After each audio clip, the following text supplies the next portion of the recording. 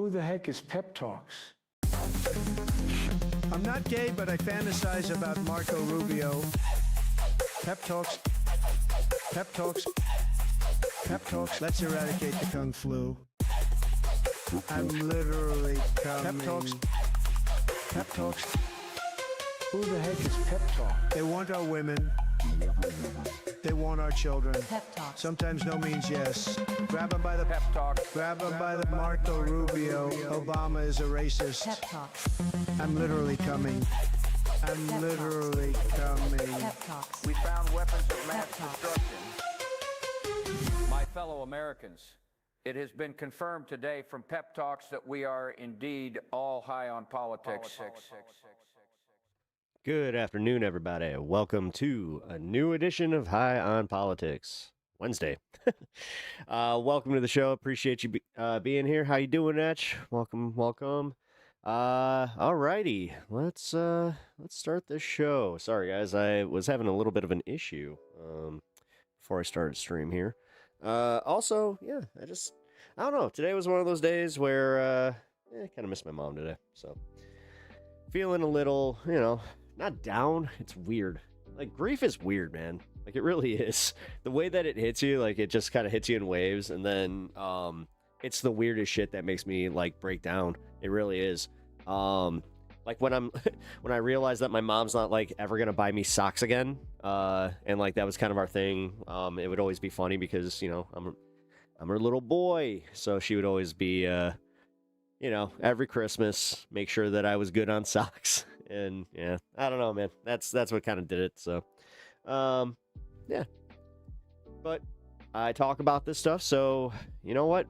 You guys can kind of. I'm not sure if like the word normalizing is kind of what I want to use, but I fuck it, for lack of a better term, I want to normalize it. I want to normalize being able to just talk about this kind of stuff, because you know what? Eventually, you're going to go through it, like, no matter what. If you guys care about anything, anybody, as far as, like, animals or, parents or anybody, like, your loss sucks.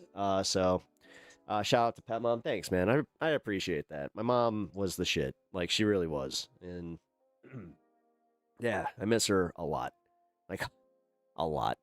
But, actually, that's why, I got the Cubs gear on today, because my mom was a big, she was a big Cubs fan, and yeah, we're just, I don't know, keeping her in my thoughts today, but I appreciate you guys popping in. What up, Fitness Game? How you doing? Natch, how you doing, man? Good to see you. Fitness Game, I'm happy to see you returning to the show kind of frequently now. Like, I'm glad that you like the content. That goes for all of you guys. Like, I really appreciate that. You know the deal. If you can double tap, sub, all that kind of stuff. Man, I wish, like, I could do the Nightbot thing, but realistically, per the analytics, they say that, like, when you ask, it's just like, it comes off as more like, dude, it's like consultant bullshit. Like, god damn. I remember when I was, like, first starting to do comedy, and, like, that's when managers were starting to talk to me. I had this one manager tell me that, he just, like, out of nowhere, by the way, he didn't even introduce himself, sitting at the bar, just kind of, I guess he watched my set. He comes out and he's just like, if you tweak this here and here, you could probably get your stuff out there, and you could definitely market yourself to more people. I was just like, okay, because at first I thought, I'm like, is he just another comedian? But then he didn't have, like, I had never seen him before. He didn't have that look. So I asked him, and he's like, yeah, I'm with a talent agency, blah, blah, blah. And immediately I just, like, glazed over. I'm just like, okay, whatever, man. And then talking to other comedians, they were just saying, like, how eventually you're going to have to deal with that. And if you do, they're like, yeah, if you're lucky enough to make it big, you're going to have, like, an agent like that. I was just like, oh, they're really the scummiest people on the fucking planet. God, the way that they think about this stuff, the way that they just, it's so gross. But whatever. He was selling his services. Yeah. No, he literally did, like, the fucking lamest shit where it's like he had his business card, like, if you change your mind kind of thing. It's just, whatever. I do know that, like, this is something in comedy where most people, like most comics, they dread that. Now, I've met comics that their sole purpose was to get famous, and this was the way that they did it. I also felt grossed out by that. I kind of feel that way about YouTube sometimes, where I'll run across some content and just be like, oh god. Actually, that's like that gambling content that we were watching, where it was like the fake the fake live feeds where they were doing like the gambling stuff and like the the crocodile and all that. Oh, cool. Oh! Yeah, that stuff is that kind of got me going. Like, all right, but you know what? No matter how bad I feel about that kind of stuff, I will never ever fucking dilute my content just because of that. And also, I will not be I will not be shifting because of that either. Now, shifting because YouTube is YouTube, as far as just like, talking about some other stuff, and if I have to label the channel as like entertainment, I've talked about that. We'll see. Whatever. But he was checking in on Chill Chat. Hey, appreciate that. Yeah, I got the thing. Following political content is for neurotic people. Tom Babaldi, you ain't wrong, man. Bombdil. Jeez. Whatever. Oddly enough, I was just actually watching some Lord of the Rings content. It was like a 10-minute video on how they changed like some of the looks of the dwarfs in The Hobbit. And Thorin Oakenshield, I never thought about it, but yeah, they totally, like, he had a short beard the entire time. I was like, oh, wait a minute, yeah, because like that's one of the few things I do remember about the Hobbit books was Thorin was supposed to have like a tied like dual beard essentially, where it was like in like he would tuck it into his belt. I always was like, oh shit. So but either way, you ain't wrong there, brother. Yes, following politics, it sucks, dude. Like, I kind of had that moment this morning when I was doing my my prep for the show, while also doing my the fun gig, you know. God, I hate having a real job. But yeah, I at least can, prep for the show. I have at least that freedom. But while I was doing that and doing the show prep, I just kind of did have a moment where I'm like, oh God. It's just more Trump corruption. Go figure. Hey, look, now Biden wants to like pull a fucking move, like to block the deal. What? Like, wow. Great. Cool. Give another distraction. And the big one was that like nobody's talking about is how Trump just said he's not worried about the midterms. Yeah. I'm pretty sure they're stealing these elections, guys. And I think that this is like all a fucking psyop. I know I've been using the fucking the phrase way too much lately, but come on. Like, think about this, dude. It makes so much sense. The Capitol riots, getting these idiots riled up, post-truth era, like it was all a ploy. And he would have executed this had he actually won the election in 2020. This would have happened a lot sooner, but realistically, this was all part of the plan. He had an 8-year plan, got 4 years through it, and then got really upset at that. And yeah. And then they thought, hey, you know what we can do, though? We can at least make it so, like, now, when the left wants to question elections, well, what are, like, whoa, moral high ground here, buddy. I don't know. He's way too confident. He's way too fucking confident in just talking about, like, not talking about the midterms, not worrying about the midterms. 100% of his candidates win? I don't think so. Math ain't math in there, homies. I'm just gonna say it. Like, he's historically unpopular, but he still has all of his candidates winning? How does that fucking work?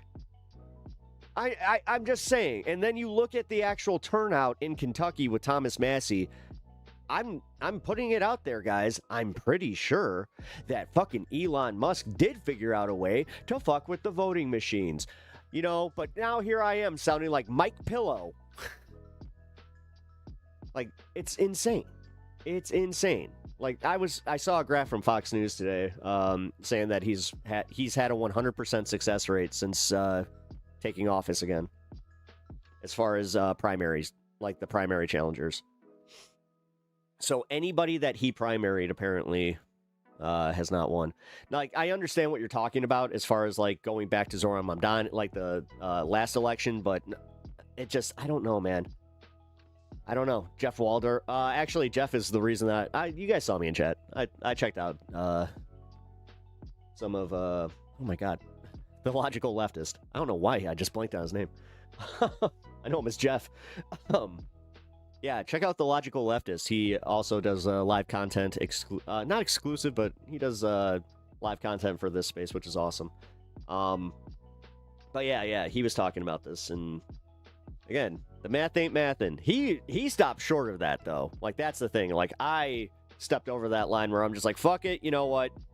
I'll say it because I think that this is shady as shit. But whatever. If Trump steals the elections, then what? Here's the question, guys. Are we actually going to do anything about it? Are we actually going to, like, are we going to do anything? Because I'm already hearing people finding reasons to check out entirely from politics. Like, they're just done.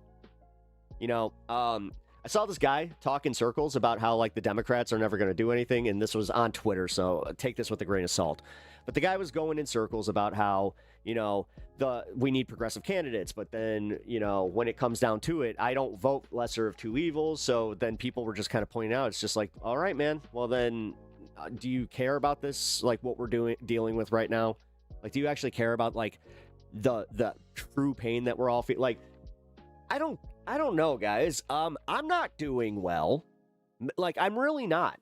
I'm not doing well financially. I'm not doing well mentally. All these extra expenses have really fucked me. I've had to go through and prioritize a whole bunch of shit. I had to get rid of a whole bunch of shit. I'm planning on selling a whole bunch of my shit. So, I don't know. Like, and this is also where I do have a little bit of like special hatred for the ones that are doing well in this economy right now because, all we had happen was my wife got cancer and that kind of, you know, really fucked us.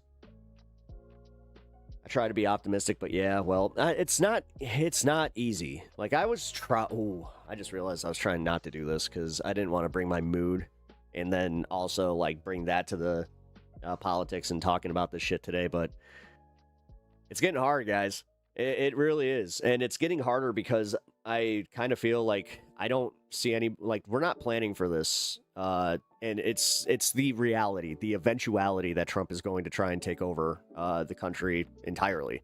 He already has. I mean, now the federal government, they are putting NDAs to every federal employee. I think that it's time to fucking wake up, guys. And I think it's time to stop fighting ourselves on this. And we need to fight AIPAC, like, hard. But like I said, this is where it's like, if we can't speak to the issues that, you know, most Americans would get out for, I just don't know. I don't fucking know anymore, guys. We don't have the benefit of fucking playing, you know, the whole, like, microaggression politics is what I'll call it, where it's just like we focus on the dumbest shit. My wife actually pointed this out, where I was like going through my budget and I did the thing that we all do. Like, I'm looking at all these things that cost, like, you know, hundreds of dollars. And then I'm like, well, what about this thing that's $20? And she's just like, okay, priorities. I was just like, oh yeah. And she said, yeah, I sometimes feel like this when you're covering stuff. Like, it's the same thing. I'm like, oh. Yeah. But I don't know, guys. If you guys have ideas, shoot them out there. Now's the time. Let's have this conversation. Because I'm done beating a dead horse on a lot of this stuff. But I'm also, I'm legitimately asking. Like, I need help here. I need help seeing that there is something to look forward to. Who's doing microaggression politics? Come on, Anna. Not you, but come on. Have you not been paying attention to the online discourse surrounding Hassan or just surrounding pretty much any politician? The AOC thing, the AOC MTG thing is actually what kind of did it. I don't know. It's just, yeah, it's getting to be kind of like, oh, cool. Great.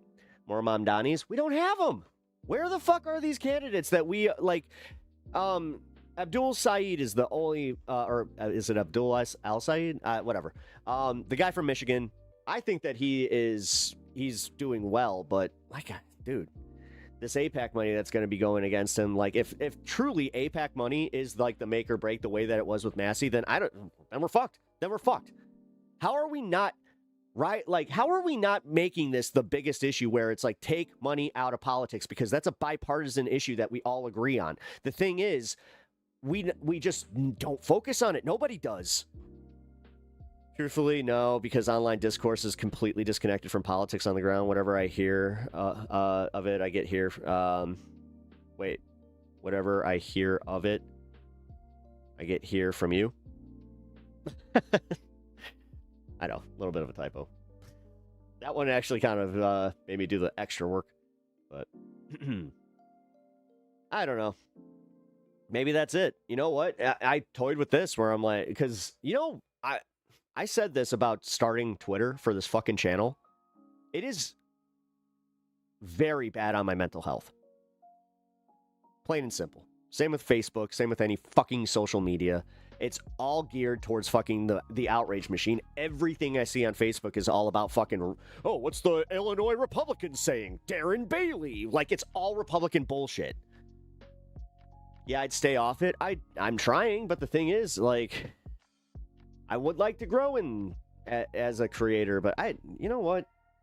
This is the first time I really had it where I was just like, what am I doing? It's like, fucking A.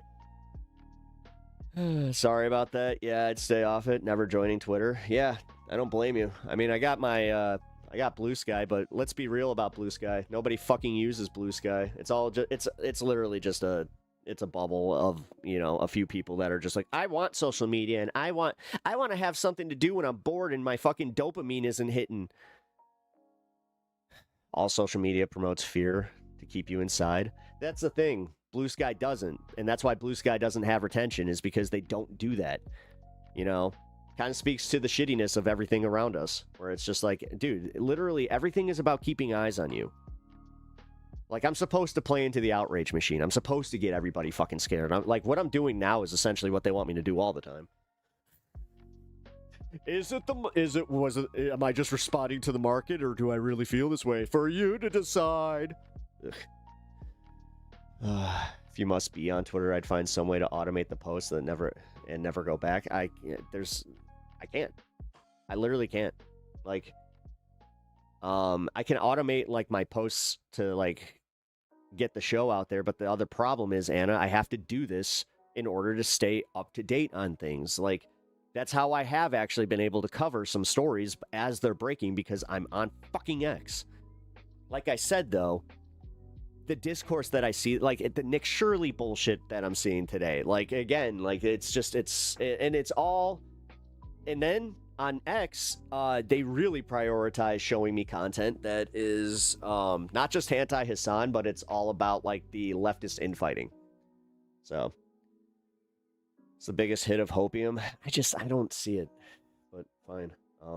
Maybe I don't know. I don't know. The thing is, I don't think you guys see it, where, like, because I'm on the outside and you are in it, like, on the inside. I'm not saying what you're doing is, or what the group is bad in any way, shape, or form.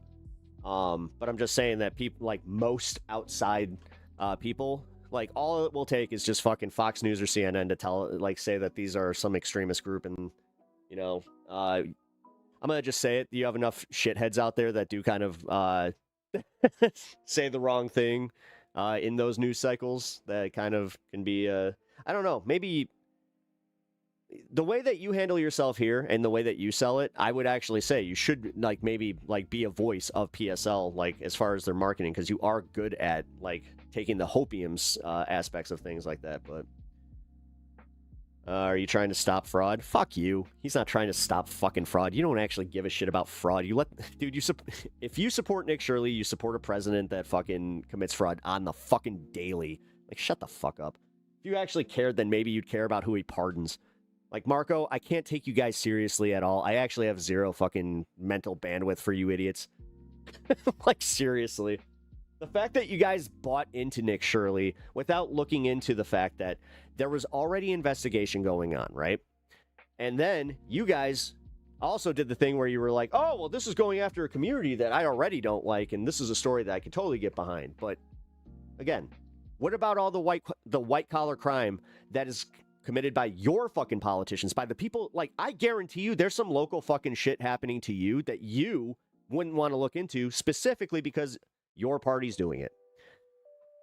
But like, honestly, the biggest one is the pardons. Go look at the fucking pardon list. Go look at the people that he's pardoned and what crimes they committed, and then get back to me about how much you care about crime and fraud. Look at just the one guy from Florida that committed all that fucking or was it Florida? Because I might be mixing up Rick Scott, but the guy that committed all the Medicaid fraud. Yeah, you don't give a shit. You literally don't give a shit. You guys are just disingenuous fucks that just, you don't care. You want an authoritarian state, fine. You should have moved to Russia a long time ago and let us actually keep our America. But no, you ruined one of the best fucking experiments as far as like a country. Like, and I'll just say it. There's my rah-rah America. Good job, though. You guys turned it into something it wasn't before. You guys sat there saying it wasn't great. You guys sat there shitting on the ideas of fucking democracy, on having even two parties. You guys want a fucking single party. Like, get the fuck out of here. You're not serious people. You guys are just authoritarian fucking shills. Like, whatever, man. You guys really are the fucking most pathetic people on the fucking planet because you can't think for yourself. On a positive note, the mug looks awesome. No, thank you.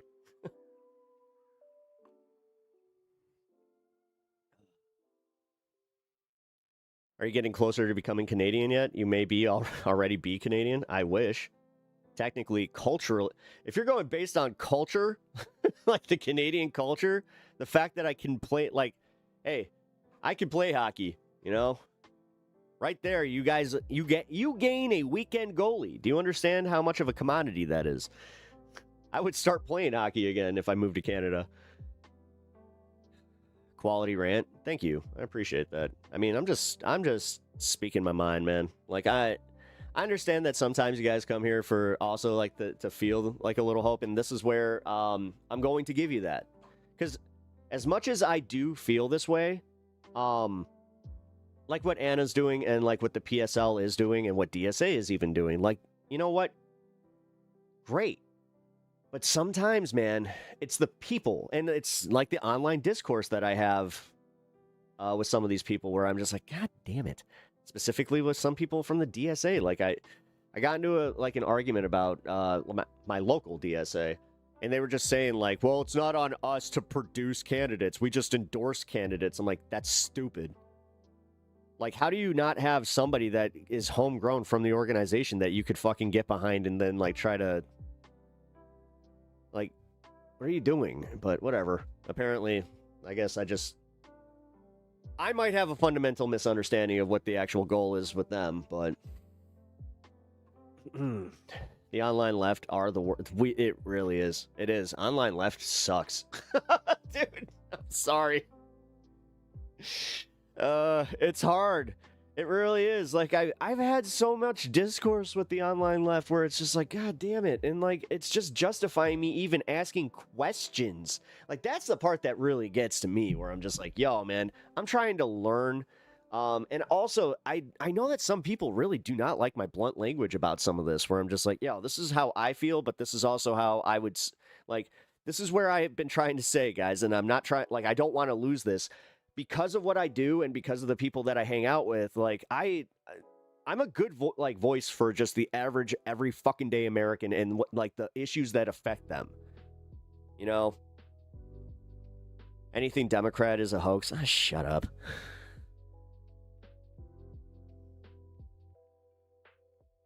I'm out. Like, I'm done with that bullshit. Get out of here.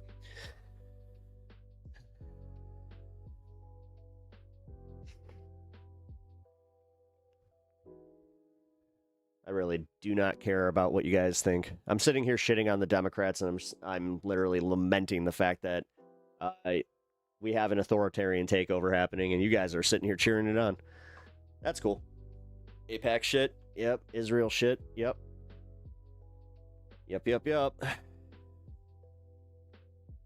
if you haven't read lists of literal library of books, you're not a yeah, no, that's exactly what it is. And like, I told you that when we first, I think our very first conversation, I kind of said that, where I was just like, okay. It's very annoying when you're getting told like, you don't know the full theory of Karl Marx. No, I don't. You want to enlighten me and actually like sell me on these ideas instead of being condescending about what I don't know? Fuck. I don't think. Yeah, I remember. That was a good conversation. I don't think it's justified. Wait, I don't know if Trump is in the files or not. Yeah, he is. I mean, objectively, he is in the files. Whether or not he's implicated in crimes, I mean, he is. That's the thing. He's implicated in crimes, but dude, anytime that you speculate about a Democrat doing a crime, it's a fact with these motherfuckers. But you could bring multiple accusations against the same person, Donald Trump. Oh, they're just accusations. Get out of here. Like, seriously, this is what... Just get out of here with your bullshit. Nobody cares. Like, goddamn, that's why you guys... Like, that's why these idiots have to come to a leftist stream to fucking say their bullshit. It's because nobody else is listening. If you want to talk about it in private, I'm not... Yeah, you know what, I might. I could probably, ironically, use a pep talk. Because, yes, I'm getting a little upset. I'm not seeing any movement. The Democratic Party is silent. The media atmosphere around the Democratic Party is not just... It's silent, but it's also, like, it's opposite... Like, there's so much opposition. It sucks. It really sucks. But you know what, guys? This is where I'm gonna keep saying it. You do have to, like, you gotta get out there and you gotta care. Like, if you guys are not politically active, you don't necessarily have to follow politics every day. Trust me, I know. But you gotta stay up to date on what's going on. And if you have a question about some, like, something that's going on in, like, our everyday, then yeah, you should be able to ask without getting, like, you know, condescended to. Bob, how you doing, dude? Thank you for being here. Thank you for checking in. Appreciate that. That's why I chat, to be honest. Oh, cool. Gas was cheaper everywhere before Trump's new war. Yes. Yeah, dude. This is where I also just get sick of it. Because, like, this is where I'm just saying, like, all jokes aside, and usually I can put on the face and I can, you know, do the whole, you know, I'm impenetrable bit, but it's not even like you guys are breaking through. It's more so the other stuff. Like, it's literally it's the Democrats. It's literally just like what I see as far as, like, the political left right now in America having absolutely no pushback. Like, it really does have an effect on me. I feel like I'm sitting here fighting for people. Like, I'm breaking the number one rule of what my grandma used to say, where it's like, don't try to help people that don't want to be helped.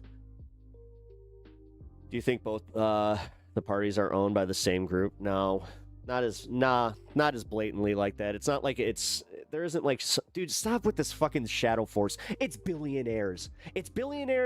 They're in a club. That's the fucking club. It's not a shadow. They're all in the open. Every single fucking one of these motherfuckers was standing in the fucking White House recently. You can look at them. They're all there. Stop with this need for it to be this fucking, like, oh, the shadow Rothschild or whoever the fuck. No, it's Trump. It's them. They're right there. You gave them the fucking office. You gave them everything. And now they're fucking us. Fuck. And I'm not one of those shithead lefties that would fucking just go, oh, well, Trump is failing all around. Blah, blah, blah. I'm not the fucking Midas touch, motherfuckers. But you know what? This is where I was getting pissed. In January, I acknowledged that he had the opportunity to take the economy that he, like, was essentially, I don't want to say building because, yeah, it was essentially a continuation of the Joe Biden fucking shit. And yes, He was doing this thing where he was bringing the inflation down. He was bringing the gas prices down. Things were looking good. And it was getting harder for me to even fucking justify being so angry at the dumbass when I'm just like, oh, well, fuck. Economically, this is going to be really hard to sell on people. But then he did the thing. And then when he did the thing, I saw nobody on that side pivot at all. Lockstep with that motherfucker. And that's what drove me right over the edge, where I was just like, no, fuck this. I have spent too much time trying to be good faith with these assholes when they have none. They will never be good faith. They are the worst people on the fucking planet because they're idiots. They're fucking morons. The biggest fucking morons. And I mean this like clinically. They have like a single brain cell functioning in it. All that one does is make sure it leads them like a dog to whatever they hate. We need a change. Biden numbers were bad because of lockdowns and supply chain interruptions.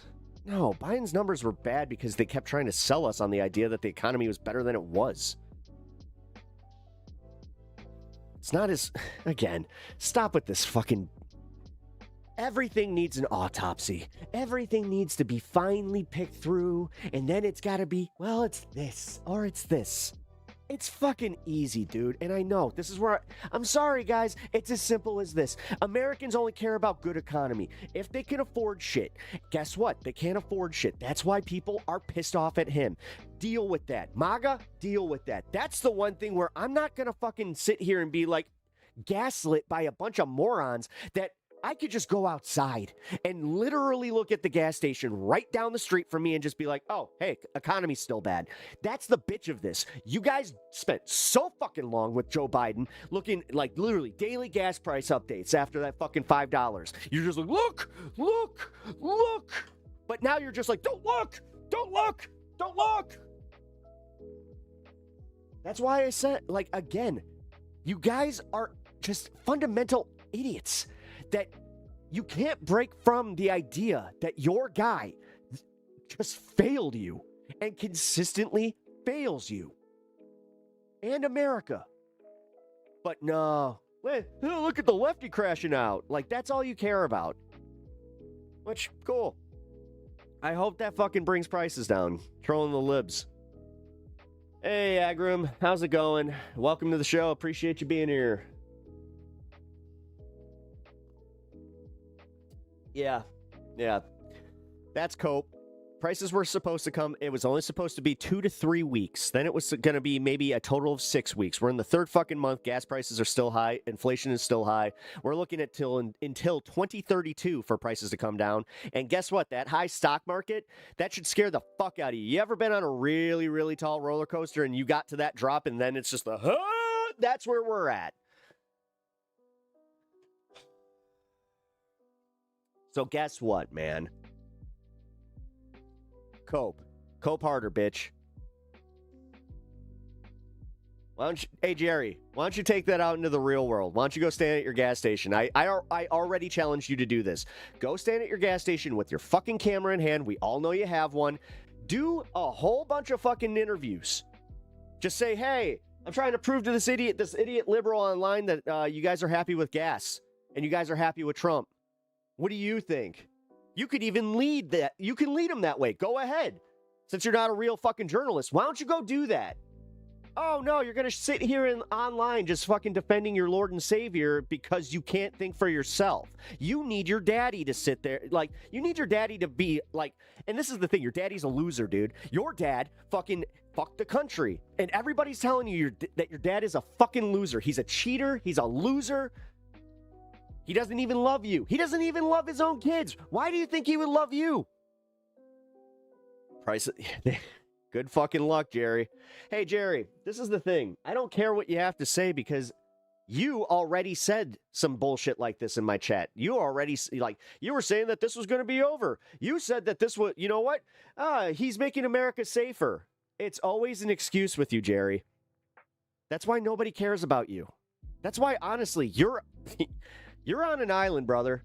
You can sit there believing whatever the fuck Fox News, even CNN, like all these news stations that are now regime media, believe them. But when it comes down to the people in your life, explain exactly the way that you come on here. That prices will be fucking lower. Trust me. Just trust me, bro. Trust me. Yeah, you are so in denial. Dude, inflation is literally about to hit 4.0.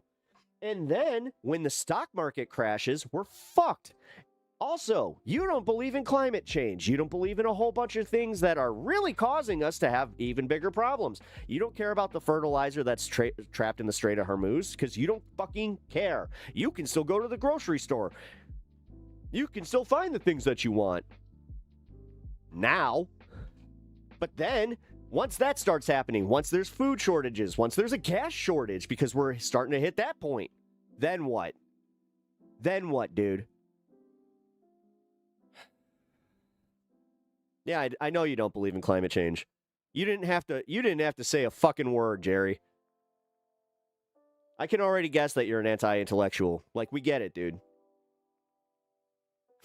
It's the Jerrys of the world that make it very difficult for me not to use the R word, but we get it, dude.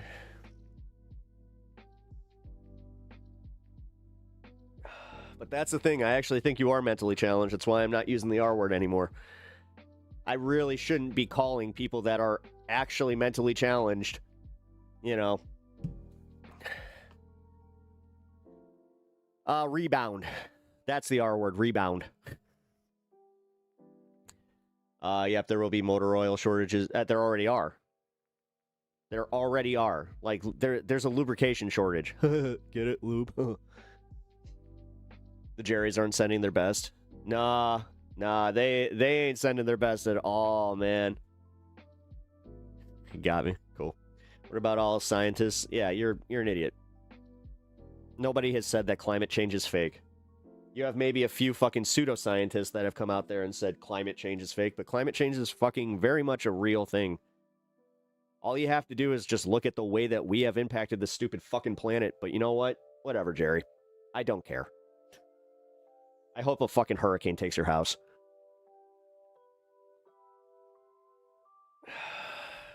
No, they didn't, Jerry. Source it instead of just being like, yeah, they did.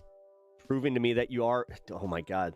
He's proving to me that he is actually as stupid as I thought. Like, this guy, I'm surprised that he is able to function enough to to type words into chat.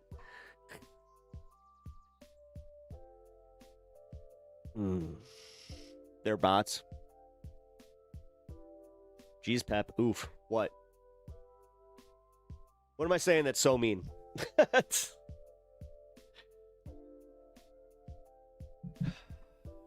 I'm literally checking my sub count to see. It's like, all right, let's see if this rant loses somebody. All right, Jerry. Whatever, man. You can sit there denying whatever you want. I don't give a shit. The fact is, this was something that it didn't affect, the actual, trying to counter it really didn't affect you. But if you're using the term chimping out, then you're fucking banned. We already know. All right. If Chud the Builder's your fucking hero, then welcome to the decline of America, folks. You really did a good job, mothers, fathers. Great job. Honestly, this is Chud the Builder. Fuck him. I want to talk to his dad and his mother. I want to know them. I want to know what type produces that.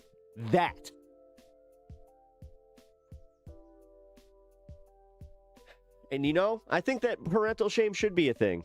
I really do. Pep, what ways can Democrats help the working class again? Oh, it's pretty fucking easy. You make single-payer healthcare a thing immediately. You can let the fucking stupid insurance companies still, grape all the dumbasses that think that somehow they're going to have better coverage. Then you institute some, broader safety nets. Shit, dude. If they really wanted to fucking play the game, then they would just be like, you know what? Fuck the deficit. Nah, we need to give payouts to every American because of what they did to us. Pull a Trump. Literally, pull a Trump. Just say, hey, you know what? Fuck it. We'll pay you. And they have to literally say, like, we're forcing Trump to do this. Like, but they won't. Because they're bad at messaging. They're bad at doing anything with authority. They always respond to something. Like, dude, they remind me of what one of my hockey coaches said. That, yeah, you can have the best defense on the planet. You could have the most solid goalie on the planet. But if you have nobody peppering the net, you can still lose those hockey games. Because all it takes is for them to get that one goal. And then if you can't score, then what? Then what are we doing?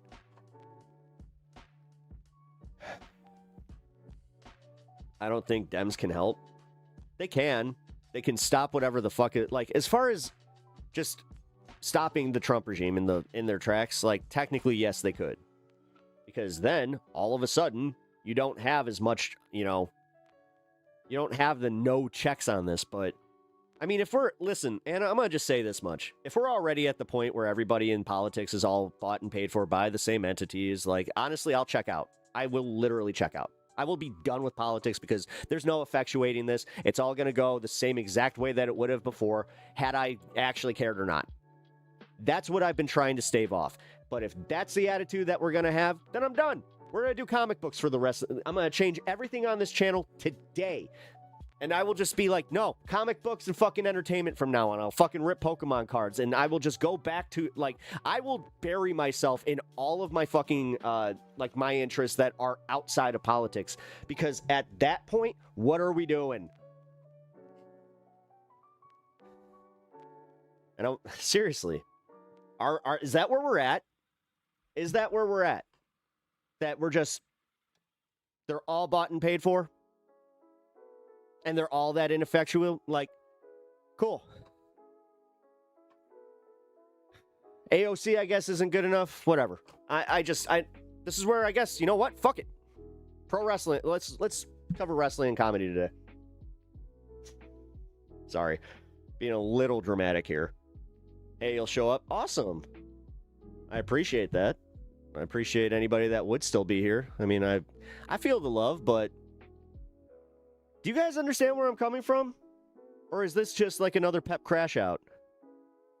Because I'll be fucking real, man. Like, this is the stuff where I'm just like, all right. Well, Anna, it's not just you. It's, like I said, it's the broader fucking online conversation. I'm already seeing people, like, just, it's like they're trying to lose. You know, as much as I can speak to, like, the Democrats trying to lose, it's like, yeah, well. Jesse Ventura, pet detective? No. That's how you know I'm actually, like, in a pretty tight spot right now, mentally. I can't even do the jokes. Hey, Dennis Paco, how you doing, man? Paco. Used to be my my school bully's nickname. His name was Kaz. He's a fucking asshole. Not the Kaz I know, by the way. Not my friend. Not my Kaz. My Kaz is awesome. Actually, I need to bring him back on. But also, yeah, welcome to the show, guys. And hey, you know what? This is what we're doing for like the next 15 minutes at least. Like, I am going to break this down because if you guys want me to have hope, all right. Well, then, I don't know. Maybe, I don't know. Sell me on the idea that it's not as fucking, you know, movie scriptish as if it is. You got a 15-minute break? Oh, don't worry about it. I'm all right. I'm just...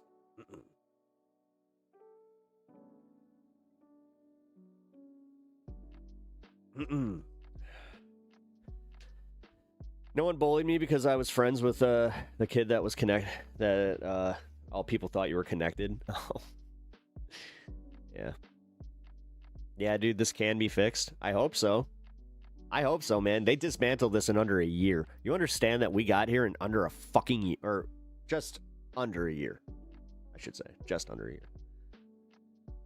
Yeah, and it'll take decades to fucking unbury, like to unfuck this. Like, dude, it's the bull in the china shop thing. Like, it's, and you know, the biggest thing that happened to me is essentially, you know how like the Nazis did that thing where they just like they bore everybody down, and then, you know, they kept doing fucking false flags, the Reichstag, all of it, and then eventually people just checked out, and then it happened.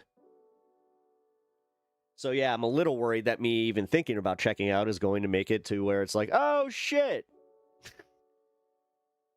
Dementis, yeah, you're pretty chill for a conservative. Yeah, I keep forgetting you're conservative. No one bullied me. Oh, Jesus. Sorry. Just reread that from chat. Nah, it'll be changed easily. Okay, well, all right, maybe I'm being a little too much of a pessimist.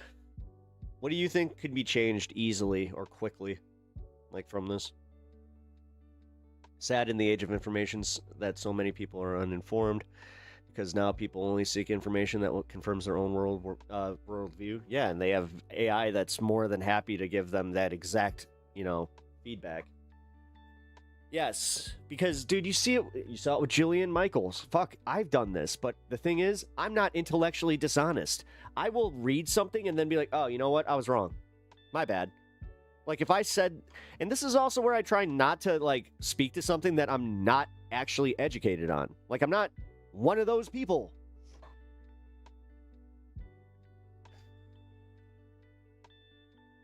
Always seems impossible until it happens. Then in retrospect, everyone will see that it was inevitable. I just wish it wasn't somebody that would, like, I don't know. There's still that part of me that laments that, where it's like, wow, I thought the Antichrist wouldn't be so stupid. Whatever. It fits the timeline. Everything is kind of stupid when it comes to that. But yeah. Hey, if things bounce back, fine. But this is different than, dude, this is different than the George Bush era. At least during the Bush era, there was a peaceful transfer of power. That we didn't have somebody that was just playing with democracy like it's a fucking children's toy. And teasing us with it, just going, maybe there will be elections, maybe there won't. Like, dude, do you understand how fucked up that is? Like, even the Trump 2028 bullshit, it's not funny. There isn't anything funny about it. And there isn't anything, like, the trolls. Again, it's not funny when you're watching, like, a bunch of people who claim to be Americans rah-rahing something that's just antithetical to the American Constitution. But they still wave those fucking stupid flags. They still sit here talking about the 250th anniversary of our stupid fucking country.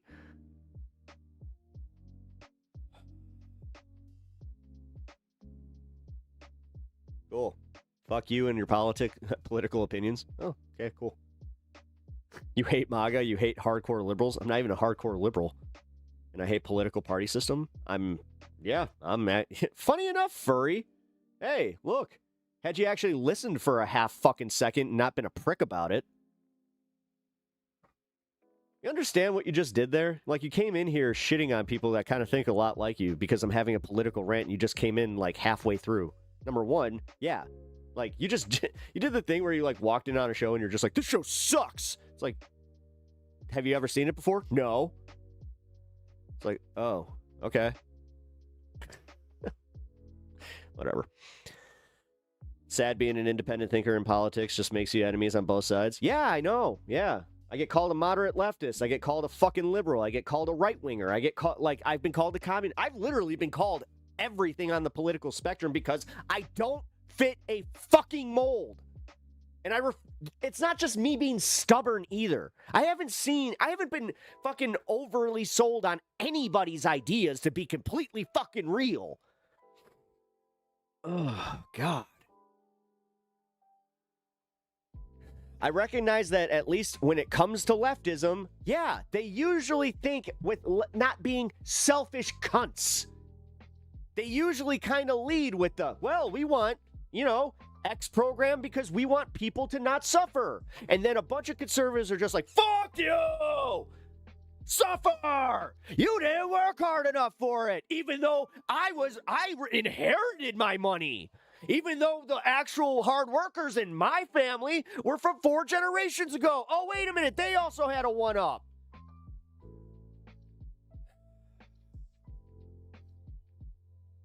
Assholes.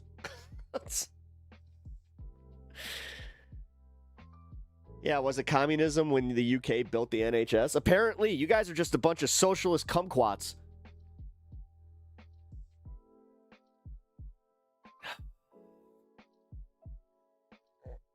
Yeah. Again, Canada affords national health care. A bunch of socialist kumquats. Like, they're a bunch of just... God damn, dude. We're neighbors with a bunch of commies. Fucking Mexico just gave their fucking citizens socialized medicine. But yeah, you know, richest nation in the world. Let's just add it to the deficit for the war. We're all paying more for our everyday lives. But yeah, you know what? Fuck the left. Fuck anybody who wants better shit for the citizenry of America.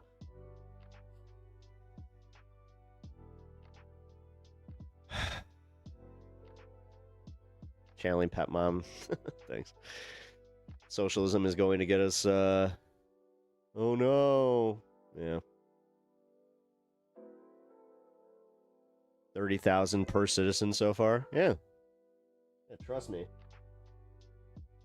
Just wait until, like, millennials start getting to the age of actual retirement and realizing just how bad off everybody is. But whatever.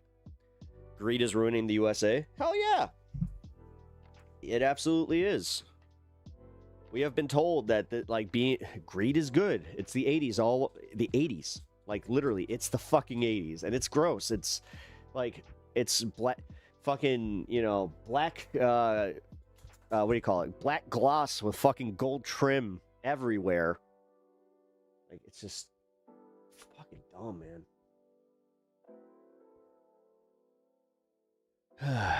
This feels good, though. I needed this. I needed to rant a little bit. And honestly, that Furry God is coming out here and saying their piece about this, where, you know, number one, oh, how cool. Wait, Furry Goddess Zero is like the coolest person on the internet because, look, they don't fucks with party systems. They don't fucks with anything, but they recognize the reality behind it. Look. Whatever. You hear Bezos moved to Florida to avoid taxes? Yeah, cool. Whatever.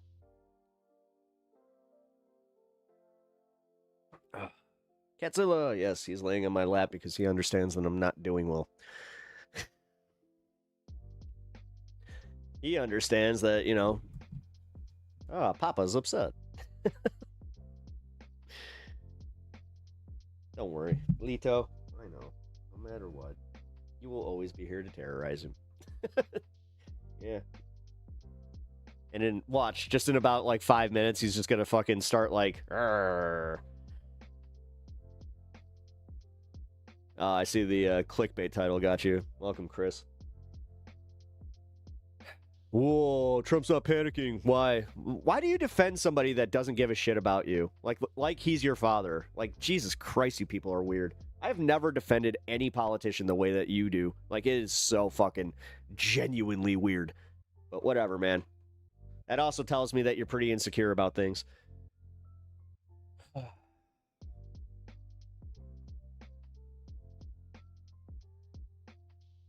Uh-huh. I really don't care about your statistics, Stuffelson, to be completely real. So, yeah, gas is expensive. And it's all Trump's fault. Cool.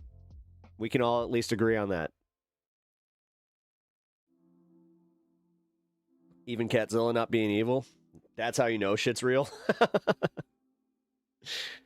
Yeah. Yeah, once the cat... yeah, he is being good. Well, we're almost to the hour. You know what? Fuck it. I don't care what time it is. What's the moniker? It's always time zone somewhere.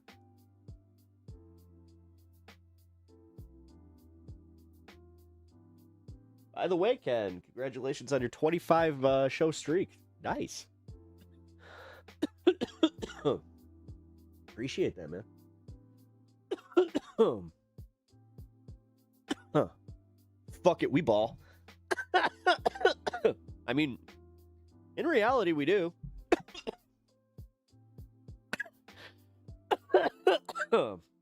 What happens next, Pep? I don't know. Listen.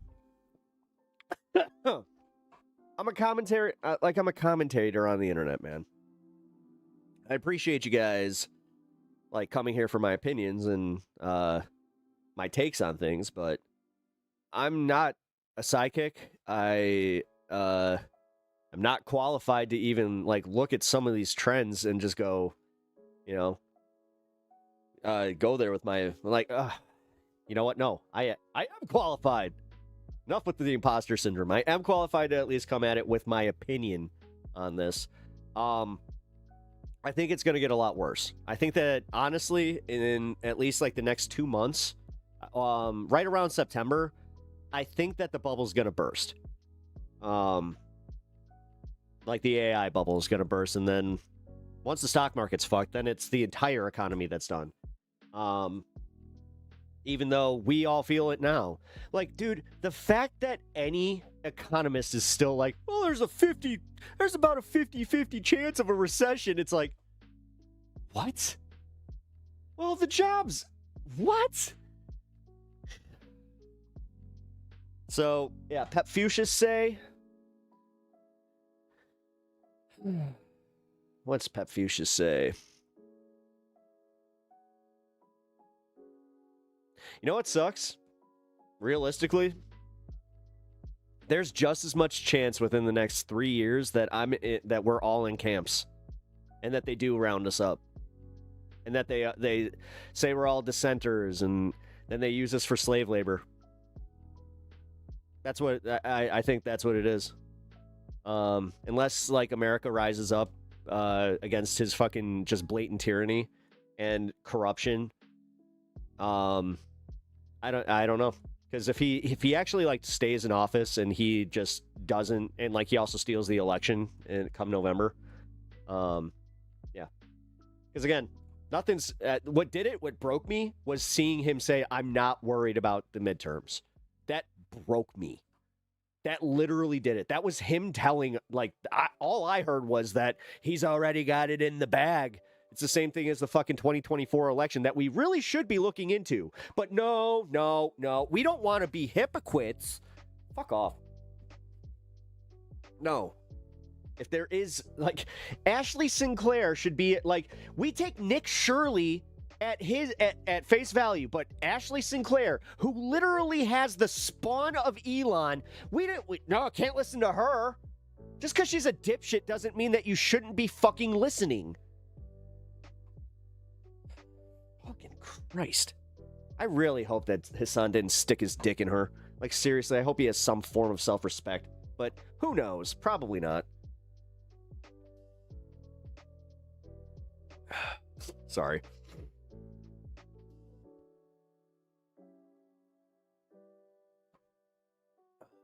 Okay. Don't fall into despair. Things are bad and will probably get more bad. But look at history. After something terrible, yes, it's always darkest until the dawn. The thing is, there's no guarantee that I will make it till the dawn. My wife got cancer before she was even fucking 40, dude. I can't get screened until I'm 45 for the exact same cancer, but we know that there's a good chance that I might have the same kind of cancer, but honestly, that's where I'm at, man. Our system fucking has failed us at every fucking turn, but we have assholes like the MAGA chuds in chat just sitting here defending it, offering nothing else up. All they care about is just this. All they care about is the perception that some lefty is fucking triggered. So then it also dilutes the whole, like, actual, you know, people who aren't politically engaged all the time being angry. Like, this is, dude, you bought into it. You literally are some of the most useful fucking morons in the history of the planet. Congratulations. Here's your fucking Nazi symbol. I hope you can fucking figure out how to put it on. Chances are you're going to stab yourself. People are on Lord Dementis. The thing is, if there's no blue tsunami, people will just accept that, I guess, the election, you know, honestly, dude, I would not doubt that Trump is just going to do it. He's not even, like, I don't think he's going to cancel the elections, but I think he's going to steal them. I would not, listen, I'm going to say it right now. What's the date today? May 27th. In Illinois, we're going to have a Republican governor, and then they're going to, they're going to win California too. I'm going to just say it. They are. And we're just going to have to accept it, because apparently that's where we're at. Not challenging is the new thing, where it's just like, okay. Trump is the world's biggest troll. Yeah, I know. Cool. I'm glad that that's, you know, our leadership. I'm glad that our leader literally has the fucking demeanor of a fucking small child. It's great. You fucking... I bet MAGA was watching Eric Cartman the entire time going, we need that in office. We need Eric Cartman to be our president. Because that's what we got. Oh my God, you guys. I mean, realistically, it even sounds like him a little bit. No way Republicans win California? Don't. Well, number one, yeah. Do you remember who the last Republican governor was? Yeah, I have to say, you know, people might have miscalculated when it came to Arnold Schwarzenegger. Just laying it out there for you. Did you know that technically I was the better governor? I had a better approval rating than Arnie did. Did you know that technically people are saying that I'm the one who should go and run for governor again? They're saying that they want to abolish the term limits to bring me back. Fucking it.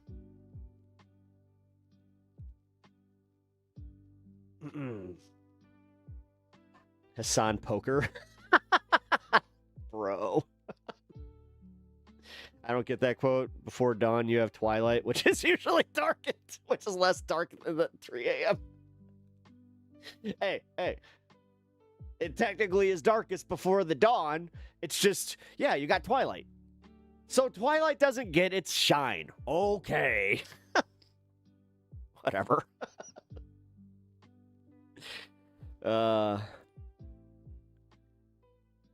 Trump has cancer? What? I mean, if he did, fuck.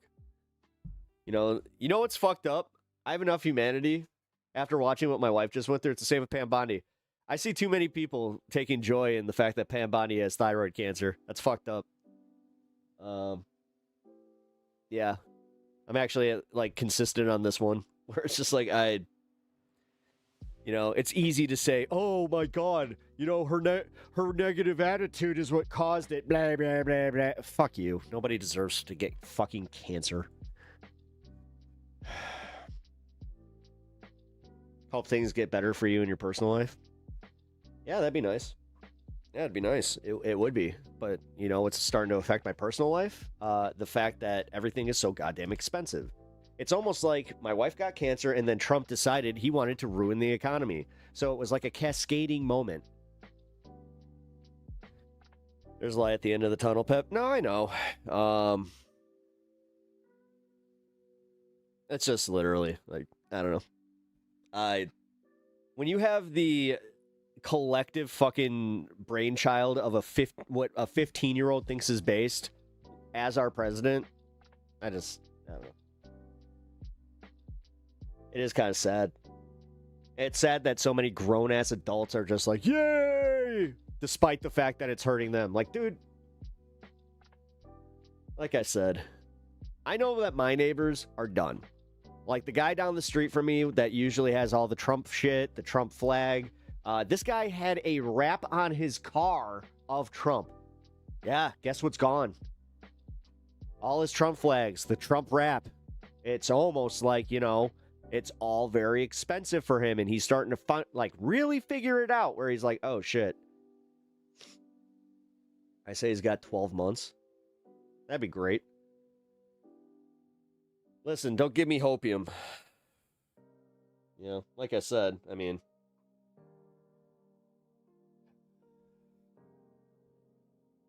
but no, I don't think that he has. It's Vanessa Trump that has cancer. Oh yeah.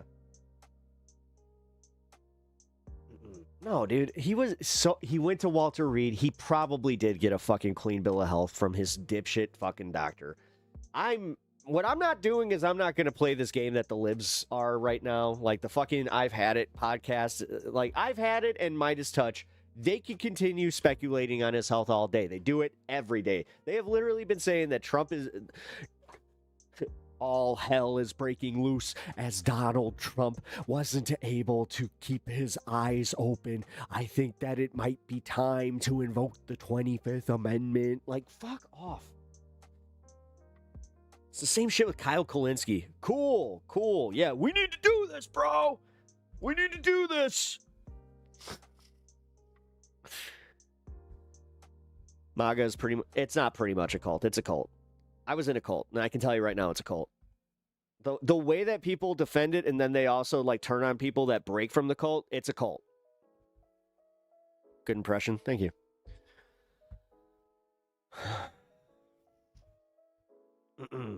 But yeah, like the I've Had It podcast is one of them where I'm just, I've had it with I've Had It. I can't fucking watch that shit anymore. Oh, the liberal wine moms. God damn. Took it, ran with it, and fucking they took it and ran with it right into a brick wall. Yeah, Mike. Yeah, stick around. I got 20 more. Let's see if I can get to 21 and surprise myself. Did you know that technically I also have one of the better impressions of Jesse Ventura? It's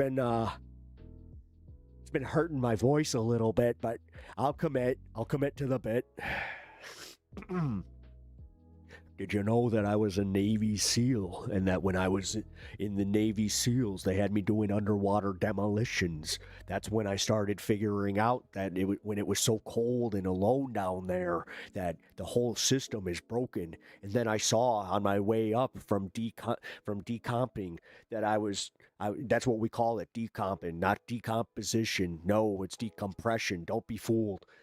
When I was decomping, I was coming up and I had nothing but my thoughts, and I was thinking, you know what, maybe I should run for the governor of Minnesota. And then I put that off to go be a professional wrestler. I turned in, did you know that I was actually one of the best heel commentators ever? Better than Gorilla Monsoon. Actually, I can't say that. Gorilla, that's why they call it gorilla position. Did you know that? Did you know that when you go into the backstage area of the WWE, that technically when you take your first left and you see where Vince McMahon would be sitting with now Triple H is sitting in the chair. And guess what? When you go there, that's called gorilla position, because Gorilla Monsoon was the best, will always be the best. So I spoke out of turn there. But yeah, what was I talking about? I was talking about politics or something. Let's talk about Building 7. You want to talk about Building 7? Jet fuel doesn't melt steel beams. I know this because I was an underwater demolitions expert. Sorry. Went a little long with that one. There must be a way. No, there isn't. That's what sucks. Because did you know? Yeah. I can't do it without the jaw. Literally. That's literally right. Because, yeah. Did you know that I was the governor of Minnesota? That's my old impression. But you gotta bring out the jaw. And then you also gotta kind of shake a little bit. Gives you the inflection.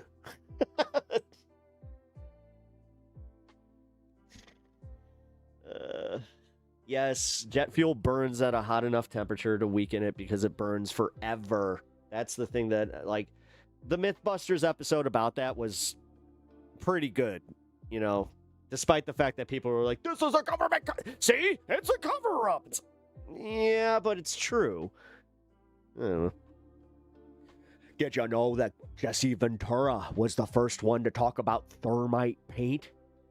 He used to have a theory that dating back to 1998 that they were coming in with crews and they were going systematically they were going literally from the basement to the top, where they were doing renovations on all of the offices. And when they did the renovations, they took down all the drywall, and then they went to the steel girders and they put thermite paint on the steel girders, even though there were technically fires that also hit those steel girders within that time period.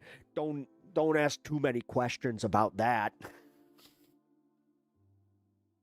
Thermite paint can only be ignited by jet fuel. New game show, did Ventura say it? That's actually not bad. He did say that. That one he did. That was a Jesse Ventura-ism, like, through and through. He used to have his, did you know that I used to have a show called Conspiracy Theory? It was on True TV. You could watch Adam ruin everything and then come see Jesse Ventura also ruin everything for you.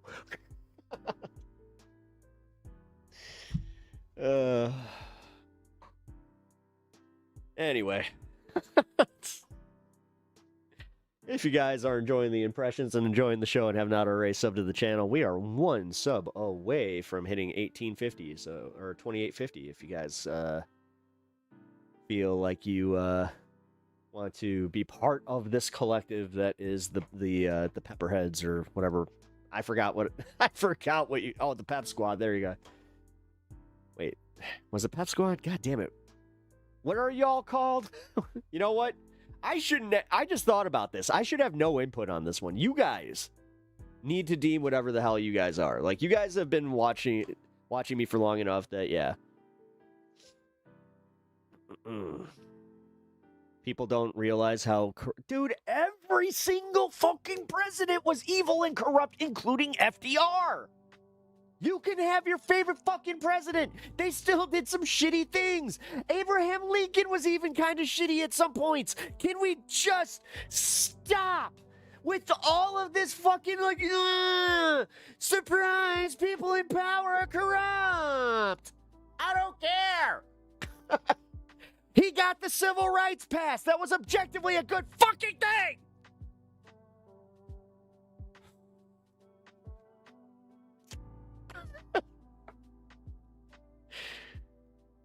Whew.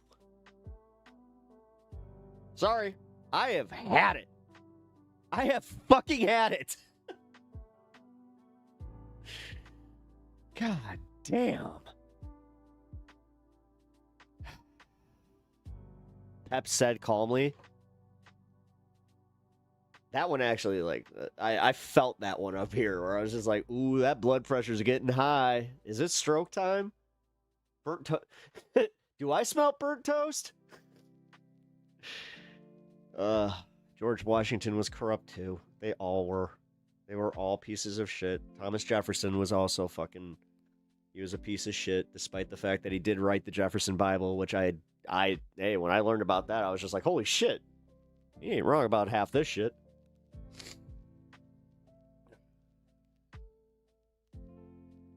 Yeah, okay, whatever, Nick. You're fucking so dumb.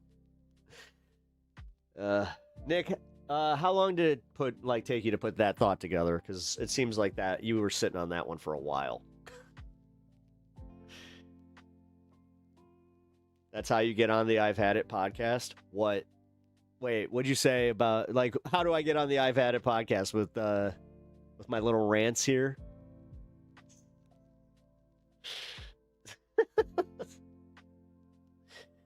Cry? Yeah, whatever. Host is a moron. Yeah, well, Nick Piper's a fucking bot, so I'm not exactly insulted.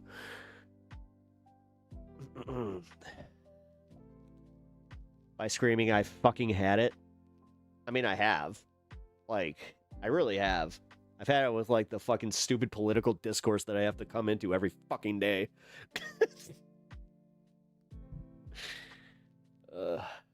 It's the spell that summons them. sure. Sure, Simon or the man or so I've had it all. Then they fucking whoosh. You know what, Plumps? I think that he's had it. Let's have what's your name there, son? Pep? Pep talks. You give pep talks? Well, Pumps, I think that we're ready to have a pep talk. I'm not hot enough for them to swoon over me like, Hassan, so they'll just talk to me like I'm some fucking schmo, which is fine. Whatever.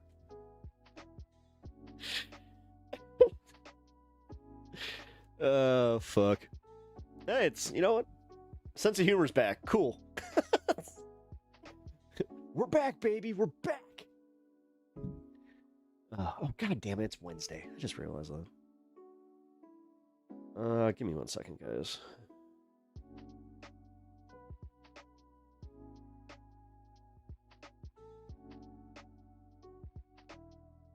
I'll probably be living in a van down by the river. You know what? And that might be a peaceful, that would be a peaceful life. If I just had me, the cat, and the dog. Yeah. But nope. Well, actually, let's see. How big of a van to have 2 people? No, because I couldn't even have the dog. It would just be me and the cat at that point.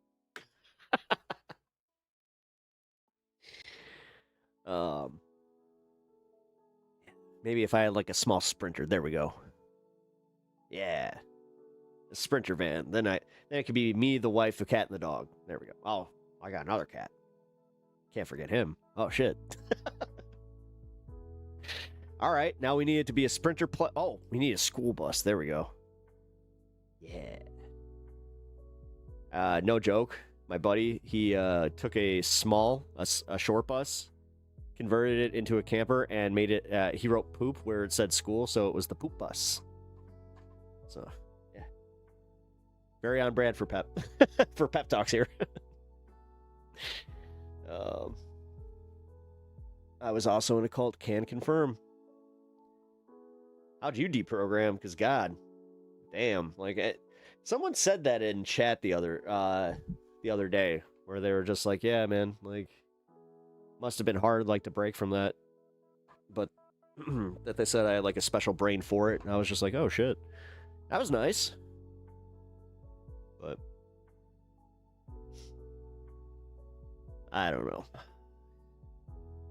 Having a house is great and all, but it is. I don't want to sit here pretending like, no. Having a house is awesome. Having, security in your home is great, but yeah, dude. I'm literally a living example of like how one life event can literally just turn everything around. And then you take said life event, and then all of a sudden, it all cascades. And I mean, like, it all cascades, like the economy cascading, too. There's like that. I did have like that shitty thought for a half second when I was in a really bad place where I was just like, well, at least everybody's suffering. But then I'm just like, you know what? Misery loves company, and I'm not misery, so fuck you. Property taxes suck. Yeah. Property taxes suck, but they're property taxes are actually some of the oldest taxes to ever exist. Like, dude, property taxes are in the fucking Bible, bro. Like, yeah, own less. You want to pay less in property taxes? Own less property. Fucking learn how to do with less. I hate to be that guy, but apparently that's what needs to be said. Dude, we have a place called Barrington Hills, right? It's essentially the Beverly Hills of Illinois. In Barrington Hills, the property tax is skyrocketed, so now you see nothing but a whole bunch of these fucking dildos going out there trying to sell their fucking 200,000 square feet fucking houses, and nobody wants them because, yes, the property taxes are insane. But yeah, you know what? You don't need a house that big!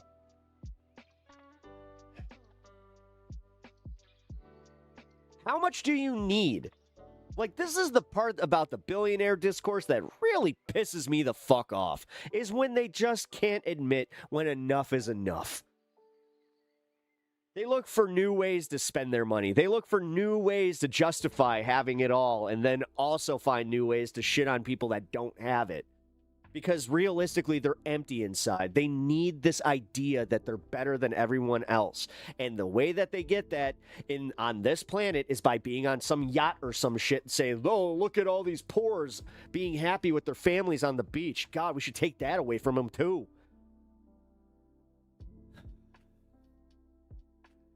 That's America right now. By the way, yeah, cheers.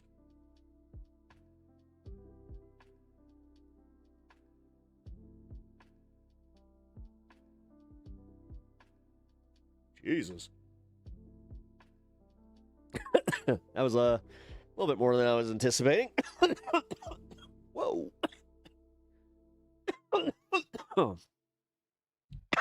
Wow. Yep.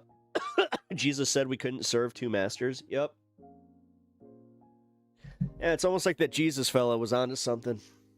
But it's almost like the people that fucking propagate him, or like they propagate that they follow him the most, are the ones that fucking do the very least.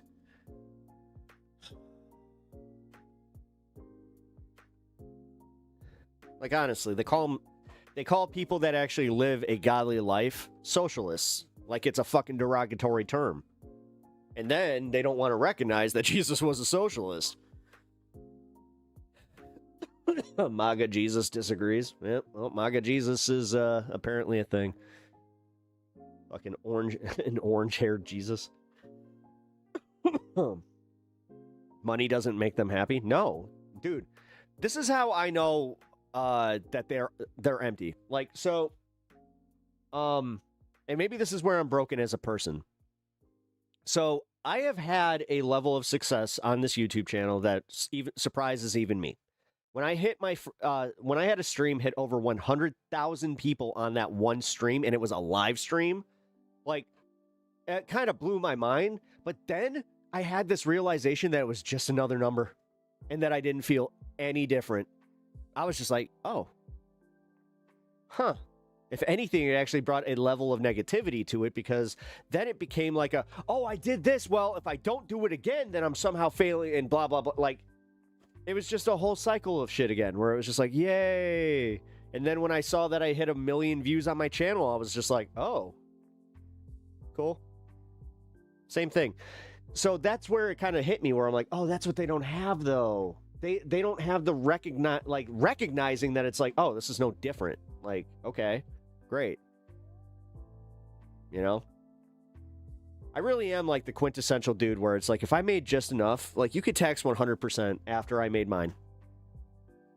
And mine is not like this fucking huge, exorbitant, amount by any means. Would I have a nice pool? Yes, I would at least do that. Because, having a nice swimming pool would be cool. There's a few things, but realistically, after that, fuck, man. Take it. Especially if it helps. Like, if I got billions, I would be the worst billionaire because I wouldn't last as a billionaire. I would hit being a billionaire, and then I'd just be like, all right, well, I'd also be like one of those really shitty billionaires, because I guess I would be spending on things like, hey, you know how like there's this city, like there's this debt in the city, or like there's this, like there's no funding for this. Well, I would fund something, for a long time or whatever. Cut to Pep swimming in a pool of Pokemon cards. No, I mean, I would. All right, so like there's dumb shit that I would buy, like, if I could afford it. Like, I actually thought about that. So, like, Pokemon's a good example. So, Pokemon, obviously, scalpers get to it first. I barely fucking care anymore. Like, if I find cards in the wild, it happened at the grocery store the other day, where there was a pack in the machine, and I was like, all right, why not? Had the wife open the pack, because I don't like to do that. She has the luck. Didn't get any, like, significant hints, but it was fun. Either way. But yeah, I would actually, like, then I would just buy some of the, like, set sets that I missed or like some stuff on aftermarket. But then again, I would have a hard time doing that because I don't want to support that. I don't want to support scalpers. I don't know. Being principled sucks, guys. Having principles and actual like morals, principles, and like an actual code of conduct in my life, it kind of sucks. It does every once in a while because you break this point, you hit this point where you're like, man, if I was a massive piece of shit, I think I'd be doing a lot better. Ay. Build a pool on my channel. Oh, could have done that last year. Now, when I bought this place, it already had an above-ground pool, so I at least got that. But that's why I said nice pool.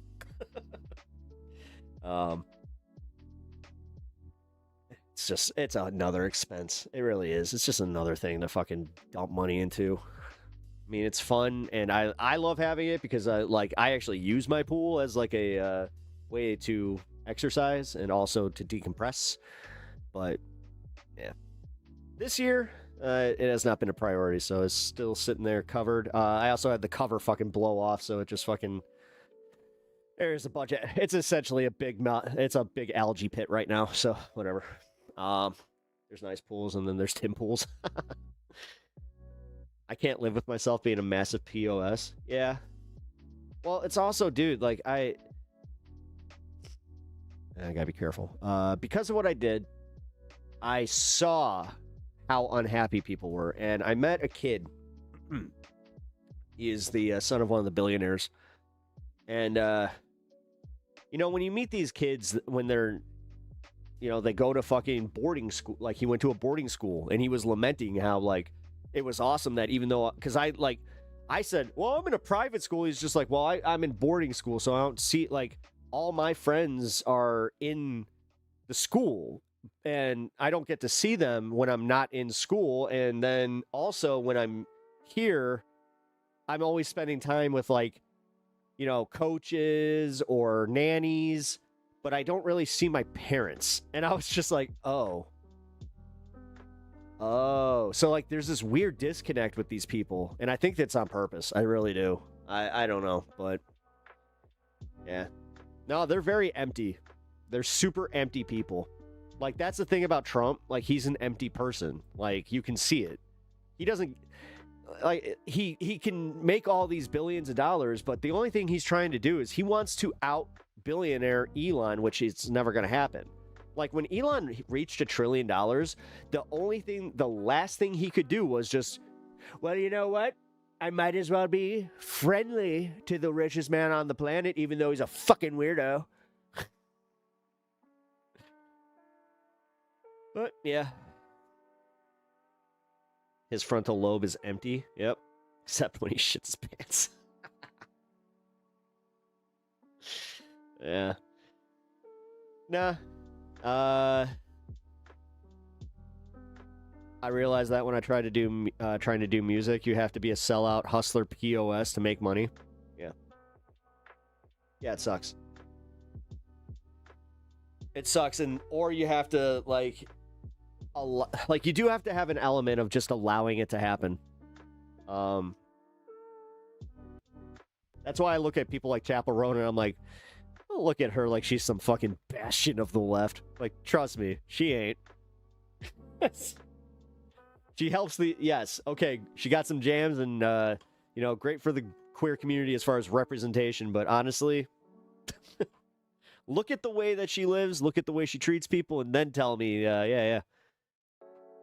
Honestly, I bring her up for a reason, because it is, like, I've read enough articles at this point where I'm just like, what an asshole.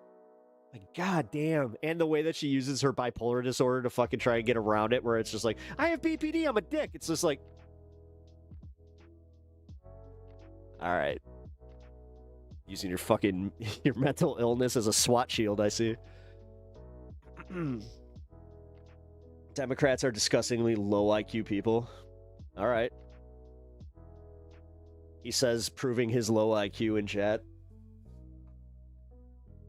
Nick, what happened to you? What made you a miserable person?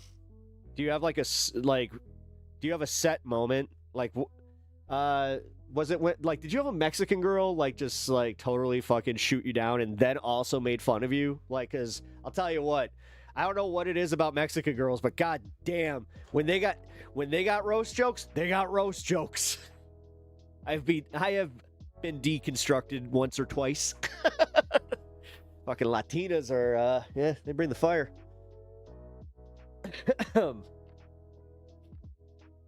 He got the real founder kicked off the board. Wait. Elon Musk didn't even find. Yeah, he didn't. No, I know. He got the real founder kicked off the board, and then he just took it, and then. But that's the thing, dude. He rewrote history. He's going down in history as the guy. Oof. Natch.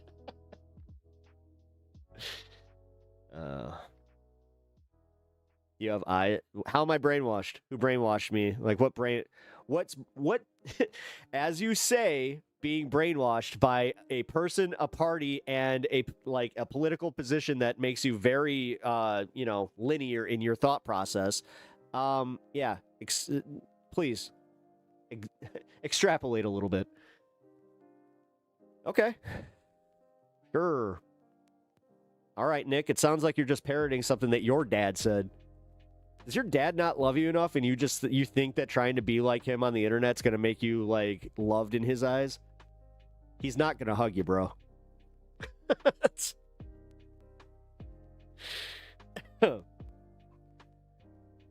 Hey, Paps, hope stream has been good. I dropped in earlier because I was surprised to see you on so early during my lunch break. Hell yeah, dude. Welcome, Ghost Dog TV. Appreciate you being here. Yeah, I go live at 2 on Wednesdays.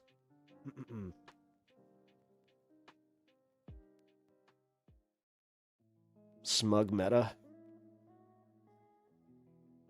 Sure.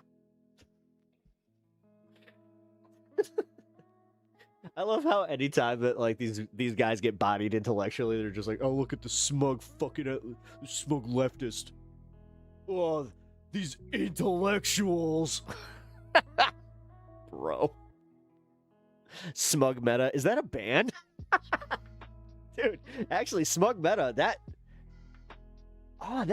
that's a kick-ass band name. Because, like, my whole thing for a band name is that, like, when I say it, it's just like, yeah, I'm going to see Smug Meta this weekend. Like, it's good. That's good. That's good. Hot new channel. What, Pep Talks? I'm the hot new channel. I'm the hotness. Is that what's up?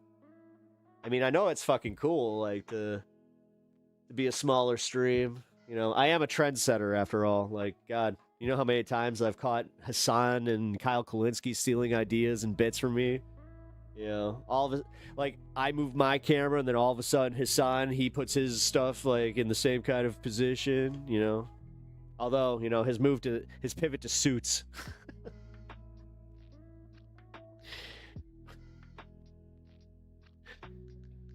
Smug, yeah. Sniff my own. Yep, you sniff your own farts. Nice. Smug Meta's in town? Oh, shit, dude.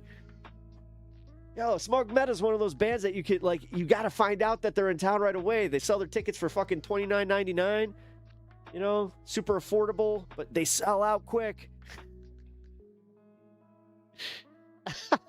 Smug Meta. Dude, oh my God. I should just make a Smug Meta band shirt and put that on my merch where it's just like, and like people will wear it too, thinking it's just like a saying, or it's like, no, that's my fictional band.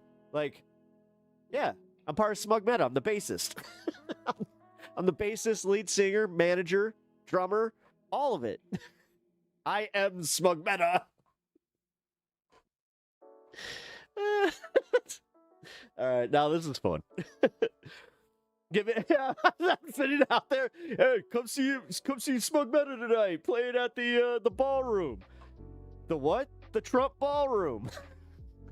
Oh, that's even better. Where I could even do it like a picture of like the poster playing one night only at the Trump Ballroom. Smug Meta.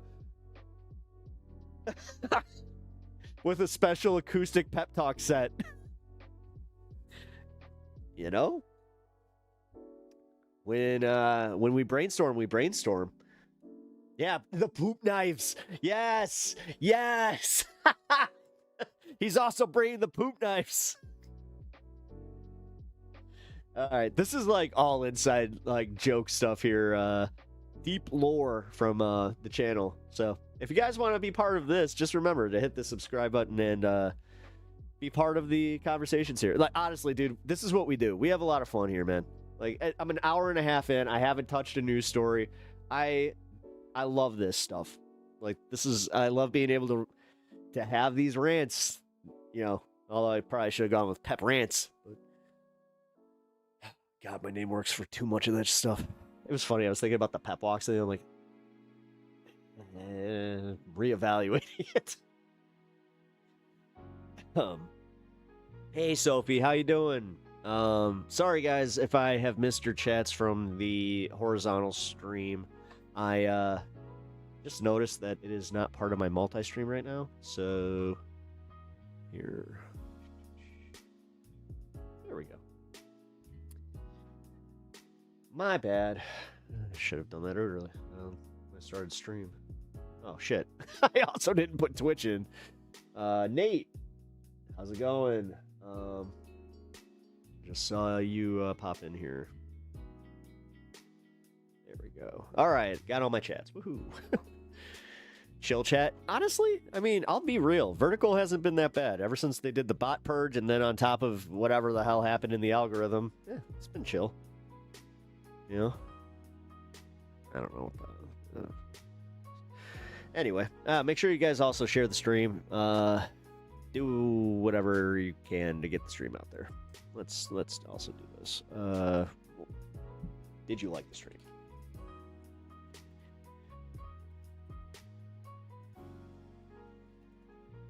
And sub to the channel. Yes. I did. There we go. And let's see. What's the no gonna be today? What's Trump do? What's Trump do that's super embarrassing and disgusting and just, I don't know. What's insulting to them so they have, like, do you understand that's why I do it? Because, like, I know for a fact that they're gonna click it, so it's just like, hey, you might as well get them to admit something.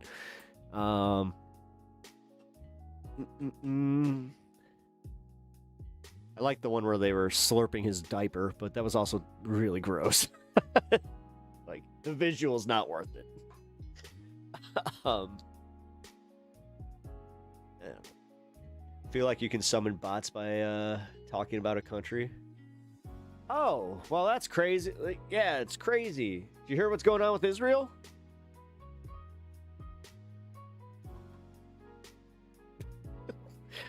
Any minute now. Dude, I swear to God, if I saw my view count go up, like, after saying the word Israel, I would have shit. Dude, I would have shit. That would have been very, very funny. The Trump, yeah, I already did the Trump human centipede. That was pretty funny.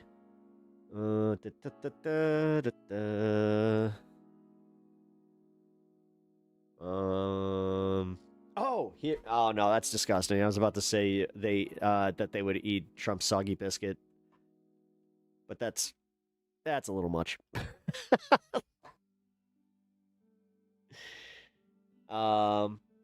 Trump has now threatened to take one out of every 13 countries of the world, apparently. Yeah, cool. So some good Ganda. That said, good Ganda. Dude, that's fire. Ghost Dog. That I like that. You saw some good. Did you get that good Ganda? What? Yeah, the Ganda. Fuck, that's funny. That said BB was having prostate issues. Well, doesn't he have prostate cancer? Yeah. I mean, he even came out and said that he had that and that he was getting treated. I don't know. Prostate cancer, dude. I have a weird attitude with prostate cancer because it's like if you get your prostate removed and like you have the surgery pretty early on.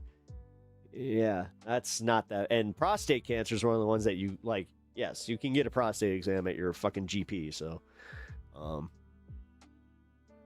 suddenly Bondi has thyroid cancer now. Suddenly. Listen, Charlie, with all due respect, that's how cancer works. So, yeah, there's no conspiracy. There's no grand conspiracy of fucking cancer, okay? The grand conspiracy is how they are now making it impossible to sue the companies that are responsible for the colon cancer in America.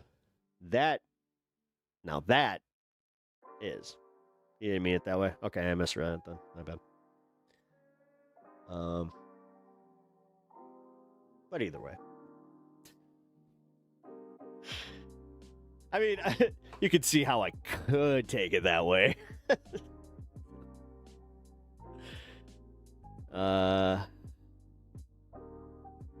DHS wants to sabotage airports and sanctuary cities. Yeah, I saw that. Yeah, I saw that. They want to, yeah.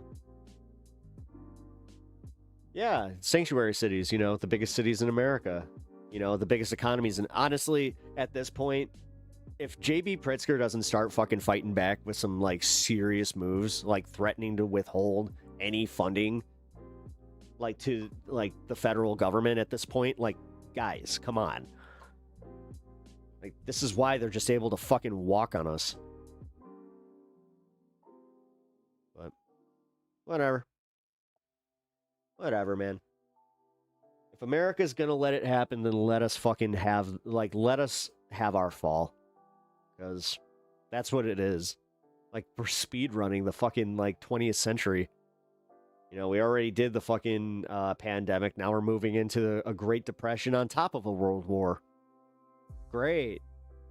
All because one dude wants to be remembered that badly. Because, yeah, he's totally in 100% good health. Fucking... the dude literally bruises...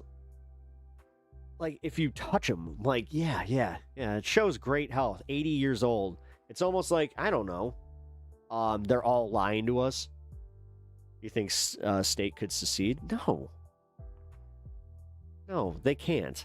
Because doesn't that require, majorities in Congress or whatever? I don't even know how secession works, but whatever. I don't believe it. I've been hearing that about Illinois since I was a little kid.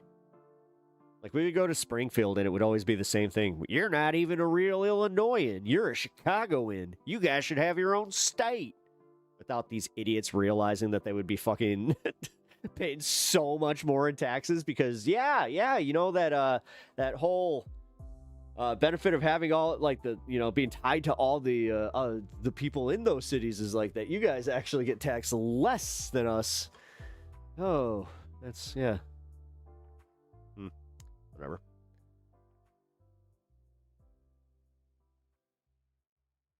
Works by civil war.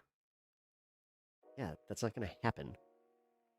Dude, we are all fucking meat pie with, a bunch of computer bricks in our face. It ain't happening. People are too fucking disconnected and lazy.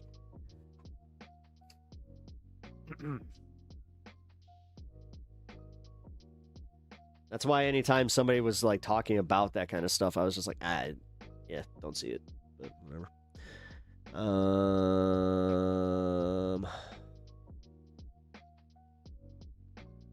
Nya. What the fuck? Sylvie? I feel like you just came in here and just said the equivalent of meow.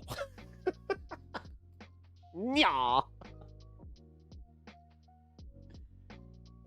Oh, you're saying no. You're like, nya, no, nah, nya. Okay, I got it.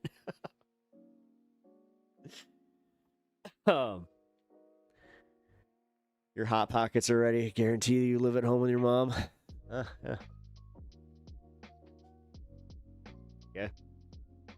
How's it feel being consistently wrong? Whatever, man.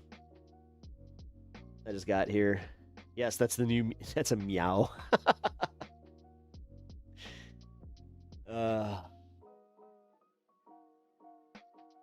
Better material. Oh, dude, it's like literally the most tired shit. The mom's basement, fucking.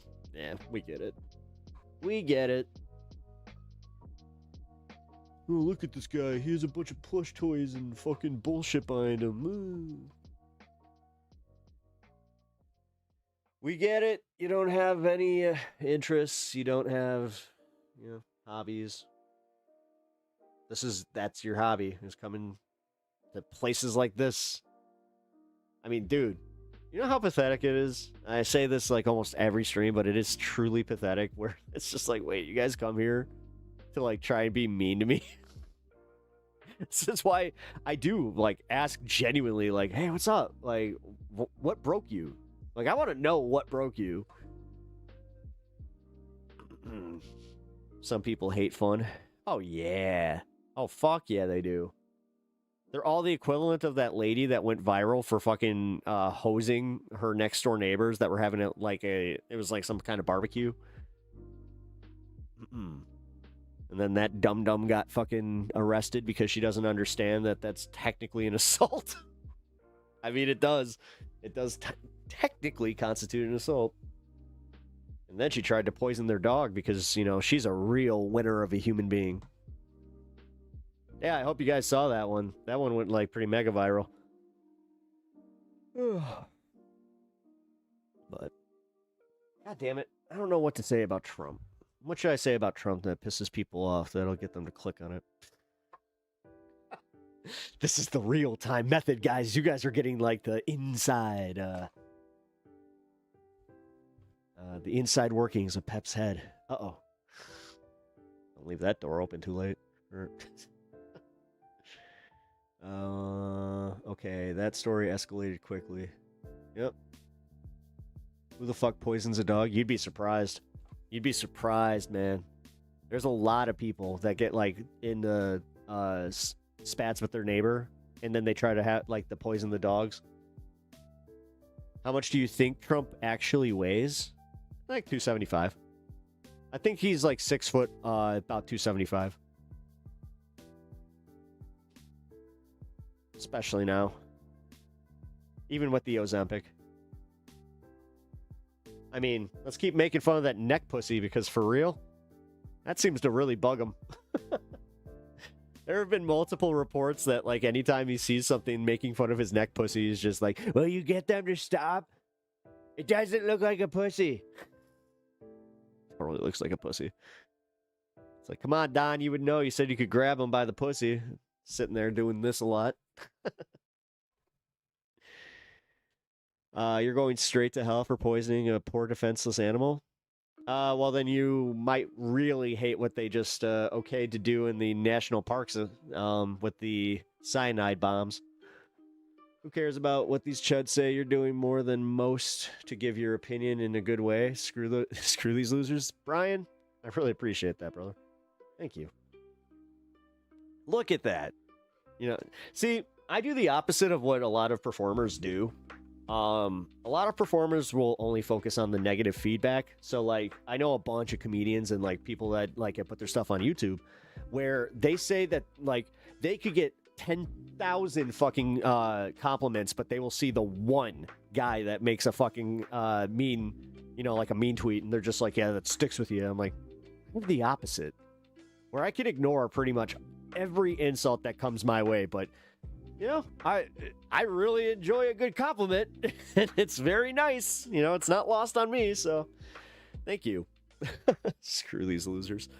Fuck yeah. Yeah, see, there's some cool people out there. Fuck yeah. High five. At least, like, mental high five. Oh, geez. We're almost 2 hours into the show. I really need to start getting to some stuff. All right. Let's do this. Excuse me.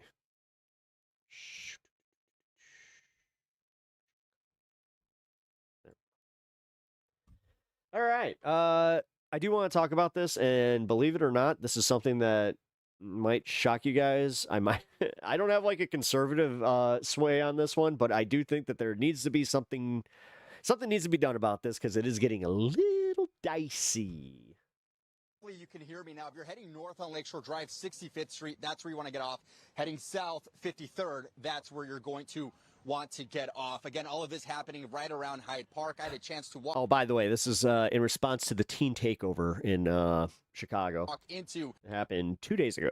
Hyde Park itself to kind of see what was going on, get a glimpse of exactly what was happening. It's just a large gathering of teenagers, as we've been seeing in times past, some teenagers dancing on cars. I did have a chance to speak to a police officer on this. MAGA equals stupidity. At this point, dude, I used to be like a little even like you know, some people voted for, you know, MAGA, but no, you're right. Seen off camera. He told Also, me that Richard a lot of this Isaacs, actually welcome to the started show. at the beach itself with a group of teenagers How you that doing, man? sprayed mace into a crowd. It's unclear if there was some sort of fight that led up to the mace being sprayed, but again, a officer did tell me off camera that some teenagers were Is this Project X? The thing is, it's bad. using mace into the crowd. No, That, it's of course, bad. Like us a chain reaction into what we are seeing here. We do have some the video entire city has kind of come together on this one to be like, no, fuck these kids. This is, there's nothing to be said about like this not just being fucking degenerate asshole behavior. that we wanted to show you that came into our newsroom of the gathering. Now some people are making it racial, which that's bullshit, at but the beach, you'll see it is a sizable crowd of teenagers. oh, it's there. bad. The thing is, they're threatening people, like do something like that bullshit. But then they're also like, you know, breaking not breaking into cars, but they're like literally smashing cars, like walking on the fuck. Like you can see it, they're Again, walking these on the cars. quote-unquote Like teen it's takeovers, as they are called, have become a bit of the problem. Just yeah. And the thing is, like we do kind of like. We could follow this if there was a cyber division of the, you know, of the police that I don't know seem to communicate with any of these assholes. Just in the teaser, you were talking about those 5 You return. They made me wait so long before my appointment. They had to poke me. police officers that were run over at the Oh, you last had to get one. I poked can 3 tell times? you, it's Oh. nothing like that, at least not now. But we are seeing I'll a come up in a massive minute police and, presence, which was part see of the city's summer safety plan Hey, to Hermit. try to combat How's it this, going? to be proactive and not Why? Why are they doing what? Why are they doing this? I don't know. reactive. But what's happening is they go on like whatever social media app. Like God, I sound so old right now. They're going on the social media and they're organizing these takeovers where nobody can do anything. At this point, we're not getting any reports of any gunshots Can you fight them? No, or, you can't put your hands on any them. injuries just yet. What? Will the cops do anything? No, not necessarily. I don't think so, because realistically, the cops were getting fucking. Changes, of course, we will let They you had know. some problems. We're getting reports of fireworks being detonated. We did hear Yeah. a good amount of fireworks since we arrived here, but right now, again, it's more of a traffic issue, a traffic headache. Avoid Lakeshore Drive if this is part of your drive. Of course, we're keeping an eye here. Yeah, great. A close eye on the scene. We'll, of course, update you if anything else develops. But for now, Stefan, I'll send things back to you in the studio. Okay, we appreciate the information. In watching those cars behind Your boyfriend left you because you got pregnant with his dad's you, baby. JC, slowly What? making their way through the traffic to get off of Lakeshore Drive there. So good idea. If you do have to drive in that area tonight, just stay away from the area. Not a bad idea. JC Navarrete. A teen takeover spiraled out of control this weekend on the near west side. We've seen things like this before in the summertime, but now some are pushing for new ways to hold parents more accountable. Yeah. Paris Schutz is on the story, joining us live in And the newsroom, honestly, and with a I'm here for it. new response from Mayor Johnson. Paris? Yes, Evan, those calls are growing. This shouldn't be a government. Like, the fact that this is becoming a government problem, it's all like, if I was in deep conspiracy mode, I would just say that the Trump administration is putting out the actual, like, they're organizing these takeovers so they can bring the National Guard in. Louder and louder today. Because now you got people coming out saying they want the National Guard. Parents of teens who get arrested during these illegal takeovers past curfew. Yeah. Comes the city is reeling from that takeover on the near west side that nearly turned deadly for a number of police officers. Police officials say an 18-year-old plowed his vehicle into a group of police officers who were trying to break up an early Sunday morning teen takeover. It was near Roosevelt and Loomis on the west side. And honestly, this is the shit that the teens that are like doing this shit, they should be fucking now kind of realizing like, hey, oh, Oh no, we're not part of that. CPD says 5 officers were taken to the hospital and are currently in fair condition. Jesus, yep. But Alderman Brian Hopkins says some are suffering from broken bones. The car was going at least 20, possibly close to 30 miles an hour when it hit those officers. Remember, with Trump no will warning at all. fuck over Hopkins everyone to says make a the dollar. gathering Doesn't was matter if full you're of MAGA or underage not. He wants to kids. screw And he says over it's as many past people time as to hold possible. parents accountable, using a law that classifies the crime of Sorry, I contributing to the paraphrased delinquency your, of a minor as a Class A misdemeanor. Hey, Rebecca, The how's it laws are going? already on the Oh, books. this crap They- is happening in Australia too. They're running amok. The thing is, like, I read a story on this where it's all from social media. Like, they see this as just like them taking their power. need to be enforced, and we need to have that conversation with the parents of Chicago and let them know this is completely unacceptable. He says he and city council colleagues are drafting an ordinance that would apply this law to parents of teens who are caught up past curfew in one of these illegal gatherings. The whole intent here is to provide a disincentive for Nah. parents to allow this kind of thing Nah. to happen. No, dude, teens are shitheads and will always be shitheads.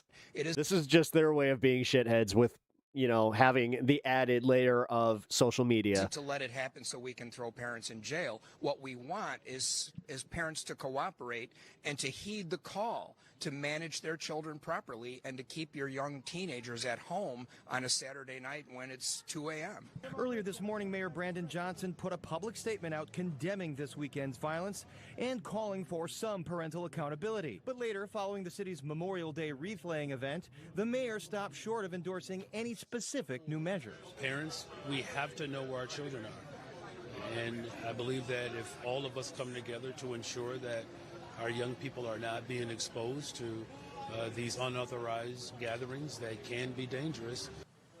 So it should be noted there have been several shootings already this weekend, including a mass shooting in Little Village. However, as of this afternoon, CPD has recorded 0 homicides for this summer holiday weekend, and we know that these weekends, Oh, are you 4th of guys July, upset Labor about Day, that? tend to turn violent. Are you guys upset about that? 0 homicides so You sure seem upset about that. Did you see the way he fucking said that? God damn, these fucking ghouls at the news. for this summer holiday weekend, and we know 0 homicides for this summer holiday weekend, and we know that What a these fucking... weekends, 4th of July, Labor Day, tend to turn violent. 0 homicides so far. They will have So far. official updated numbers tomorrow. Stefan? Okay. Paris shuts on this story. Wow, Pep, you weren't... No, it's bad. Paris, thank you Yeah, so much. We yeah. appreciate No, as I said, guys, like, this is something where we've been aware of this. This happened last summer, too. it. We begin in Detroit. And now we're moving to Detroit, where it's also happening. With Like, I did this as a segment because I was like, no, I want to give my thoughts on this, because realistically, you know, I want to debunk what MAGA thinks the left is about on this one, where they're just like, oh, this is the left paradise. It's like, no, I'm a lefty and I think that this is shit, and I think that there needs to be something done about this, and anybody that says otherwise is kind of a shithead. another case of senseless violence with life-altering outcomes tied to so-called teen takeovers. Thank you for joining us for 7 News Detroit at 5. I'm Mike Duffy. And I'm Glenda Lewis. It's not even the courts, Dementis. I'm sorry. The courts can't do anything. Dude, when you're a teenager, all they could do is charge you as an adult, right? But they can only do that with certain crimes. Like the kid that hit the police, he's getting tried as an adult, I guarantee it. I think he was 17 or even 18, but yeah, he's getting tried as an adult. But everybody else, it's just it's petty offense bullshit. 2 teenagers shot just about a week apart during these mass gatherings in Detroit, and the most recent just last night on the West Side. 100%. We always hear they were on bail when they did it. Last week, we spoke with 14-year-old Tavon Clark, who was shot in the chest after a fight broke out during a teen takeover downtown. You didn't know that they can... Yeah, they can charge you as an adult as long as you're like close enough to your age of, being 18. On Saturday, the 17-year-old accused of pulling the trigger was charged as an adult. Boom! The teen takeovers have been causing problems for weeks. Last month, Detroit Mayor Mary Sheffield announced a 6-point plan to address summer violence, focusing on gun safety, curfew compliance, and youth engagement. Well, Randy Wimbley is your Detroit reporter, and he was there for that announcement last month. Tonight, he's raising the voices of concerned neighbors and community leaders, asking, what is the solution? Massive crowds flooded Peterson Park on Detroit's west side on Memorial Day for another so-called teen takeover. Oh my God, this is horrible. Neighbors tell me it started out peaceful, but things took a turn as fights broke out and police moved in to disperse the crowds. All of it leaving neighbors like this man who did not want to be identified on edge. Me and the neighbors, we talked about it today, and it was just like, I don't know.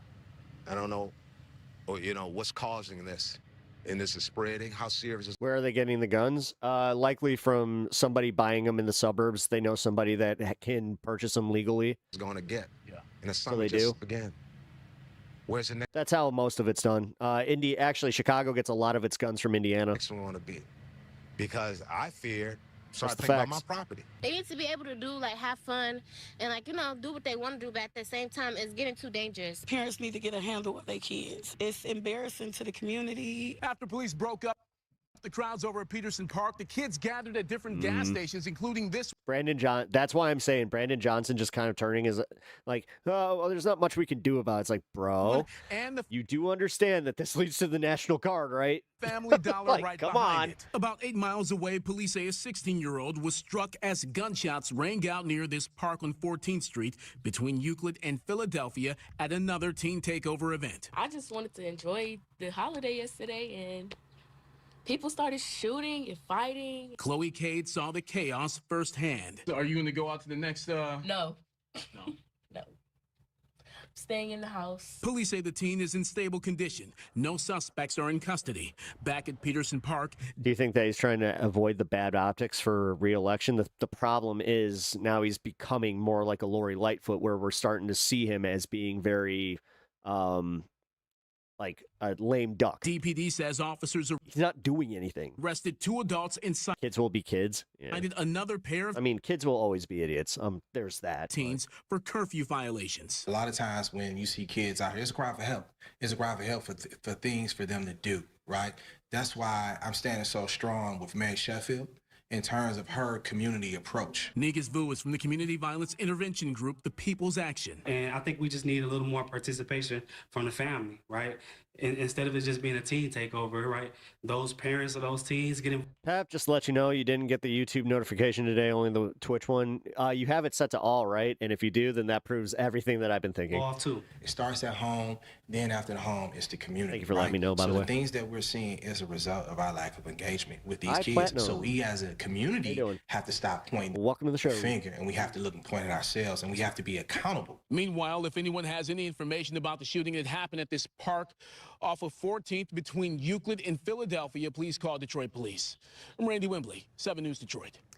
All right, Randy, thank An Indiana state trooper is And here's the last story that I have before we go into political news. recovering after a shooting on I-80. Yeah, this happened during a traffic But by the way, yeah, Indiana. What's going on, Indiana? stop overnight. Zaquan is live to update us on the investigation. First, say, do we know how that officer is doing right now? Have they given us an update?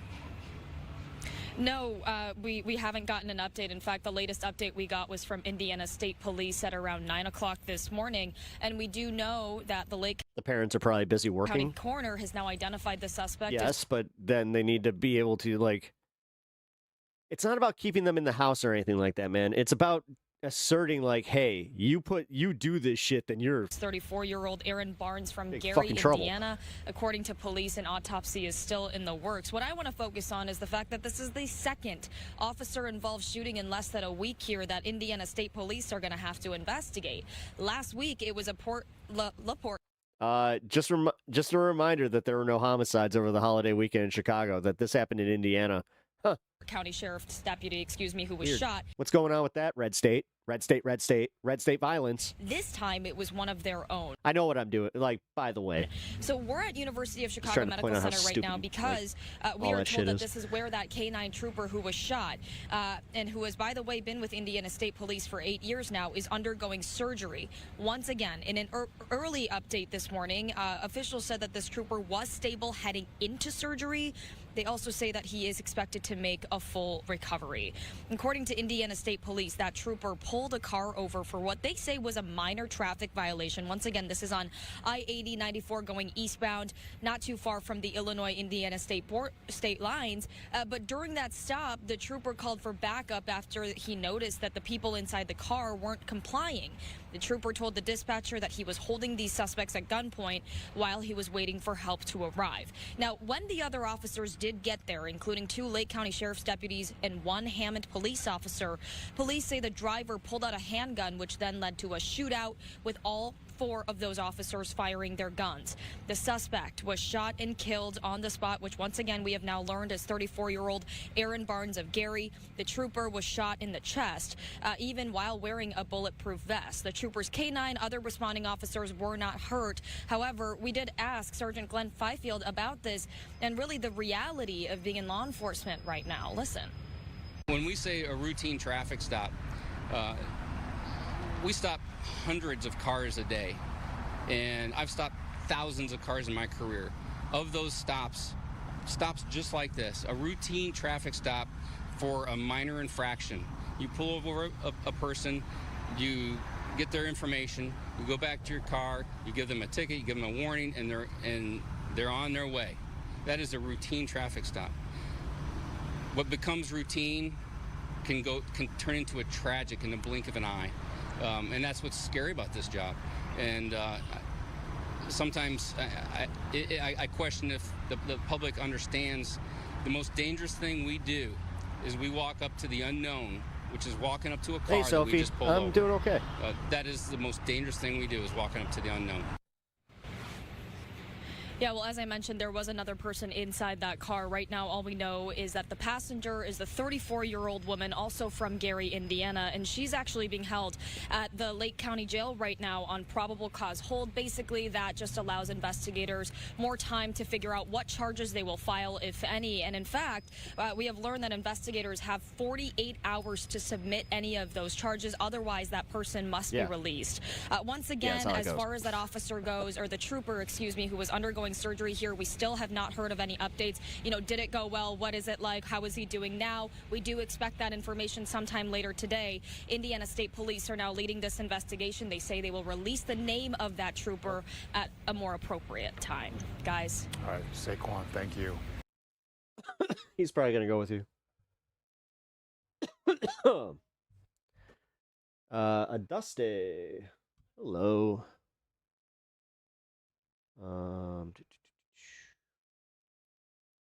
All right. Let's see, is there any update on this? Who cares about this Matthew Perry bullshit, dude? I have, like, honestly, great. I'm glad that it's happening, but dude, I have seen way too much of this while there's like a whole lot more like this. This is way more important. Alabama asks U.S. Supreme Court to allow pro-Republican congressional map. Like, what? But Matthew, fucking ground news, dude. You know, I'll be honest. This is why I'm kind of glad that I'm not really associated with them anymore. All right, well, let's focus on a story that they didn't even bother to bring to the forefront on their front page. Yeah, Biden's suing the DOJ. Weird, right? Former President Joe Biden is Oh, God, I don't miss that. suing the Department of Justice. Just every time that he did anything where you're just like, he's so old. He's just so damn old. In an effort to block the release of audio recordings and transcripts of his past Oh my God, every time that he spoke too, you're just like, oh God, what's he gonna, he's gonna say something. Oh. interview with a ghostwriter. The files were obtained by the special counsel who investigated his handling of classified documents. The lawsuit comes ahead of the department's planned June 15th release to the Oh, this is about his handling of classified. Oh, that's hilarious. Okay, well, this is one of the ones that Trump might not care about. U.S. House Judiciary Committee and the Because if he does, bet motherfucker, let's go. conservative group Heritage Foundation. The case pertains to audio recordings and transcripts of interviews at Biden's home in 2016 and 2017 with a ghostwriter who worked So, Pep, can you explain what these maps are and what these fights are even over? With Biden on his 2 memoirs. What are you talking about? The files were scrutinized by special counsel Robert Hur as part of his investigation into the former president's improper retention of classified documents. Hur's years-long investigation led to no criminal charges against Biden. The Justice Department previously argued that the files were exempt from disclosure under the Public Records Law. Well, he also returned them. That was the whole thing. But his lawyers say that the disclosure would, quote, constitute an unwarranted invasion of President Biden's privacy. Republicans have argued that Biden was given a pass by his own Justice Congressional maps? Department and that President Trump has been unfairly victimized by prosecutors. However, the fight is over. The fact that the new Republican body that wrote up the maps blatantly were trying to cut out the black districts. So they, a Republican Supreme Court in Alabama said, yeah, this is pretty fucking obvious. So even they knocked that down and were just like, nah, like this is blatantly racist. But now that the Supreme Court has knocked out Article 2, now they're trying to challenge it under the fact that Article 2 has now been abolished. So technically they don't need to protect the black populace because we're not taking race into it anymore. Democrats, which cool, man. We're back with abortions, Jim Crow. Like, dude, we literally regressed so hard as a country that it is fucking astounding, and it's all under the auspices of DEI. I'm an insecure white person. Stressed Biden's cooperation in the investigation and strongly contrasted that with the separate criminal case against Trump. Yeah, it's kind of funny. Not gonna lie. So this is wild. Not sure if you guys saw this shit. So RFK was trying to like wrangle two snakes. Which, what is with this guy just like doing really weird shit all the fucking time? Swimming in a creek that is known to have, really, really toxic elements to it. Like literally swimming in shit. Yeah, here's this dum-dum going to apparently wrangle two snakes. Yeah.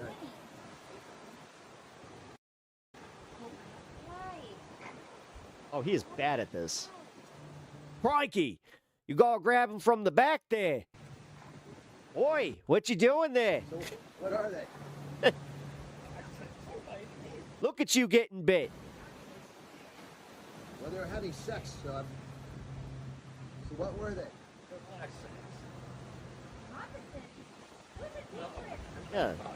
Yeah, they're water moccasins. Stop getting bit, you dumb fuck.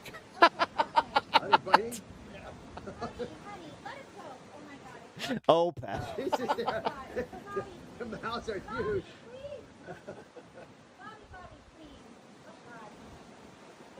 Crikey.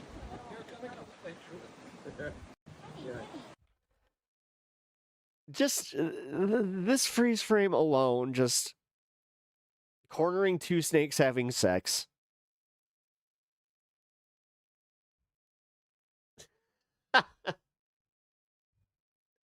Oh, sorry, they were having sex. That's what you guys donate the bucks for, right? The waka wakas and those highbrow jokes. All right. Well, something a little less funny and jovial. ICE protests escalate outside Delaney Hall. We watched this live last night. People detained by ICE continue to protest in front of an immigration detention facility. You don't earn that. Today, New Jersey Governor Mikey Sherrill and several members of Congress stopped by demanding to see conditions inside. But once the governor left, things got chaotic. Christine Sloan joins us live from Newark with the latest. Christine. Dick, I'm standing back here because the situation is escalating here in front of Delaney Hall. As you can see, ICE agents have pushed back a large crowd. Now, some of these people have family members who are detained in there, but a lot of the people, other people showed up who appear to be organized groups joining in the protest. Again, you're looking at this military-style vehicle trying to leave this area. They're trying to get other cars out of here as well, but these protesters are standing here. They are not moving. moving. They are blocking the roadway, and ICE agents are standing guard.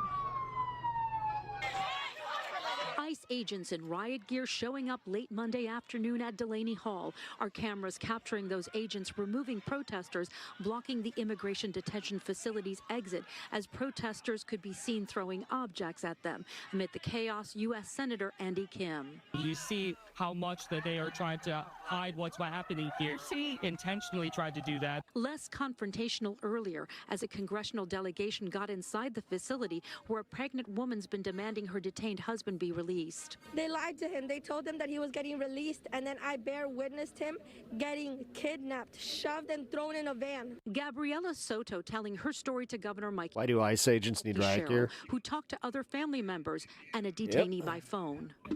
We demand that if you can come inside and be with us. Immediately. This type of facility shows exactly why we should not have private mass detention facilities. The Democrat says she was denied a request to go inside the facility. A Department of Homeland Security spokesperson calling Cheryl's visit. It'd be nice if they could show any passion. To Delaney, quote, nothing more than a The political lack of stunt riz on is Memorial just fucking Day. astounding. Visitation is currently suspended due to riots outside the facility. DHS adding Soto's husband, quote, an illegal alien charged with assault was scheduled for a transfer to another ICE detention facility, but agitators obstructed the vehicle's path. We caught up with Congressman Robert Menendez Jr. at the detention facility in Elizabeth. There is nothing Privately owned by who? Yeah, we should definitely know. Says that you should believe, and anything they say you should doubt immediately. Democratic lawmakers and family members claim some detainees are not receiving proper medical attention. We come here every single day. He's diabetes. They don't allow. Yeah, imagine thinking lacking paperwork is deserving of torture. People are just so happy to see others hurt because they aren't like me. Yes, that's exactly what it Give is. the medication. And then they're like, "Why? Don't call me racist, though." Pregnant woman who I work with a Mexican dude. He's one of the good ones. Gripping her stomach and wasn't receiving care. This 9-year-old speaking to us with her mom's permission, asking just to see her dad. I just want him to get out because he didn't do anything wrong. Yeah, hi. They've deployed tear gas here. You can see the crowd is still staying here. And we're going to tell you that a DHS spokesperson says that detainees are being given comprehensive health care inside. Oh, she's this trying, facility. dude. It's She getting got to be a very fucking dangerous nailed. Situation out here. I'm going to throw it back to you guys. Yeah, she's like, I gotta go. Because I gotta we go. can't I gotta go. Tear gas deployed. As you can see, this man in front so of me bad. throwing water on his face. Sorry, I shouldn't be People laughing are at that, but it is dispersing. kind of They're funny that moving she toward like. the ICE agents down the street again. I shouldn't be laughing. All right, Christine, I think you should. We're gonna live in Newark. Christine I'm sorry, Sloan, CBS but News it's New York. funny the way that they're navigating it, and she is a trooper. I got to give her some credit, but it's just like Yeah, step back. Back and to get you. A good distance from that smoke, because that can really cause trouble with your eyes, obviously with your lungs, etc. Absolutely, but clearly a very tense situation here this afternoon at Delaney Hall on this Memorial Day.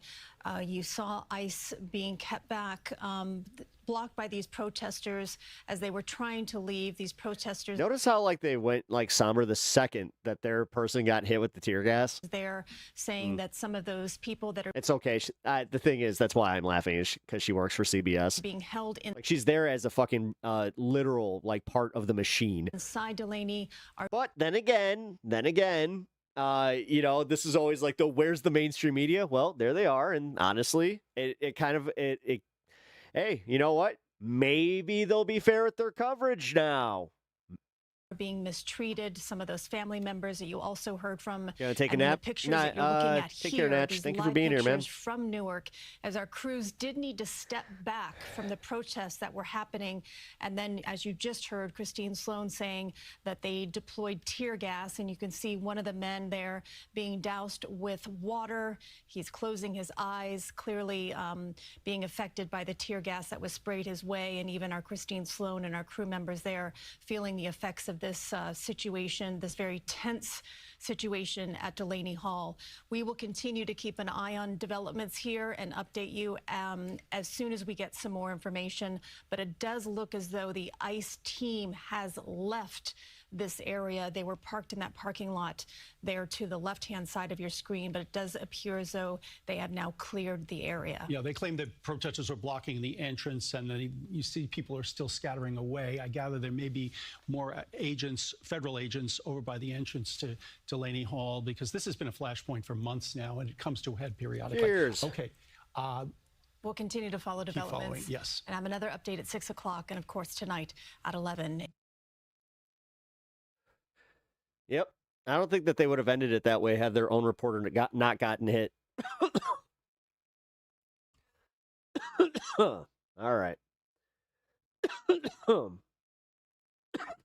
Let's get some Iran news. Iranian state television is reporting that according to a draft memo, the U.S. will end its blockade of Iran's ports. Right, I have to pee and real in quick. return, Iran will restore the number of commercial ships transiting through the Strait of Hormuz to pre-war levels soon. CNN's Oren Lieberman joins us now from Jerusalem with the latest. Oren, what are you learning about this draft memo being reported on Iranian state television? Linda, this is our first sense of what's in the memorandum of understanding that's being worked on between the U.S. and Iran to try to get to a ceasefire agreement. It is important to note that this information comes from Iranian state television, so we don't yet have confirmation of this from the U.S. side. And crucially, even Iranian state television says this isn't finalized yet. But it does include a lot of what the U.S. is looking for in terms of the Strait of Hormuz. Iranian state television says the memorandum of understanding, or MOU, calls for the U.S. to lift its blockade of Iranian ports and for U.S. military forces to withdraw from the vicinity of Iran. And in exchange, Iran would open the Strait of Hormuz and ensure that traffic through the crucial waterway is back to pre-war levels within 1 month. All that according to Iranian state television. Now, that's not it. In terms of monitoring the flow of traffic through the Strait of Hormuz, through which some 1/5 of the world's water flows, through which 1/5 of the world's crude oil flows, it would be up to Iran working with Oman to monitor and control that traffic, according to Iranian state television. That, in and of itself, may be unacceptable to the U.S. because that, in a way, leaves the Strait of Hormuz under partial Iranian sovereignty, and that, of course, has been a red line for the U.S. Now, Iranian state TV says this is still in the works, it's still being negotiated, and it's not finalized, but Pakistan is mediating between the U.S. and Iran to try to get to some sort of agreement here. Now, there's a lot we don't know here. According to Iranian state television, it calls for the U.S. to withdraw forces from the vicinity of Iran. What exactly does that mean? Iran has called for the U.S. to withdraw forces from the broader Middle East. I think that's clearly not going to happen. So a lot depends on how Iran defines its vicinity and whether the U.S. would even see it as acceptable that Iran and Oman are left monitoring and controlling traffic through the Strait of Hormuz. But this is a look at the MOU that's in the works here to try to get to a broader ceasefire agreement to end this war and to reopen the Strait of Hormuz. Linda, we have seen a trickle of traffic flowing through the strait. I believe there were about 24 ships, or 25 ships that went through yesterday. That's still a fraction of pre-war traffic.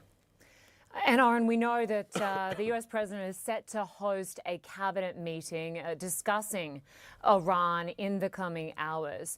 Do we know what exactly the U.S. will accept, and who is negotiating on behalf of the U.S. right now? In the end, it's almost certainly simply up to President Donald Trump himself. What is he willing to accept as part of an agreement here? Now, the red lines he's drawn are no highly enriched uranium remaining in Iran and trying to essentially end the nuclear program. Now, that's not in this. Iran has, through the means of this MOU and its other negotiations, pushed that off to a later phase of negotiations. So it's really up to Trump in terms of what he would accept. Pakistan has been mediating here. We've seen Vice President J.D. clawing the carpet. I was like, what the fuck? Vance be a part of this, as well as envoys Steve Witkoff and Jared Kushner. Let's bring in Ali Fayez, who is the Iran Projector Director for the International Crisis Group. Appreciate your time today. There you go. Good to be with you. So I want to get your reaction first to the Iranian state television report about this draft agreement, including major concessions, the withdrawal and reduction of U.S. military presence, and, of course, changes to maritime restrictions. How much of this reflects Iran's framing of a proposal rather than an actual negotiated draft? Look, it is most probably framed in a way that is tilted more to Iran's interests than is truly the case. I'm sure the Iranians are also making a lot of concessions that are pretty painful in order to get this memorandum of understanding. Both sides have done one key important thing here, which is to prioritize the urgent over the important. The urgent is reopening of the Strait of Hormuz, and removing both the Iranian blockade and the U.S. naval blockade. The Iranians would need it because they are not able to export their oil. The United States needs it because the energy prices are keep hiking at this moment and would affect the president and his party's electoral chances in November. And so overall, this is in the interest of both sides. And then they are giving themselves time and space to negotiate over the next 60 days about the important issue of the future of Iran's nuclear program. To ask you about that, because the Strait of Hormuz certainly seems to be the centerpiece of this draft framework. Why is maritime access being prioritized ahead of that key, very sticky issue of Iran's nuclear program? Look, because experience shows that given the degree of mistrust between the two sides, given the complexity of these issues, it is going to take quite a bit of time to negotiate a nuclear deal. Whereas, you know, a lot of countries in the global south are going to run out of fertilizer. Oh my God, is she for real? The Strait of Hormuz does not open in the next few weeks. Yeah, this is part of the problem is like, dude, nobody's challenging him. Nobody. Like, right-wing billionaires have just fucking neutered actual journalism. Basically, hundreds of thousands of people might lose their lives around the world. Katarzina? You're from Europe. I am sorry for Americans. It's so sad. Even you don't know how really beautiful the world is. Well, I've traveled the world, so yeah, I do. Because of food security. I've been to Europe. Concerns. So this is a major problem and it has to be resolved. I'm one of the rare as Americans. As soon as possible. But then, also been to of course, Mexico Iran and the U.S. Canada. There's been 20 years of history of negotiations over the nuclear issue. Never This been is Asia, going though. to be What about addressed Asia? over time. Look, it is not an ideal outcome, but it is the best off-ramp from a road that should not have been taken to begin with. There are reports that Iran has allowed 25 or so vessels through the strait in the last day or so, but Iran says hostile vessels are still blocked in the Strait of Hormuz. If a deal is reached, which countries would those refer to?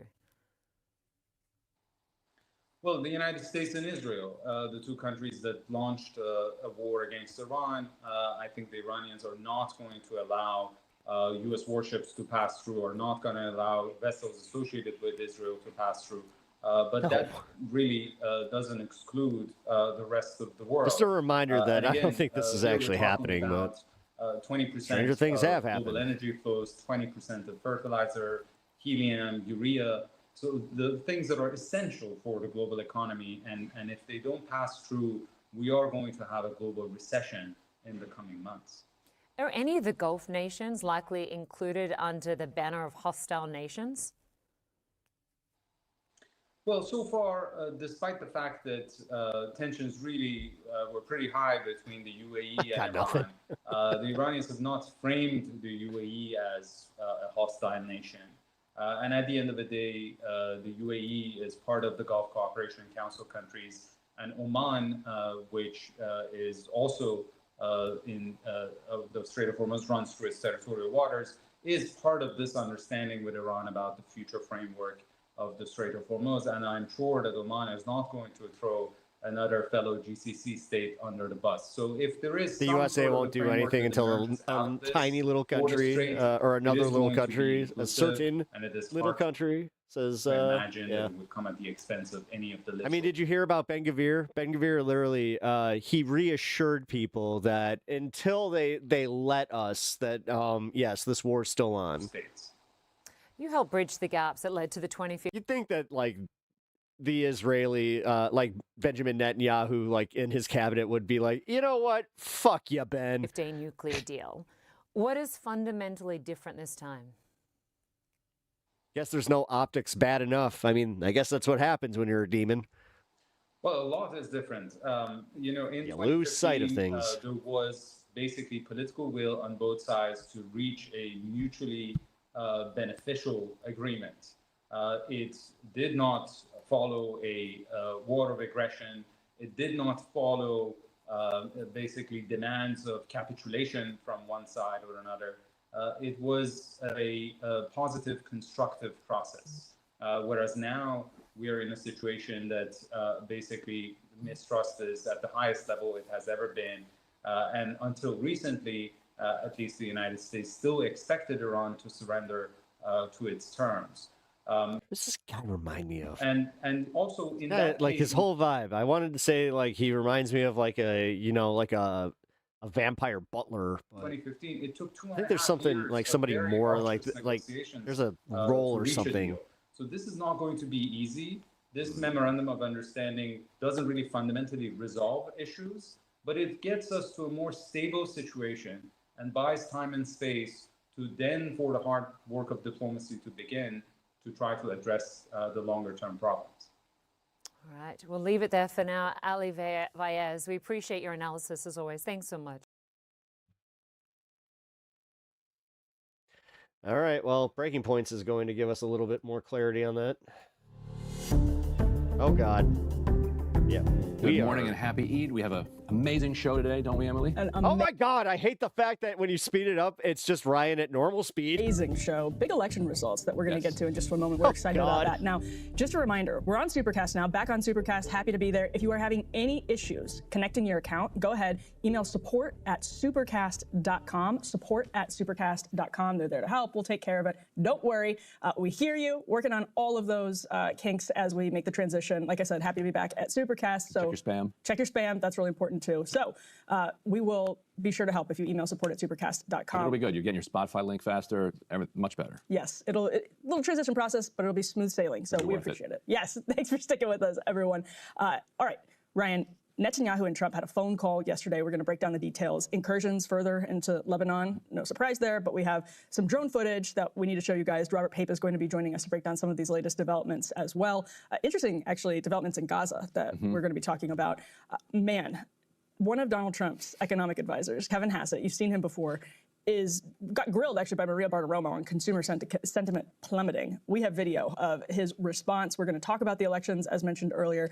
Interesting, Ryan, with Graham Plattner, we have a little bit of stuff to talk about with Auchincloss. Yeah. We're going to have a guest in that block, somebody who's running in California as a Democrat, to walk us through how those dynamics, or what we can glean from those dynamics. Yeah, we'll be talking to Randy Villegas, who has the endorsement of basically the entire kind of progressive world, including like Bernie Sanders, Progressive Caucus, all these, running against the DCCC-backed candidate, Yasmeen Baines.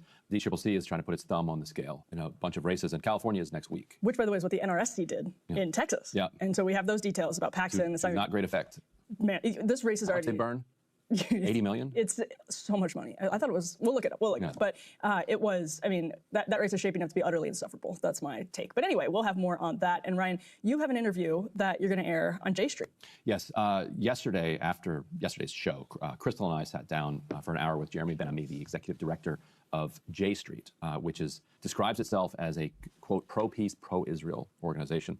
And we talked to him about the kind of uncomfortable place he sits in with the Israeli ambassador recently calling them a cancer, and on the left, they frequently get called enablers of genocide, although even he now acknowledges what's happening is genocide. So I found the conversation very interesting. I think people will too. All right, well, looking forward to it. Let's start with Trump and Netanyahu. We can throw this first element up on the screen. A1, it's a Times of Israel headline. Netanyahu, Trump said, talking after security cabinet meeting ends. So Prime Minister Benjamin Netanyahu is speaking on the phone with U.S. President Donald Trump. According to Hebrew media yesterday, they say in the Times of Israel, the reported call comes after the end of the security cabinet meeting amid an intensified military campaign against Hezbollah in Lebanon. We're going to talk more about that in just one moment. And as the U.S. has reportedly barred Israel from striking Beirut, so as to not sabotage the U.S.-Iran talks. Ryan, this also comes as yesterday, A2, Iran was threatening retaliatory strikes after what the U.S. said were defensive strikes.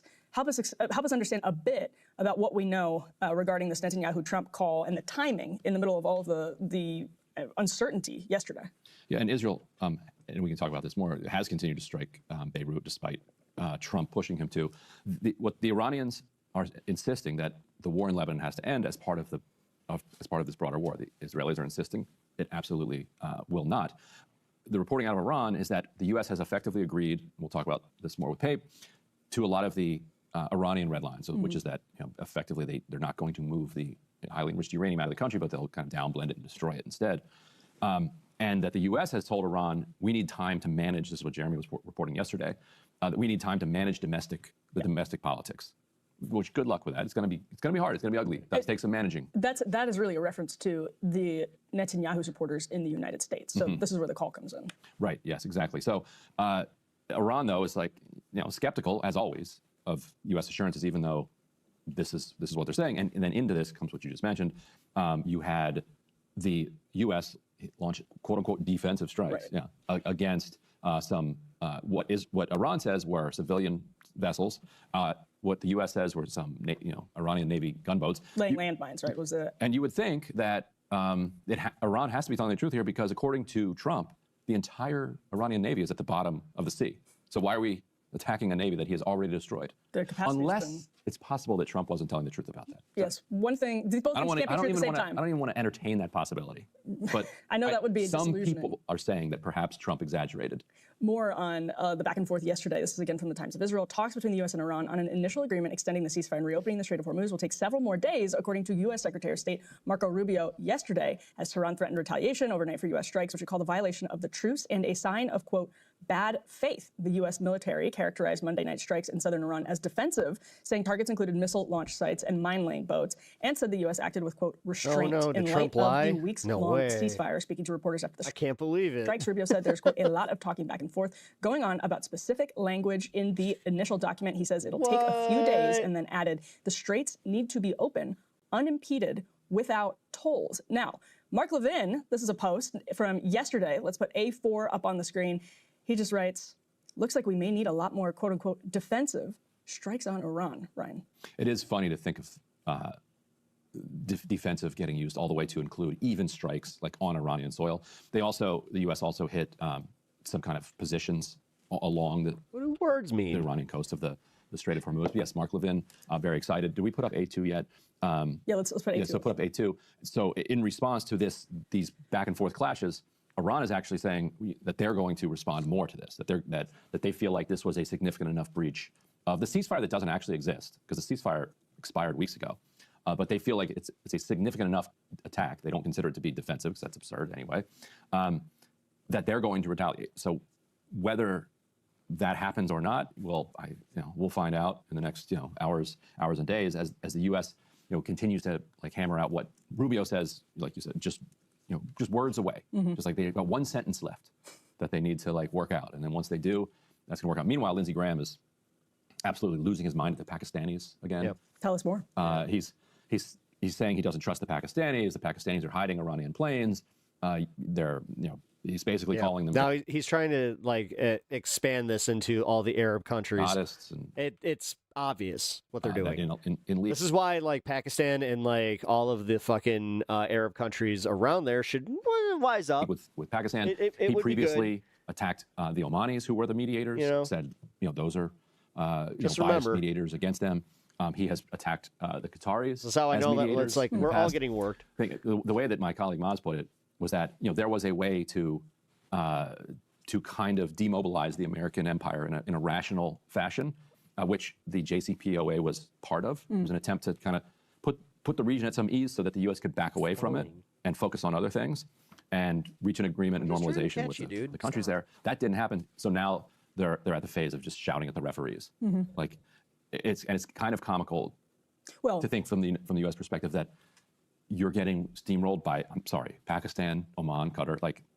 You can shout at the referees, or you can escalate. I mean, those are the options right now. Right. Shout at the referees, exactly. take a deal, or escalate, or do shout at the referees and take a deal, or escalate and shout at the. Either way, they're going to be shouting at the referees. That sounds accurate. I also wanted to ask you, Ryan, about this. Trump is now pushing for, I'm reading from Politico, quote, Muslim majority countries to join the Abraham Accords as he seeks an end to the Iran war. That is, quote, being met with laughter, dismissal, and often silence. That's again according to Politico, which writes it could endanger the prospects of a possible deal, but many aren't taking the push seriously. Iran, for its part, is walking a tightrope of trying to get financial relief for its strained economy while also not ceding enough ground to give Trump a victory. They've also started restoring internet access. As of yesterday, it looks like some significant internet access restored. Internet's back there. They're going to get to see those Lego videos. Although they'll be in English, so most people won't understand them. But the cultural power of them pops through, I think, no matter what language you speak. So what should we think of this Abraham Accord? Yeah, so I make fun of Barack Ravid a lot, but he had a really fun little nugget in one of his pieces where Trump first was like, okay, guys, like I'm reaching this peace deal. And they're all, he's got everybody. He had Turkey, he had Egypt, and then he had all the Gulf on the phone. And like, okay, great. And then he's like, oh, and I need you all to sign the Abraham Accords. And in Ravid's by the way, guys, characterization of it, if you could just do this one solid for me. And then you get that funny moment where Trump's like, you guys still there? Are you guys, hello? They're like, yeah, well, we're here. Did it break up? We're here. And of course, Mohammed bin Zayed, he's like, it's great. UAE, we're in. They're already in on that. But then everybody else is like, no, we're not doing that. Saudi Arabia put out a pretty clear statement saying we have been 100% clear that we are not signing a peace agreement with Israel until the Palestinian issue has been resolved. Yeah. That's been our position. That remains our position. So Trump... That would be a domestic nightmare for them, I would imagine. I guess. I mean, it's a dictatorship. Yeah. They can manage. So, I mean, Arab Spring was a lot, yeah. It would be a domestic problem for them, for sure. And it would be, they consider themselves to be, and they jockey for position as the kind of leaders of the kind of Muslim world. And they would be sacrificing that for sure. Mm-hmm. So the prestige that they generate from Mecca would be out the door if you're like recognizing Israel without, while they're continuing to occupy Gaza. Home, hell yeah. They're now working this bill through the Knesset. It's an antiquities law that would basically put all of the West Bank under their antiquities law. And they go around and be like, oh, look, here's a coin with Hebrew on it. Mm-hmm. Like, this is all ours now. Mm-hmm. Out. So to recognize them while they're doing that is not possible. So it feels like Trump is grasping, I don't know who suggested this was something worth even suggesting, because... Jared. Maybe, I guess, but it's like, Jared should know better. Like, that's not happening. Mm-hmm. It wasn't happening before. It's definitely not happening now. So you're just proposing it not to get it. But maybe the idea is like, I don't know, because you had a whole bunch of Trump's defenders being like, absolute genius move, boss, like incredible. Like, again, like, art of the deal.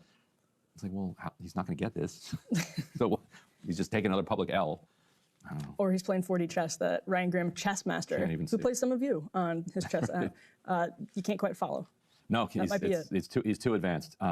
Yeah, and then there was some reporting that we were escorting ships through the Strait of Hormuz, but A3, and turns out not true.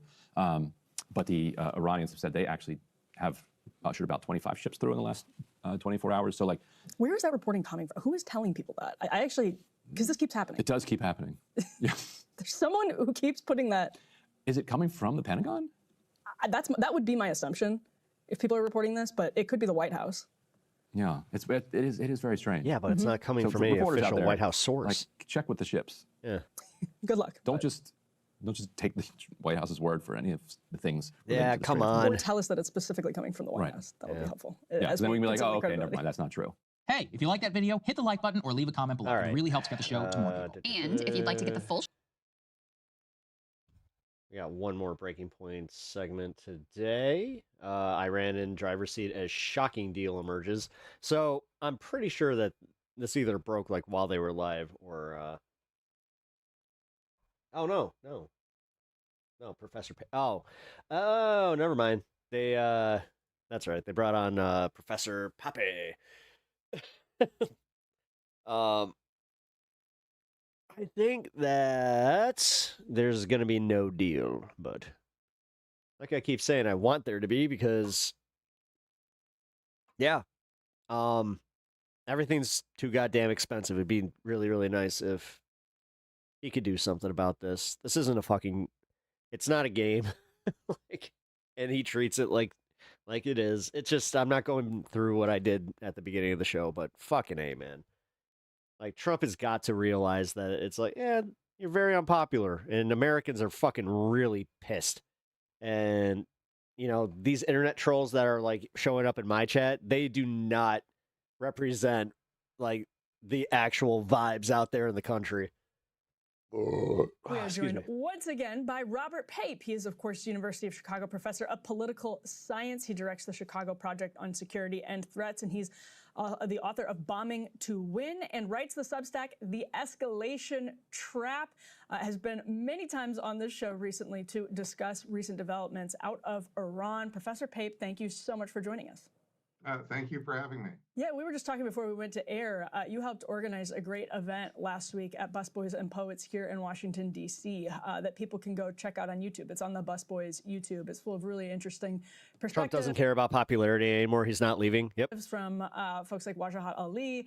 I did a panel with Joe Kent and Trita Parsi. So Professor Pape, it seemed like a great success. You addressed the crowd. The crowd was loving it.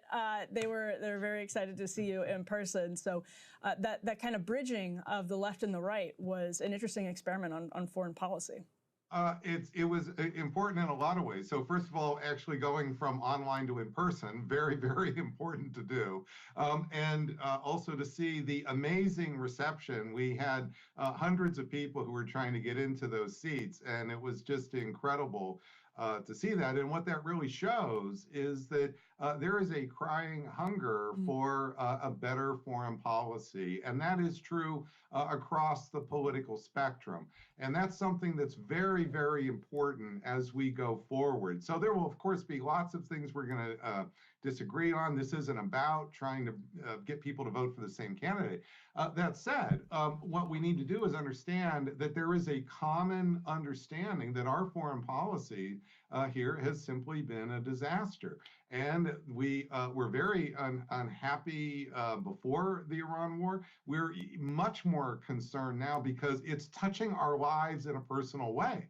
So this is now not just simply a principal issue or something to be 5 or 6 issues down the totem pole. This is a front and center issue that's going to affect people's jobs, people's livelihood, what they can eat, what they cannot eat. This is really a dramatic, and it's happening because of a foreign policy decision. And that's what we really want to lean into going forward. And I hope that we'll have more events there. I'm going to have an event here in the city of Chicago, and I'm going to try to do a number of these in-person events where we bring people from across the political spectrum to talk about this need, because as we're trying to, as we comment on all the details, and I'm sure we'll do that now, the fact of the matter is there's something bigger going on here, and that bigger we need to move into and not just assume this will all somehow magically take care of itself once we just have a new round of elections. It's only been a few years since we got out of the last forever wars, and we're right back on the in another one. This is showing you we need more, and that big guardrail is actually us, the people. Well, let's start with this post from Monday that you made, and we can put this up on the screen. You said Trump just made a major concession on the nuclear issue, words that move closer to Iran's position. Good for a deal. You were referring to this post on Truth Social where Trump said the enriched uranium nuclear dust will either be immediately turned over to the United States to be brought home and destroyed, or preferably in conjunction and coordination with the Islamic Republic of Iran, destroyed in place or at another acceptable This seems to be the overall consensus. With the Atomic Energy Commission or its equivalent being witness to this process event. And you said, but the U.S. military just attacked missile sites in Iran, daring the IRGC to respond. Bad for a deal. With this chaos, why should Iran believe Trump's promises? And obviously, we are still potentially waiting on a response from the IRGC. So as things stand right now, Professor Pape, help us to understand why. I mean, if you're Iran and you're looking at this, you're looking at Trump conceding on the nuclear issue, then attacking missile sites in Iran. To them, do you think this all just seems totally fake and like posturing? I think that it seems totally chaotic if you're looking at this from Iran's perspective. And what you see if you're in Iran's shoes is that President Trump is trying to essentially communicate with all these different audiences, including Iran, here, and doing it on Truth Social, and then of course with bombing, which is also communication. And these are not adding up in a way that is producing anything like stability here. So we need to understand that This is a situation where Iran is in the driver's seat. So this is chaos by Trump in a situation where it's the United States that has suffered a major strategic defeat in this war. And that is something that not just Iran believes, but other leaders believe. You see that President Trump himself is making concessions to Iran's position. So President Trump may not say it, but he understands that he's got to move to Iran's position. But at the same time, he is seeing that if he owns the L, Crystal, and you heard this on Friday night, that the big problem with the escalation trap is that as President Trump gets closer to owning the loss, then that puts enormous political pressure on him because it causes him to lose the current support he has, or at least whittle it down further. So if you say he's got a solid lock on 33% of the country, and you see that in the primaries, that can actually be whittled down because that 30 to 33% believes he's a winner. And if he goes to being a loser, then that is going to be a further drift down. And I think that's what you're seeing with President Trump. He knows he's in a losing position here. And as he tries to navigate no matter what, once it actually gets like to the people, most people are going to just be like, okay, so we went to war for nothing because he's not getting any of the concessions that he actually wanted. Focus on a narrower set of issues. So what I would maybe talk about this, but I think that this idea that he's just going to float around on all these different issues and find some way to get a W that he can claim here is just getting no matter what, they're both going to claim W. And look, one side's blatantly going to be the L in this. Who cares? Like you said. But the problem is it's not just his presidency. This is impacting negatively all of us listening to this. And by July 15th, those inventories are running out, folks. So we're going to hit a triple time bomb here where inventories are going to run out, and this is just going to hurt even more in the coming weeks. Yeah, and just so people understand the kind of concession that Trump was floating here, I'll just read it again. He says, you either turn over the quote-unquote nuclear dust to be brought home and destroyed, or preferably in conjunction and coordination with the Islamic Republic of Iran, which I notice he switches around the language that he uses when referring to Iran, depending on kind of his posture toward a deal at the moment. He says the nuclear dust would, quote, be destroyed in place or at another acceptable location, which is another word for, downblending it. Which is exactly what Iran's position was on February 27. So just what I mean by him moving to Iran is this was exactly the position that President Trump rejected on February 27 in that Oval Office discussion, where he then chose to do the bombing the next day.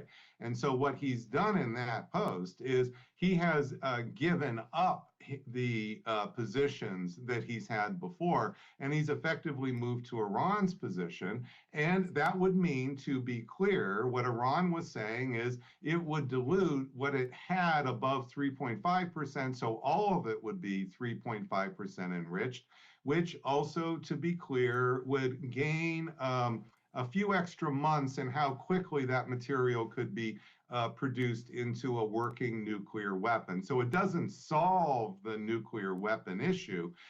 It is a way, this is why Iran wants that enriched uranium capability and keep 3.5%, because that would allow it within about a year or so to then fashion somewhere between 10, 15 nuclear weapons with the current amount of material here. And that would mean it would rise to become the fourth center of world power as the oil hegemon in the Persian Gulf. So Trump was moving to that position. I've called that stage 4 of the escalation trap. And then the problem is, of course, as soon as he announced it here, then he's being attacked here politically. And these are people who are his supporters. So they are telling him, if you own the L, which is what he was saying he was going to do, then you're going to lose that next level of support And maybe no surprise, we see bombing then a few hours, not too long after that. This is what I've been defining as literally the escalation trap, where it's not that there aren't, words or deals you could talk about, but the politics of the trap is what pulls people to the trap. And that's what you saw right here. President Trump is having a hard time owning the L here, and that's what's keeping him in the trap. And I'm sorry to say, this can bounce back and forth, folks. If we keep to these set of terms, this can go back and forth for months, even when we hit the wall in the middle of July, when we run out of inventories and those gas prices shoot up even higher here, we can bounce back and forth. That's why I'm suggesting we sort of narrow the ambitions here to try to find a way to squeak out of at least a piece of the trap.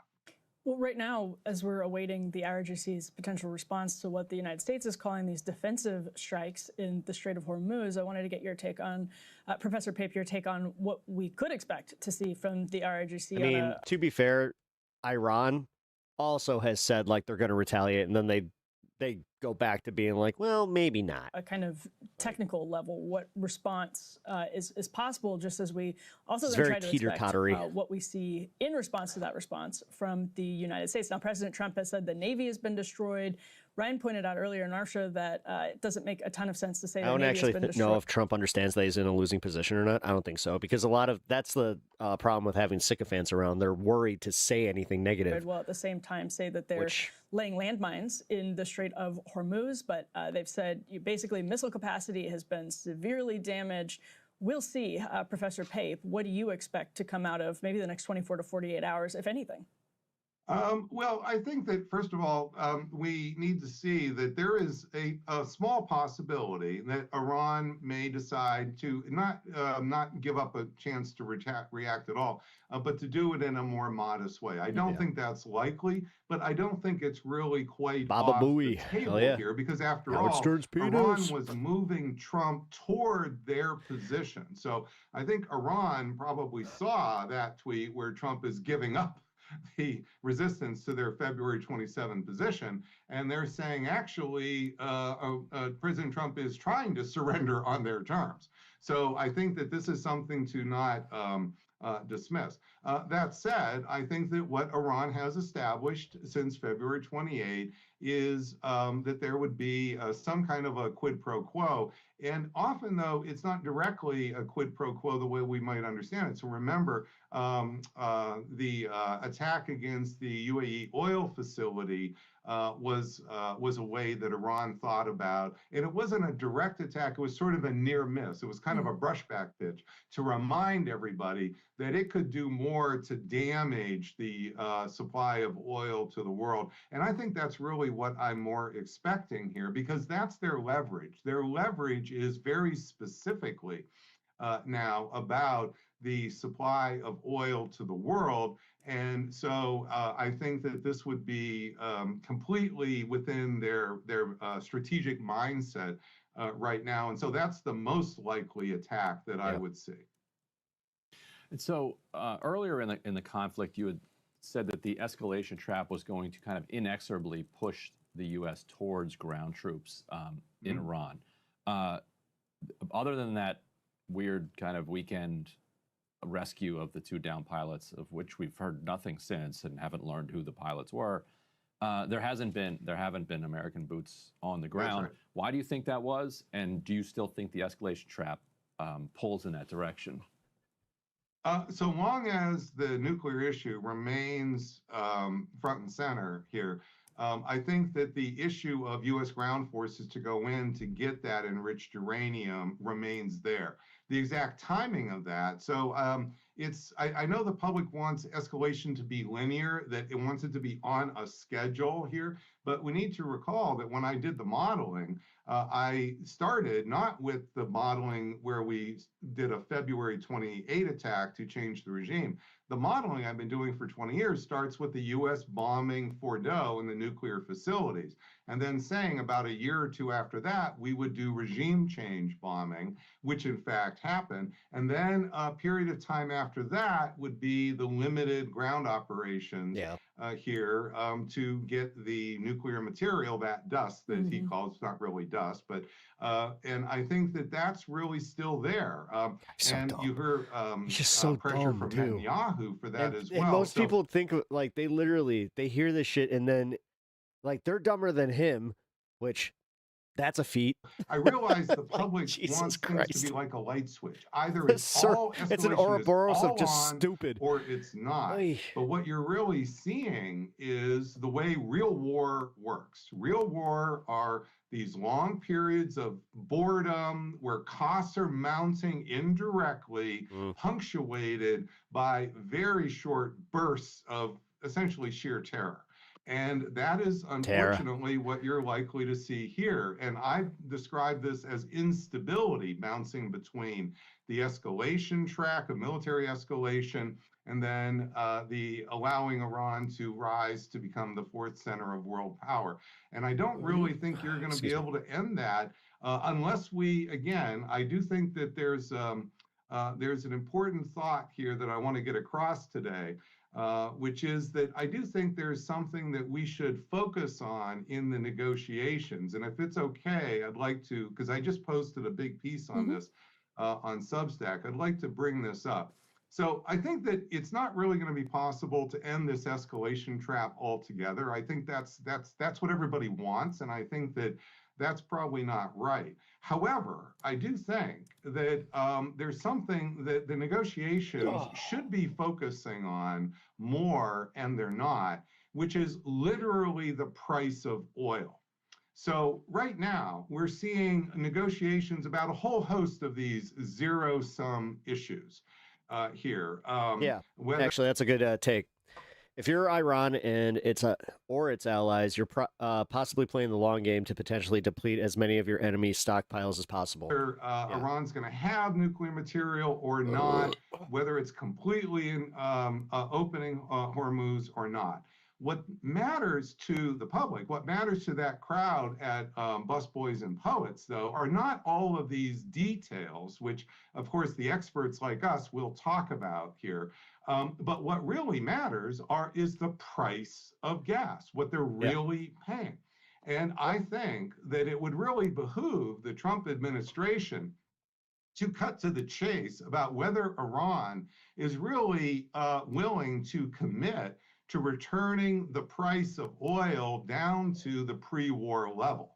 So you haven't heard that language yet. And I think it's important because I can well imagine we get a lot of sort of these MOUs and so forth, and then we discover that as months go by, the price of oil is still $90 or higher. And it's because Iran has lots of tools at its disposal here, including with with the Houthis, with proxies, to find ways to keep that price and that risk premium high, even as some ships are passing. And so I think unless we focus like a laser on the issue that really matters right now to the world's economy, which is literally the price of oil here, I think that we're going to be sadly surprised when we find out that whatever deal might come is not actually that much of a deal, you see, because otherwise... I mean, no matter what, the funniest part about all this is the deal's always going to be worse than the JCPOA. Iran will just simply continue to get away from him. Deal with all these details when the bottom line for most Americans is what's really happening to that price of oil. And I think that this should be the front and center issue as the negotiations go forward, which is call Iran out. Is Iran really willing to have the price of oil come back to the pre-war levels of, say, the mid-60s for Brent? And if not, why not? And that could actually be helpful over time, because then you really could have a conversation here with China, with Russia, with the Europeans. Now you have something you're actually talking about that's concrete. And if we don't have that concrete issue, I think we're just going to be bouncing back and forth. There's too many big balls in the air all at the same time. And this is just a prescription for a dead dead negotiations. Come here. And we have some breaking Don't be news that here where Iran State TV is putting out what they're calling basically an unofficial framework that has been agreed to by both sides that they're continuing to hash out. The details are the U.S. military would withdraw from the vicinity of Iran. U.S. Navy Your lifts dog's out its wooing you. blockade of the Strait That's of what mine Hormuz. does. Iran commits to restore the number of commercial transit ships through the strait to pre-war levels within 1 month, though it doesn't say anything about whether or not they'll be charging or tolling or what. Take care, Rebecca. I'll catch you on the next Iranian one. state media says military vessels are not included in this draft agreement. The managing of the ship traffic would be handled in cooperation with Oman. Oman just today announced a lot of new kind of trade and financial agreements with Iran, kind of preparing for a post-U.S. world, so that fits with the idea that they would maybe continue charging tolls. And then number 6, if a final deal is reached within 60 days, that would involve the nuclear dust and the other stuff, the agreement would be approved in the form of a binding UN Security Council resolution. So that's what the Iran State TV is putting. That's right. So that was in line with, on Saturday, I posted, that was coming out from Iran's media, actually. So I posted this on X, and that's roughly the same. And that's that's what I meant, that those have always been Iran's terms. This is similar to what Jeremy Scahill reported Friday night. I don't see so anything this different. is exactly what I mean by those are Iran's terms.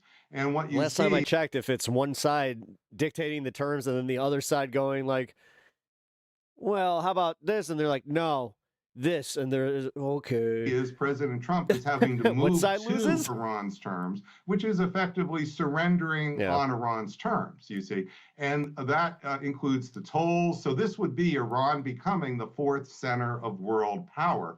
What I'm adding to that is that what's missing here as we're negotiating those 6 points is the actual issue that I'm putting my finger on, which is the price of oil here, because you could end up with a situation where even with that deal, the price of oil does not remains near $90 a barrel, 20-30% higher than it was before the war. Iran would have lots of reason to want that extra money. Russia would have reason to want that extra money. Even for a year, China might be willing to go along with even that. the US, so over the next we're year kind or of two, ignoring that too. This is the critical issue. It's just not the US here. people So that will benefit. what I would say to President Trump is that you could agree to all of those 6 points, but then I would point out that the real thing that needs to be focused on is getting the price of oil back to close to the pre-war levels, and as a commitment by Iran. So if for some unknown reason, price of oil fluctuates, Houthis, for instance, decide to attack a pipeline, there will be an agreement that Iran will already understand it has to make adjustments, allow Saudi Arabia, the UAE, to ship even more ships through the Persian Gulf than before the war, where the key goal is not exact number of ships, the key goal is the price of oil. Right. All right, Professor Pape, always a pleasure to have you here. Thank you. All right.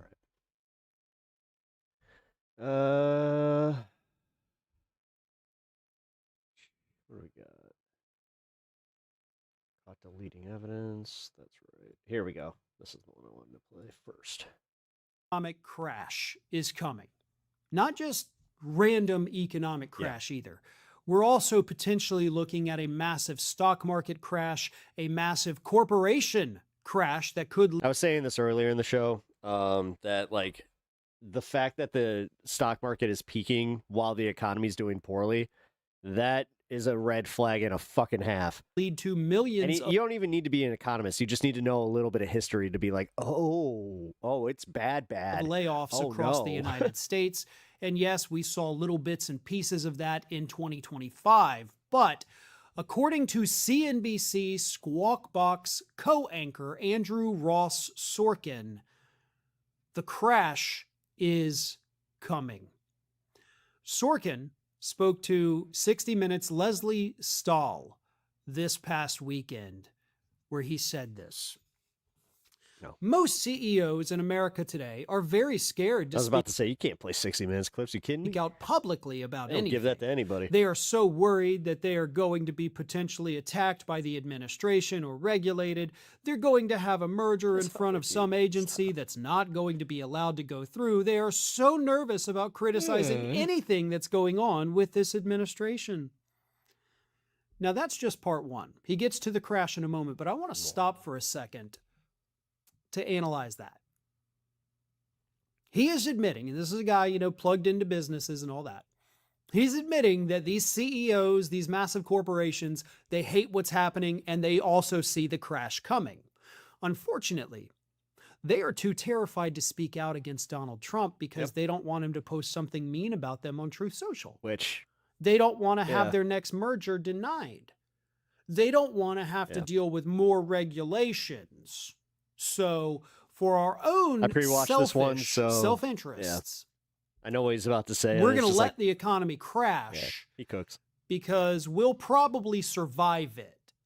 But I tell you what we wouldn't survive is, a little bit tighter regulations. Yep. Oh, no, not that. We'd rather have the Have the entire economy tank. It's just like, and what? destroy millions upon millions There's of lives. so much more risky on their bottom line, but Then have to okay. pay a little bit more each year in taxes, basically. That's what that means. Yeah.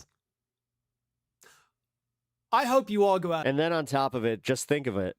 So if Trump really doesn't plan to leave, that means that, he's telling people just don't worry about it. Don't worry about it. The Democrats won't be back in power, so just do whatever you want. There's going to be no oversight. Just go for it. Go for it. Out of business. Genuinely hope you all shut down. Yeah.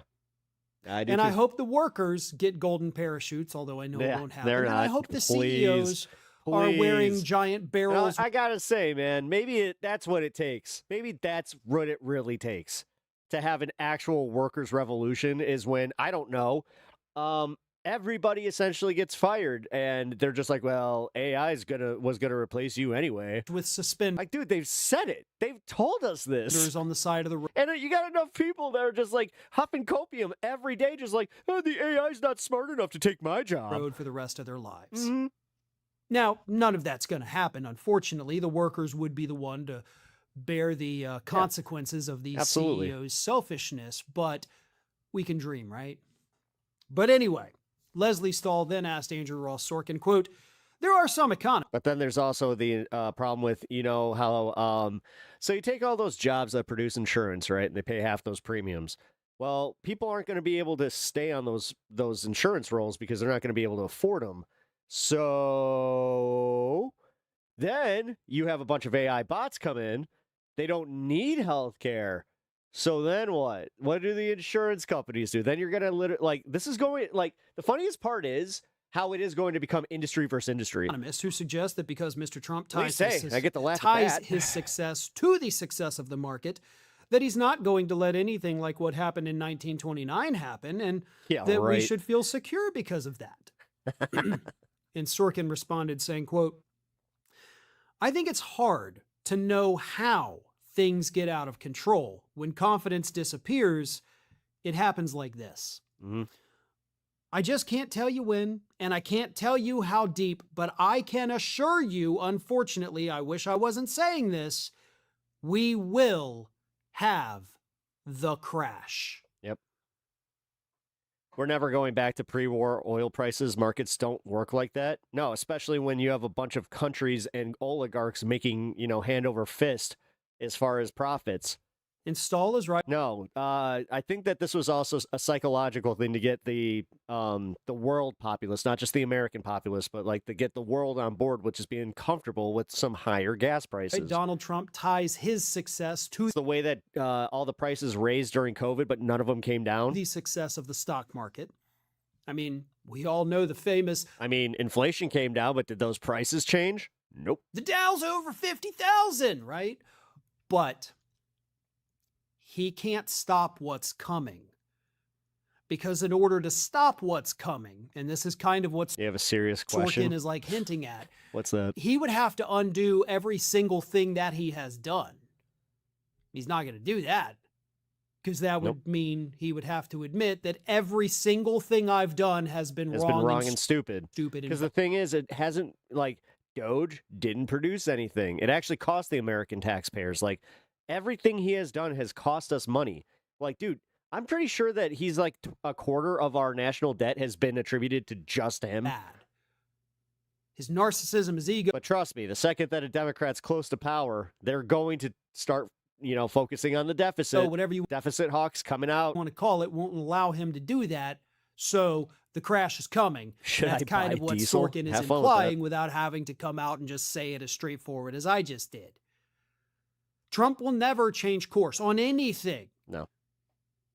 Because that's an admission that I didn't know what I was doing and I screwed everything up. And that's not something Donald Trump is capable of doing. So hundreds of millions of Americans, potentially hundreds of millions or billions of people around the globe, will suffer the consequences instead. Thanks for watching. And if you are not already subscribed to the channel, please do so.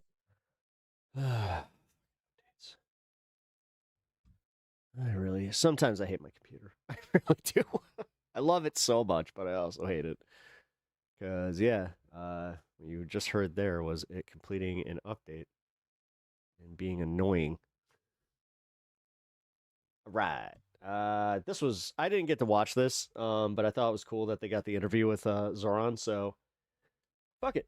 I want to see this.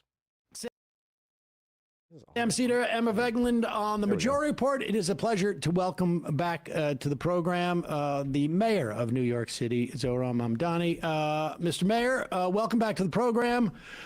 I will let you guys just do this since you need to do it, and then we can move on to other more important things. Yeah, it's pretty important. I told Sam I would resign from the show in protest if I did not get the first question. So how about them Knicks, baby? How about them Knicks? Baby? How about them Knicks? It just feels like the city is alive. And I got to say, even for a Knicks fan like yourself, Wes, a host with a Boston Celtics fan, you can still feel that excitement and that joy.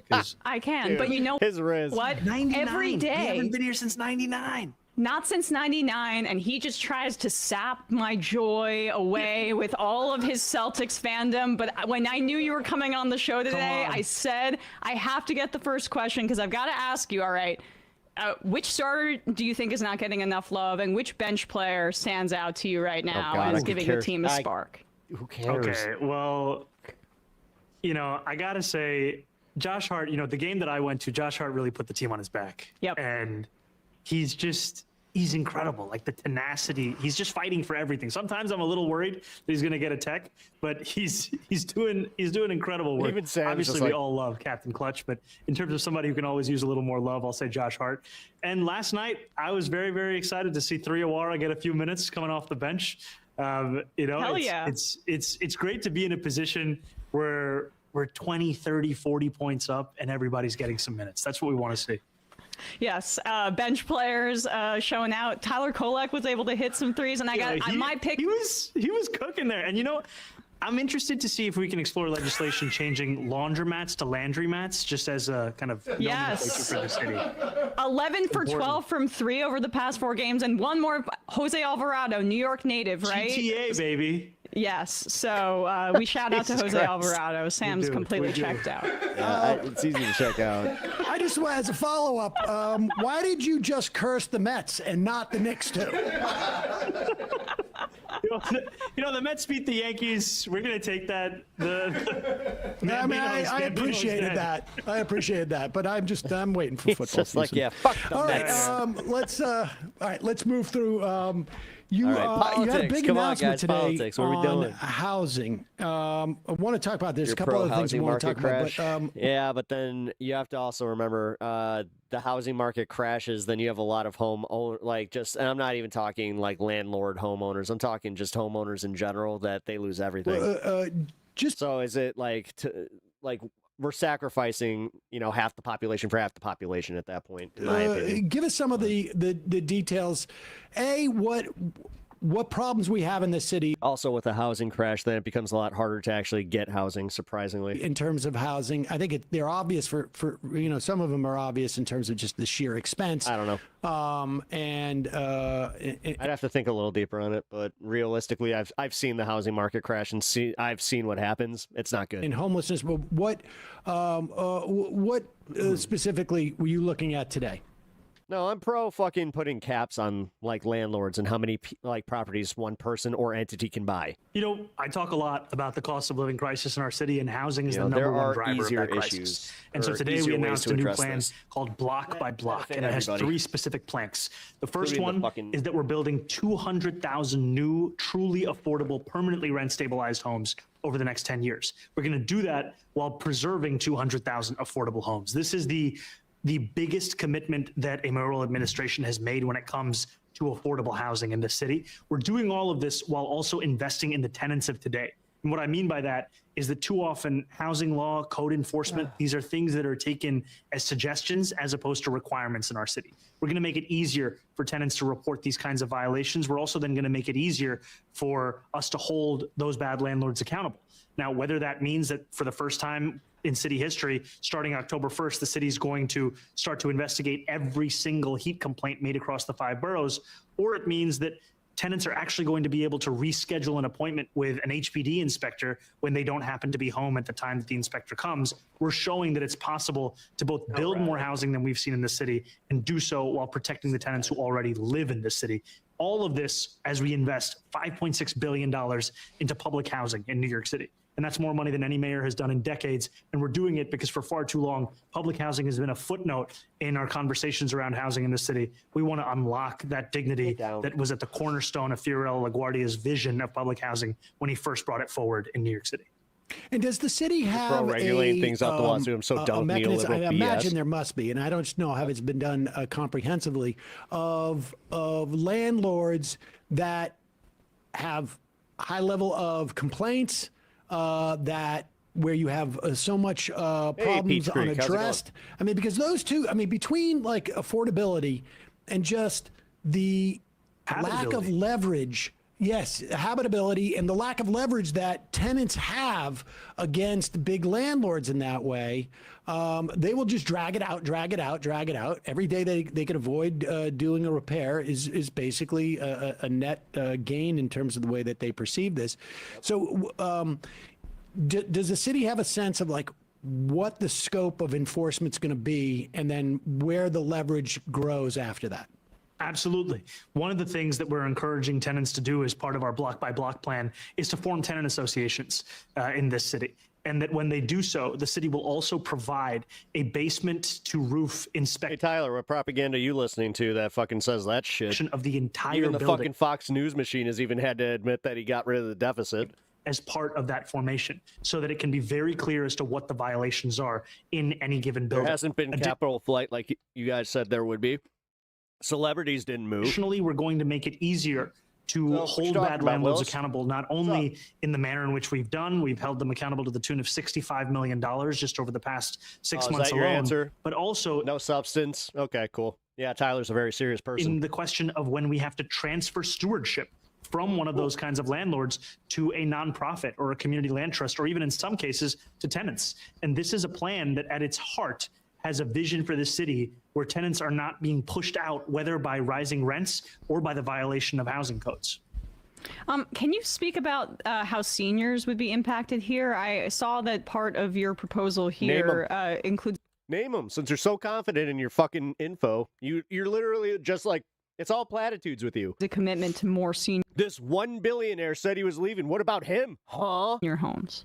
You Absolutely, dumb fuck. that's at the heart of this is Dude, how do we everybody actually loves deliver the Mamdani in kind the of city right now. affordability that too often has just been hoped for as opposed to actually been acted upon. And what I mean by that is there's a program that we have called ELA, extremely low level affordability. It's at a cornerstone of a lot of how our housing department is going to deliver a lot of these homes. But to your point, for seniors, I remember when I was running for mayor, I went to a senior center in Brownsville, and I met a senior there who told me that they'd been on the waiting list for 8 years, and that they said if they had to wait 1 more year, they would actually leave the city because they couldn't afford to do so any longer. So this 200,000 target is going to include a significant number of senior.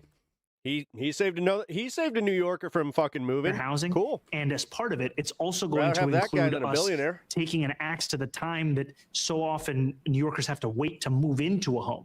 Because we see right now in New York City, on average, it takes 7 months after a housing is completed for someone to move into that housing. So it's a lot of also the regular. Yeah, did he actually sell that building, or is that just all blustery bullshit? Framework that we're taking a hard look at to ensure that this is going to be the fastest possible process. How do you fix NYCHA? I mean, it's a huge agency, and it is been, I think, perennially. When you're done crying like a little bitch, listen. Under-resourced. How do you scale that back up? I think the first thing you do is actually try, because what we've seen for many years is that the scale of capital needs have been used as a justification for administrations to not do anything. Because what is said time and again as well, NYCHA needs $80 billion. Anything that we do is just a drop in the bucket. We need to wait for the federal government. We know that after Reagan made cuts to public housing, that federal administrations, whether Democrat or Republican, have allowed NYCHA to fall into disrepair. So the idea of waiting any longer is not acceptable, whether for myself or for NYCHA residents across the 5 boroughs. And so what we are doing here is showing that the city is going to commit itself in a way that it hasn't in decades to start to show what it looks like to invest in NYCHA residents. $5.6 billion obviously doesn't cover an $80 billion deficit. What it does show, however, is that there is finally a party at the table that is serious about the needs of NYCHA residents. And we're going to show that not only in increasing the support that we are providing to critical services like elevator repairs or the turnover of vacant units, but also by showing that we can actually create new revenue streams for NYCHA that will be permanent for years to come, so that we can actually get out of this spiral that we have been in for so many years, and then say to the federal government and our partners that we are looking to build with that we actually need them to come to the table and start to partner with us at the same level, if not far greater than what they've ever done before. So the idea is that some measure of success begets more success down the road when you can show people that we're not throwing this money into a bottomless pit. We're actually getting somewhere in terms of improvement, and we need more. Exactly. And I think it's showing that we also can't afford to wait any longer when NYCHA residents are being forced to put up with conditions that are simply unacceptable. All right. One more quick question, because I know you get time, and we spend a lot of time on the basketball stuff. My man is bitter. I am very bitter. Every day. I've been bitter for a year since the injury in the series last year. But And that's not the point. They win enough. Like, he can't even give this to us. It's ridiculous. Yeah. The federal government has been relentless. We've been talking about how their destruction of agencies. We're getting millions of people losing their Medicaid. SNAP cuts. Can you go through at least in the context of SNAP? I know there's a direct thing that's being done, but SNAP and just more broadly, what can the city do when the federal government has basically pulled the rug out from under the supports that so many people have relied on? I think it's obviously incredibly difficult for our city as a whole when we have federal policy that is looking to take an axe to the social safety net for so many New Yorkers. And we've talked about the fact that it's the most expensive city in the country. Yep. These are the kinds of actions that make it even more difficult to afford to live here. SNAP benefits, this is something that the key demographic here that we are so worried about are New Yorkers even between the ages of 18 to 24, their ability to keep affording groceries. Yeah. We're telling every New Yorker that if you are not sure of your SNAP status, to please make sure that you're actually checking your HRA app to see that you've actually enrolled. Because if you are working at this time, or if you are enrolled in training, or if you are volunteering, there are ways for you to continue to receive your SNAP benefits. And yet what we are worried about is whether it's SNAP, whether it's healthcare, there are so many different ways in which federal policy is making it harder for the city to succeed. And what I've said to the president directly is that my vision is of a partnership with the federal government, much in the same way that who I believe was the greatest mayor of all time, Fiorello LaGuardia in this city, was able to build that relationship with FDR and delivering those kinds of New Deal programs across the 5 boroughs. All right. Well, I know where you guys can say your Nick stuff, and then we'll wrap up. I think we I don't did laugh enough. if Trump all of a sudden just does a fucking socialist pivot just because. We did enough. You know, that'd be really funny. I can't wait to talk to you during the finals, my friend. Well, I mean, you know, I'm not going to go on about Wemby right now, but I mean, it's good luck. I'm not saying anything. I'm not jinxing anything. I'm just riding the vibe one day at a time. Enjoying the vibe and listening to these Celtic tears. I'm drinking them. Mayor, thanks so much for coming on. My son wanted to say hi, and he appreciated that last snow day. He wanted me to tell you that. All the best. Thank you, guys. All right, thanks. Thanks so much. 18 championships. All right, see ya. Yeah, we know. Whoa, jump scare. All right. Yeah, this one.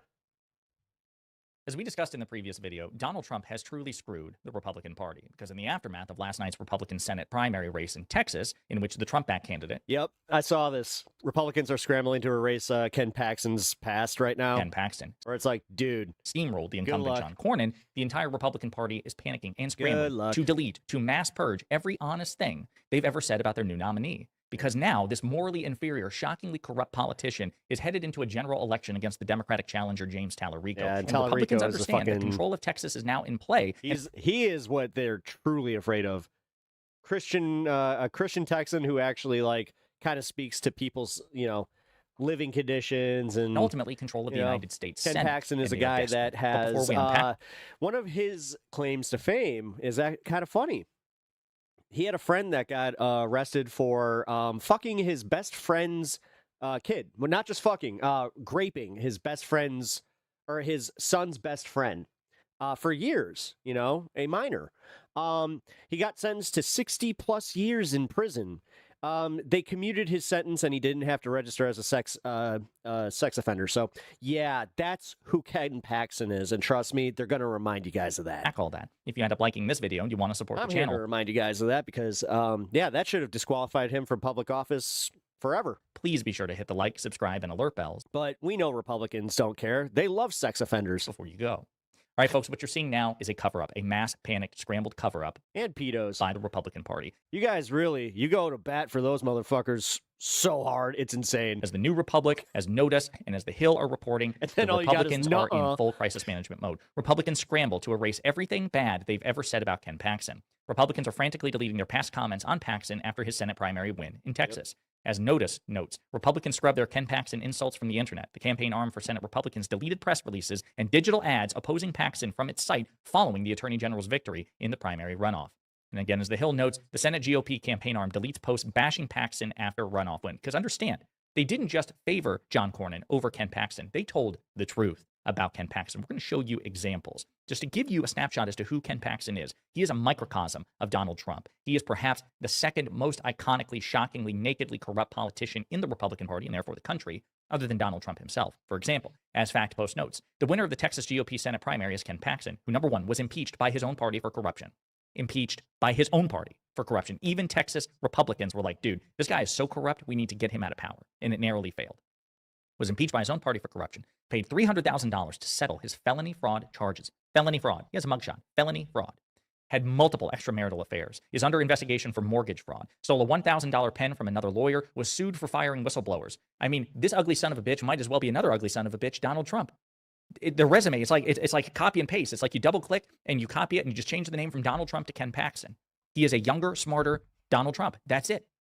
That's who the Republicans are now defending. And what, folks, I'm telling you, when you look, Paxton delete, it's tweeting, it's all over the place, right? Republicans, as the Republican Party released a press release attacking Ken Paxton for adultery, bribery, and corruption has resurfaced. The Republicans selling themselves all the time at this point, supporting this administration is like screaming to the world that you're on a list. Deleted this. The National Republican Senatorial Committee released the following statement on Angela Paxton. That's his wife. That's his wife. Her decision to divorce Ken Samuel Paxton. Quote, Meyer, well, Ken what Paxton up? has put his family. This timeline's so screwed up. Yes, it through is is. truly Sam, if you have not hit that sub button, please do. repulsive and disgusting. No one should have to endure what Angela Paxton has. Come and hang we pray out. for her as she chooses to stand up for herself and her family during this difficult time. That is the Senate, the National Senate campaign that is now trying to support Ken Paxton, and they're mass purging this. Background: Angela Paxton's divorce petition accuses Paxton of adultery and says the couple stopped living together in June 2024. Paxton's former chief of staff testified that Paxton confessed to her and other staff members he was having an affair with his mistress. Impeachment articles in the Texas legislature allege that Paxton used the alias Dave P. for a fake Uber account he used to secretly see his mistress. Paxton was also accused of using secret emails and burner phones to try to cover his tracks. Yeah. Again, if the Democrats fuck this one up, then there's literally no elections they could ever win.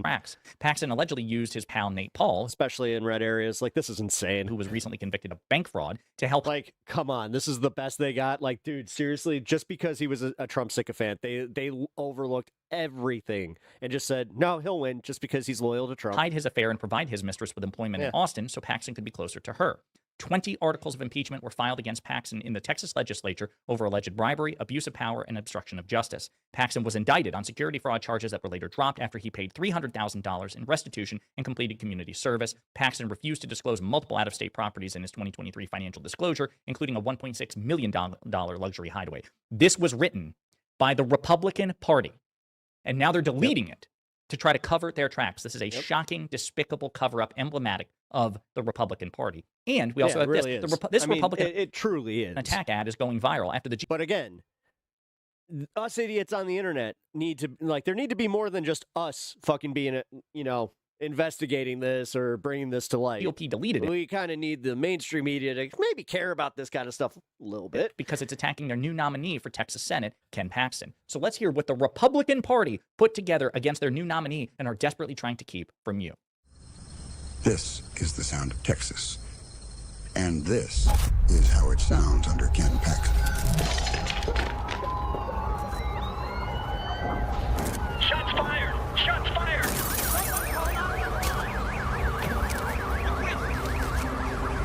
So, which Texas do you want to hear? Texas deserves better than the sound of Ken Paxton. Republicans created that attack ad. What up, Dix? How you doing? Folks, I'm telling you. And nobody should be surprised by this. Like the Republicans out there who are like wringing their hands going, I can't believe Republicans did this. Why not? They did it for Trump. If they did it for Trump, why wouldn't they do it for Paxton? You guys, the Republican Party, which claims to be the party of Christ and Christian values and moral responsibility and personal responsibility, that shit went out the window. Oh, absolutely. As soon as they made Donald Trump. It's all partisan. Like, again, it's party before fucking principle. Trump, their cult leader. Like, they do not have any. They became the morally inferior party. Republican politicians are objectively morally inferior. And if you're willing to sacrifice those principles again and again and again and again and again on the altar of Trump, why wouldn't you do it for Trump Light or Diet Trump? As Team Tallarico, which is James Tallarico's campaign Twitter account, says, this is Ken Paxton's mugshot. He was indicted on 3 felony counts for investment fraud. He was reported to the FBI by his own staff for bribery. He was impeached by his own party for corruption. Now he's the Republican nominee for U.S. Senate in Texas. Together, we will stop him. And note that smug smile on his face. This guy is younger Donald Trump. That's it. So, with that in mind, I also want to play some other things for you, okay, including a couple of clips of James Tallarico himself. Dereliction of duty, obstruction of justice, and conspiracy. A majority of Texas House Republicans voted to impeach one of their own. 60 Republicans voting in favor. Allegations he abused his office to benefit himself and a major donor who allegedly paid for his home renovations and even helped him cover up an affair. They claim the AG used secret email accounts, burner phones, and a fake Uber account to see his mistress. Paxton is a repugnant character. He's always been on the edge of sort of criminal activity. 3 felony fraud charges which have lingered for 9 long years. And in between it all, the state's top attorney had a mugshot. There are calls for Ken Paxton to step down. Ken Paxton is an extremely flawed candidate, and I sense the worst is yet to come about his background. That's how you make a fucking commercial. Like, goddamn, Tallarico. Pretty persuasive. You have Republicans in there, Fox News hosts talking about this as well. That's and again, what I you cannot need. stress this enough. I've got That's to show all you this. you need. You just use their own clips against them. God damn it. Examples Don't of people overthink this. deleting stuff. So as Lauren God, French they did noted, that with Trump, across the where board, it's just Republicans use are his mass own deleting their words prior against him. posts about Goddamn. Ken Paxton, be it his scandal or affairs. You have Joanna M. Rod, Brandon Jaspers. You have so many people, so many examples. The NRSC, again, that is the National Republican Senate campaign arm, which are now forced to embrace Ken Paxton. They had a lot of things to say about him. Now they're deleting it. Senate fund, I mean, Senate dude, fund. even Republicans in the Senate are saying that they might have just handed this, like, that Senate seat to a Democrat. Mass deleting, mass of purging, what they did, trying to keep this from you. Again, not shit they that were trying liberals to or progressives convince said, Trump but to things like that calm down, because it's like James Corden still was he was a Trump sycophant, just not as sycophantic as Trump wanted him to be, because there are a few things that he even stood up for and went, nah, no. they said. Literally, they want unquestioning power. Like, they just want people to be there and never question the administration, which, guys, that's insane. I don't care how much you like this fucking guy. Do you really just want unchecked power? What the It's not you getting the power, you fuckheads. The Republican Party's Jesus NRSC has deleted their Christ. ad attacking Ken Eventually, Paxton it's going to fall to you. after he won the nomination for I U.S. Senate can't in wait Texas. till it. You know what? At this point, I genuinely can't wait till it does. I'm glad to see more and more MAGA accounts on TikTok. Just like, God, you know what? I didn't think that he was going to be this bad, but damn, this has really affected me. I've seen a lot of fucking MAGA businesses complaining about the price of diesel. They understand that he's morally inferior. They understand that James Tallarico is a morally superior person. He's just objectively better as a human. And they're scrambling because Donald Trump has screwed them. Speaking of James Tallarico, let's hear him himself. Something just happened in Texas.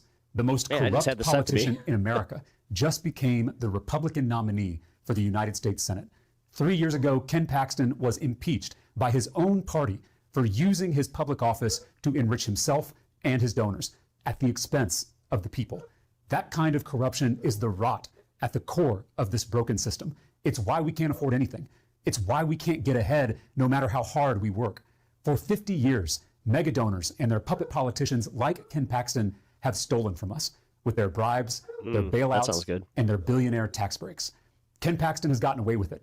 They've all gotten away with it. But that ends this year, in this state, in this race. If we, the people, can come together to defeat the most corrupt politician in America, we can defeat this entire corrupt system. We can start unrigging this economy. We can start raising our pay, cutting our taxes, lowering our costs. We can finally get ahead. It's time to come together. The people versus Ken Paxton. That is why the Republicans are panicking. Listen, I don't know if James Tallarico will prevail. Beto O'Rourke failed to prevail. He came close against Ted Cruz in 2018. I think he only lost by about 3 percentage points. But many experts agree the political environment is better for Democrats than it was even in 2018, and that James Tallarico is at least as good as Beto O'Rourke was as a Democratic candidate. And certainly Ken Paxton is more vulnerable than Ted Cruz was. Ted Cruz is mimetically disliked, but Ted Cruz is nowhere near as disliked and corrupt as Ken Paxton. So Democrats absolutely stand a chance. Republicans understand that. That's why Republicans told the truth about Ken Paxton. Not because they actually have an allergy to corruption. Again, if they actually had a principled allergy to corruption, they wouldn't be supporting Donald Trump as enthusiastically as they do. No, they understood that Ken Paxton put their Senate majority and that Senate Texas seat in jeopardy. That's it. They understood that Paxton was the weaker general election candidate. That's why they told the truth about him. If they thought Paxton would be a stronger candidate to go up against Tallarico, they would have never said that. They would have never told the truth about him, much like they don't tell the truth about Trump. You understand? It is pure. The only thing the Republican Party cares about is power. And they believe that Ken Paxton is more likely to cost them power than to gain them power. That's why they told the truth about Ken Paxton. But now that they're stuck with Paxton, and he's the only chance they have, they're now trying to lie once again by purging every honest thing they've ever said or filmed about Ken Paxton. And they're trying to hide it from you. What you're seeing is a cover-up, a mass purge. Mock them, call it out, and use it. I mean, the fact that they ran that quickly to go and scrub it, it tells you that they know that this is problematic. That James Tallarico. And Tallarico seems to have the social media savvy to not let this one go. So we'll see. We'll see. If AIPAC gets their way, though, they're probably going to want Ken Paxton because they just want Trump to have no guardrails. So then he can just do whatever the hell, Netanyahu wants him to. Let's be real. That's who's running our country. It's not even Trump. It's Netanyahu. Netanyahu is technically our president. All right, guys. We talked about this the other day on the show on Crystal Kyle and Friends. By the way, go sign up if you haven't yet for Crystal Kyle and Friends on Substack because great episode last week. We had Young Don on last week from Young Don Reacts. We talked about this and many other things as well. Also, check out the Ashley St. Clair. I think she got you with the kid comment. Interview from a couple weeks ago. I feel like your kids don't call you, do they? After we interviewed Ashley, every single left-of-center creator was like, "Oh, wow, I'm about to interview her too because she's got all the tea in the world." Talking about, you guys saw how she basically said Elon implied, if not hinted, if not outright admitted, that he kind of stole the election in 2024 for Trump. So you got all that out there. Like I said, go sub to Crystal Kyle and Friends to check out the full episodes. But I want to give you an update because it's even worse than what we realized, okay? So let me show you this from More Perfect Union. Virginia's Democratic Governor, Abigail Spanberger, started her term with some wins for working people. She signed a paid sick leave law, enshrined the right to contraception, and fought for voting rights and more. She also raised the minimum wage, I believe, as well. But now Spanberger is vetoing numerous bills passed by the Democratic legislature that would improve the lives of working people across Virginia. And we'll get to the thread in a second here. But guys, I told you, I was very hopeful because she ran as a centrist, okay? But then as soon as she got in office, she started doing base-ass shit. Another thing that she did, which wasn't mentioned here, is she said, we're not going to cooperate with ICE. The state authorities will not cooperate with ICE. She's banning that. So it was like, I want to say there was like 4 or 5 different decisions in a row very quickly that were like, I know I ran as a centrist, but I'm going to govern more like Zoran, right? It was awesome. It was awesome. But then the Supreme Court in Virginia slapped down the redistricting, which, by the way, she supported. She supported the counter gerrymander trick where it's like, hey, Republicans are rigging it here, so we're going to counter rig it here. They're going to gerrymander there, we're going to gerrymander here, right? It's the only thing you could do, fight fire with fire. She supported that, good on her. But then the Virginia Supreme Court slaps it down. Yeah, but then it's on her to take that to the Supreme Court and be like, well, hey, you know how you did this whole thing for Article 2? Well, we need you to step in because, yeah, fair is fair, bitches. And basically says, like, yeah, red states can gerrymander. You can't counter gerrymander here. Instead of fighting back, she goes, okay, that's it. We're just going to leave it as is. Excuse you? So you want to permanently make the Democrats a minority party. That's what you're saying if you don't want to fight this. Okay, so that's big red flag. Then after that decision from the Virginia Supreme Court, she became like straight up evil. She immediately morphed. His kids too, and shouldn't he be parenting? We know he doesn't have custody. Come on now. To a diet MAGA psychopath, okay? Early in her tenure, Spanberger made historic progress by delivering... You think with this shining personality that the court gave him custody? On her promises to make Virginia...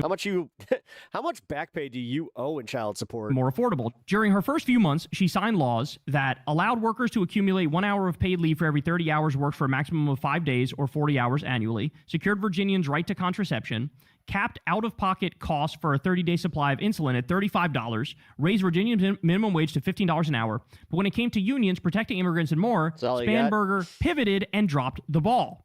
Damn, nailed him. The biggest blow has been Spanberger's veto of a bill that would have amended a Jim Crow-era ban. I love, like, kind of when you get the vibe of, like, exactly who these people are and then just nailing it so fucking hard. And like, expanded collective bargaining rights for the state's 500,000 public sector workers. Spanberger could have narrowed one of the nation's largest public sector pay gaps. Despite signing into law that ICE agents are not allowed to conceal their identity, Spanberger later vetoed a bill that would prevent immigrants from being detained at hospitals, schools, courthouses, and polling sites. What the fuck? Spanberger argued that there was no evidence that the law would improve public safety. Jesus Christ. But as we've seen in Minnesota, ICE presence greatly deters immigrants from voting, seeking medical attention, and buying groceries. Spanberger also promised to lower everyday costs for Virginians, but rejected a bill lowering the state's prescription drug prices. Jesus Christ, that's evil. In 2020, Virginians paid 36% more than the national average for prescription drugs, and last year, almost 70% of surveyed Virginians delayed or skipped treatment altogether because of inaccessible costs.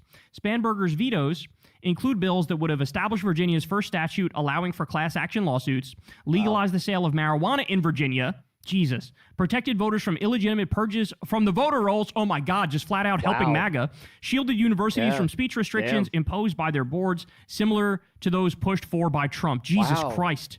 We got another one that details it here. Last Friday, she vetoed a bill that would have expanded and protected collective bargaining rights for state public sector workers. On Tuesday, she vetoed legislation that would have protected voters from illegitimate purges from voter rolls.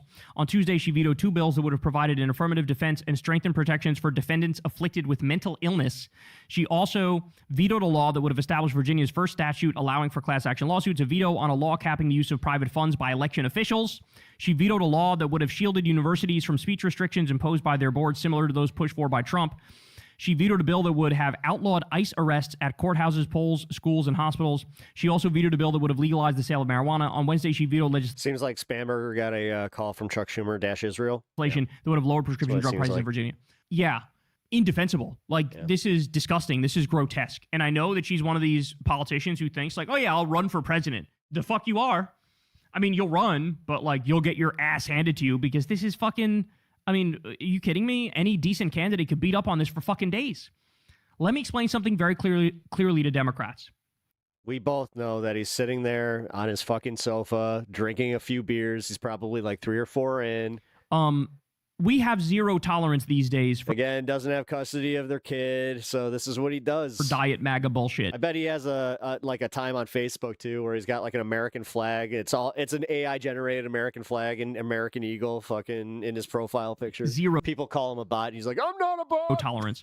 I don't want somebody Republican light. I'm just I don't want genuinely somebody diet stupid. MAGA. Yeehaw! I don't want some fucking bullshit bipartisan, hold hands and sing kumbaya, work with both sides type. No, I want a motherfucking crusader.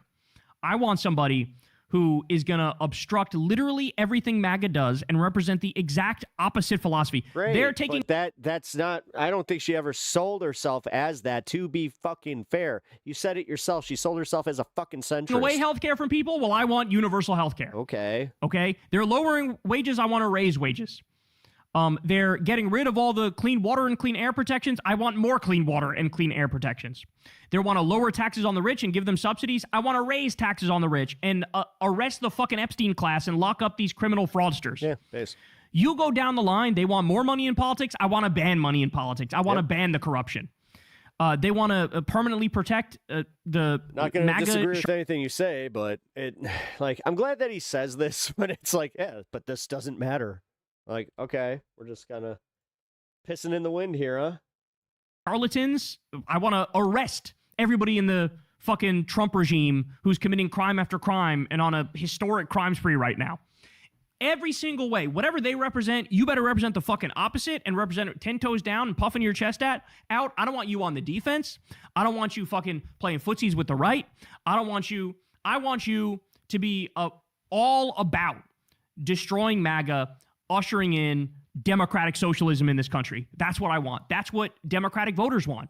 We're sick of weak ass, as Jennifer Welch calls them, pick me Democrats. Pick me Democrats. It's, pick me. I'm one of the good ones. See, I'm middle ground. Look at me. Why is it Democrats always have to be middle ground? Republicans never have to be. They all get to fall in line. They all get to suck off Trump. They all get to represent their philosophy. But Democrats because deep down inside, America's actually still kind of racist, dude. Always say, oh, we got to meet them halfway. You got to be the bigger person. You got to be more fuck you. A lot of people, and also just in general, a lot of people just they don't connect the same way. We don't have a cult of personality. There isn't somebody to get behind, so therefore people just don't pay attention. Fuck all of you. So Abigail Spanberger totally. This is what I keep talking about, needing just anybody, like somebody to step up and actually like be someone that they can focus on and get behind. Shit the bed, totally humiliated herself. Yeah. But I guess this is what you get when you get a former CIA agent. Pissing in the wind. Who runs as a Democrat. I guess that's what you get. And that's disturbing. That's disgusting. That's unacceptable. And I hate it. I absolutely positively hate it. You should hate it too. And people need to know that this is who we're dealing with here. Do something about it, Kyle. I don't know. You have a huge platform. You got 2.25 million. Why aren't you at her office? You live in Virginia. What are you doing? So look, like I genuinely, like, why isn't he asking to have her, like, you know, have an interview with her? So like, and do it not as like Kyle Kulinski, the entertainer, Kyle Kulinski, the constituent. We're putting it out there. But if you are a diet MAGA Democrat in any sense of the term, if you're a pro-Israel, I don't know. I'm kind of done listening. There are moments in economics where the professional forecasts, the statistical data, and the lived experience of ordinary people all converge on the same conclusion at the same time. Those moments tend to be rare, but they also are the moments that precede the worst outcomes. This week, 3 separate reports. I've come to really like this channel, by the way. Reports from 3 separate institutions measuring 3 separate dimensions of the American economy all arrived at the same place. Goldman Sachs declared that the Iran war has killed the soft landing scenario for the United States and warned of a possible negative growth shock. The University of Michigan's Consumer Sentiment Index fell to its lowest level in the survey's entire 70-year history, lower than 2008, lower than COVID, lower than any point ever recorded. And CNBC published a report showing that 37% of American adults cannot cover a $400 emergency expense. That credit cards are also their credit card defaults are on the rise, which credit card Debt has hit a record $1.21 trillion. Yup. And I'm telling you right now, as somebody who has lived through 2 recessions now, guess what? Guess what? These are the patterns. And that 1 in 4 You don't need to be you don't need prediction markets or any of that shit. Americans is now skipping meals to make their monthly debt payments. Yep. But now you also got the U.S. government coming out saying, oh, well, maybe skipping a meal's good. You know, we're a fatty nation. We need to skinny up. Economists see it coming. The data confirms that it is arriving, and millions of people are sadly already living inside it. My name is Elle. I have a PhD in computer science, and I use data analysis to spot patterns in geopolitics and economics. And I want to walk through these 3 reports carefully because together they tell a story that is more complete and more troubling than any of them tells alone. Let's start with Goldman Sachs. Jan Hatzius, the bank's chief Decent impression. Thanks. economist and enjoy them gas prices. No shit. one of the most respected forecasters on Wall Street, published a note this week stating that the Iran war has destroyed what he called the Goldilocks scenario, the expectation that the U.S. economy would achieve a soft landing with gradually declining inflation, steady employment, and eventual That rate ain't happening cuts. anymore. That scenario, We're gonna Hatzius plummet. wrote, is now dead. Yep. In its place is a range of outcomes that includes what Goldman describes as a negative growth shock, an economic contraction driven by the simultaneous impact of elevated energy prices, sticky inflation, rising interest rates, and collapsing consumer confidence. Yep. Goldman has not formally called a recession, but the language negative growth shock is as close as a major investment bank gets to saying the word without saying the word. The mechanism Hatzius identified is the one this channel has been documenting for months now. The Iran war sent oil prices up roughly 80%. Higher oil prices fed directly into consumer inflation, which hit 3.8% in April. Yeah, but this guy Tim in chat, he's just like, yeah, this is the greatest time I've ever lived in. Higher inflation pushed bond yields to levels. You're 67 years old and you don't recognize the patterns. I don't think that you were paying attention through those 67 years. Either that or you might have that prefrontal dementia thing that you might want to get checked out. Not seen since 2007. The 30-year boomers, dude. Treasury yield crossed 5. Isn't it fun when boomers just prove that they are just as bad as everybody claims they are? 5.2% this month. Jesus Christ. Higher yields mean the government pays Why don't more you to wreck the world borrow, a which little bit more on your way out? widens the deficit further, which requires more borrowing at the new higher rates. And simultaneously, higher energy and food prices compress household purchasing power, meaning consumers spend more on essentials and less on everything else, which slows the broader economy. Goldman's note describes this as a not a negative boomer? feedback loop between I energy didn't call costs, you a boomer, I inflation called Tim a expectations, boomer. and consumer spending. This Guilty conscience there, Brian. channel described the same mechanism 3 weeks ago. Goldman just put their name on it as well. Yep. If you've been following this channel's coverage of the U.S. economy, this is the institutional confirmation part. The data we have been tracking has now been endorsed by one of the most influential financial institutions on the planet. Next up, the University of Michigan's Consumer Sentiment Index provides the statistical confirmation too. Yep. The May reading came in at the lowest Yeah, levels. but bubble. It's a bubble. She's using computer analytics to do this, but it's a left-wing bubble, people. Since the survey began in the 1950s, not the lowest in a decade, not the lowest since the Great Financial Crisis, the lowest ever recorded in over 70 years of continuous measurement. Consumer expectations for inflation over the next 12 months surged to 7.3%, the highest since 1981, when Paul Volcker was raising interest rates to 20% to break the last great inflationary spiral.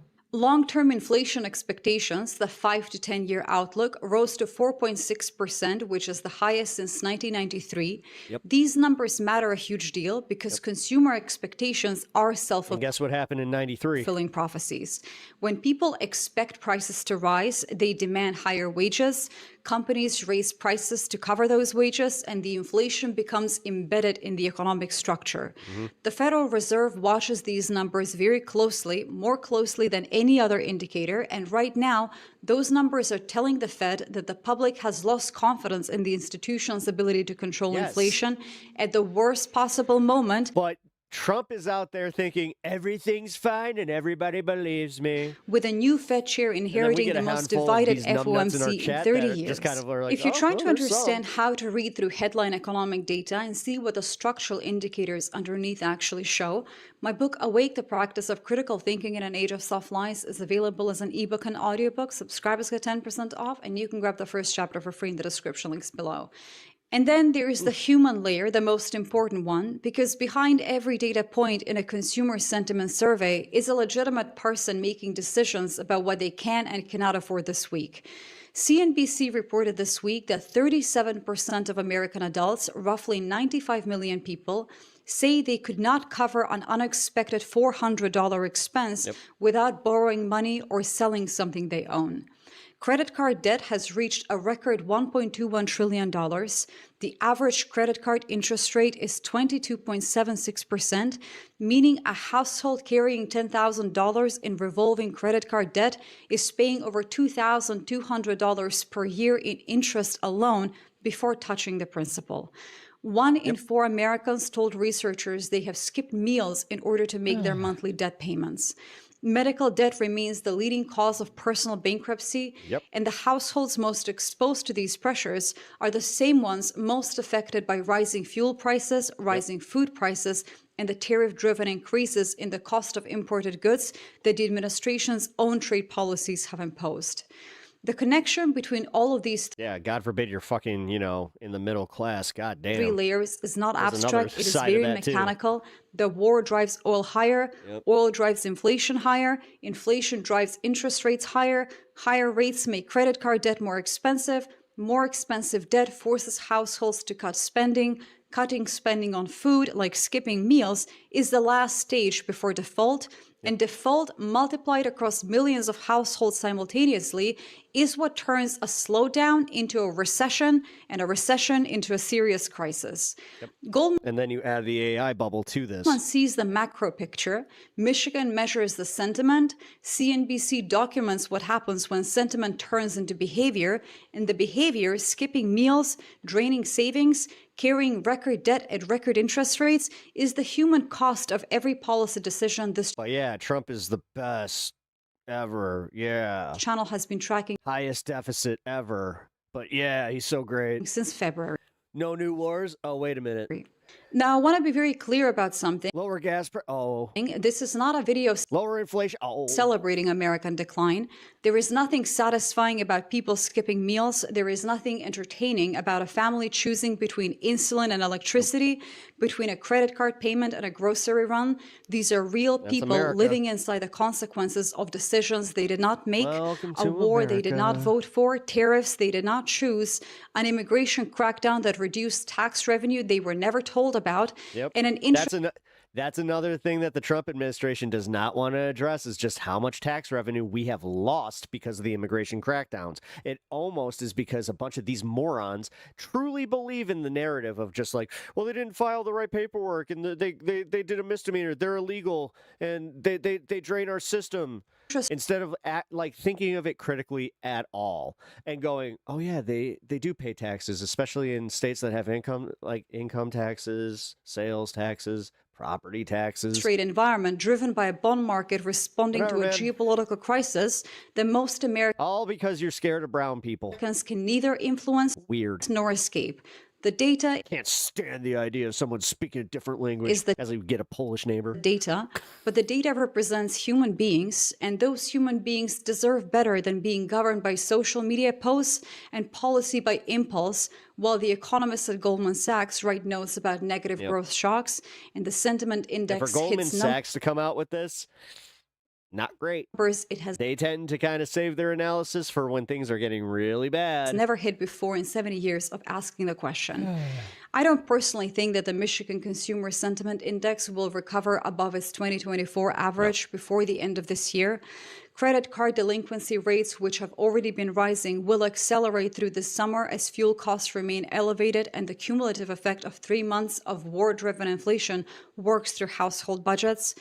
Goldman's negative growth shock scenario will move from risk assessment to baseline forecast if oil stays above $100 through the third quarter of this year, and the human costs, the skipped meals, the medical debt, the $400 emergencies that 95 million adults cannot cover will probably continue to compound in ways that no headline unemployment number can capture, because the headline was never designed to measure suffering.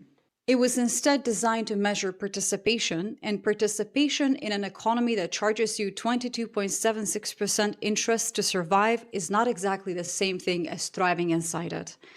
But while the US economy deteriorates across every measurable dimension, Moody's chief economist has been tracking a specific recession indicator that has been flashing since January. I made a video on this vicious cycle index, why he says the economy has seven fingers left on the edge of a cliff. You can't outsmart this. Eventually, it's going to start cascading. And what happens when the next two slip. That's the one that I would watch next. Thanks so much. Yeah. Yeah, the idea that you, like, all of you guys, like, all of us are somehow, you know, not going to get hit from this. Like, dude, seriously, unless you make multi-millions, like, not just like, you know, a couple million here or there. Like, you have to make like hundreds of millions of dollars to weather this and really not feel it. So, but whatever, man. We know that you guys don't really care, so. Which is fine. Go ahead. Do you? Don't be surprised when the world fucking hates you. And I mean, like, everybody in the world fucking hates you. Insulin, dude! He needs insulin! Hey, so Robbie. many people are dying because of you. 1 in 4 to 6 days, let's not forget. Oh, so basic. Lunch break. Release. Oh, Right you're on. leaving. You're leaving. Why? To eat while there are people striking in there? To eat while the food in there is maggots? Come on, we're sorry. Come back, we're sorry. Oh, this is fun. Okay. Don't go home and This beat covered your for a little wives. bit. Don't go home yet and hate gay people. Come back. We love you. Ooh, we're getting close to the She 420. gets you with Oh, the yeah. medicine, but later on, we'll give you the sugar. Don't cry. Jesus, now we're going to have to pay taxpayer money for therapy for ICE. Great. It's a shitty deal here in Delaney. Hey, you got to finish your demands, right? Hell yeah. Hell yeah. Oh, okay. Dude, Robbie Release rules. young and elderly detainees. Shout out Robbie Road Steamer. Release, I'll say release That's the young. Road Steamer, Okay, all right. you He's say there, giraffe an costume and elderly all. detainees. Yeah, we're watching Release this shit young for sure. and elderly detainees. Oh, this is fun. Release young. I gotta run upstairs real quick. Release young. Prepping for the 420. So give me 1 second and we'll be right back. I think that means crying. Okay, gotcha. Well, it's very basic. Do you want your grandma to be in your concentration camp? Would you want your Release kids our in the grandmas. concentration camp? Release our grandpas. Release our grandparents. They look like you. They look like me. They look like all of us here. Some probably even look like you. You want children in there? You want children there in the pedophiles concentration camp? What have you done? What is God gonna look at you and say tonight? God will be ashamed. God is ashamed of you. God is ashamed of you. Why are you making God ashamed? Well, you can't go that far. But we want to talk. Why are you making God ashamed? I like him, though. He looks like Wilford Why? Brimley. Are you doing something Diabetes. where everyone is saying that you're a villain? Why are you here? Not much hair. What do your children think of your job? How much money are you taking from the pedophile? Why are you trafficking our children? Ask him if he uses Rogaine. Why? No body shaming. Come on, Why? these guys have feelings. Why? Why can't you answer us? Voice is the gateway to the soul and the eyes. Y'all have covered up your eyes, covered up your mouths, and aren't saying anything in a way that will allow the pedophile, the warmonger, who's using billions of our dollars to go kill children around the world and rape children here in America. Why are you allowing this? Why are you taking the money? Why are you profiting off of suffering? Why are you exploiting us? Why are you on the side of the pedophile? God is asking. God wants to know. Is there one too? Can you tell God why?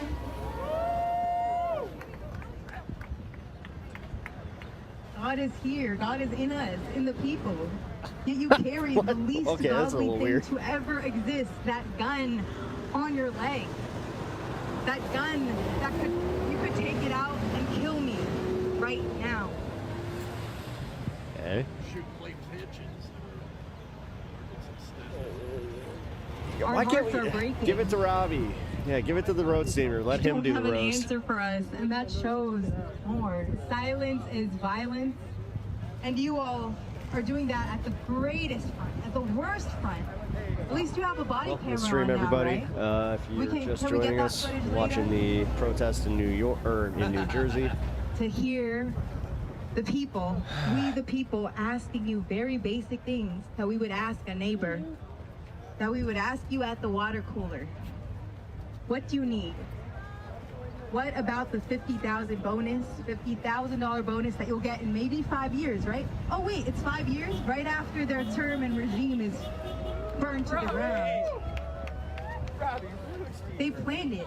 They have That one guy was like, against you and me. They have always been against us as the working class. That was funny. I like when they they get that one where they're just like, You oh, know that. I didn't really read the Right? fine print. Shit. Trump has made millions and now billions of dollars off of you upholding his reign of terror. So do you answer to Donald Trump when you sleep at night? There's no God in sight. There's no God in sight if you answer to Donald J. Trump, the pedophile in chief, as you traffic children, grandmothers, grandparents. Grandparents. My That was grandpa not is your nice. age. I mean, I get it. It's your bed. If he was so. doing that, I would be so My sad. dog's just like, get out of here. I would be so Doing sad. cat. If your children knew, or your grandchildren, or anyone in your life knew that you were trafficking children, what would they say? There you go. Your bed. Your silence speaks volumes.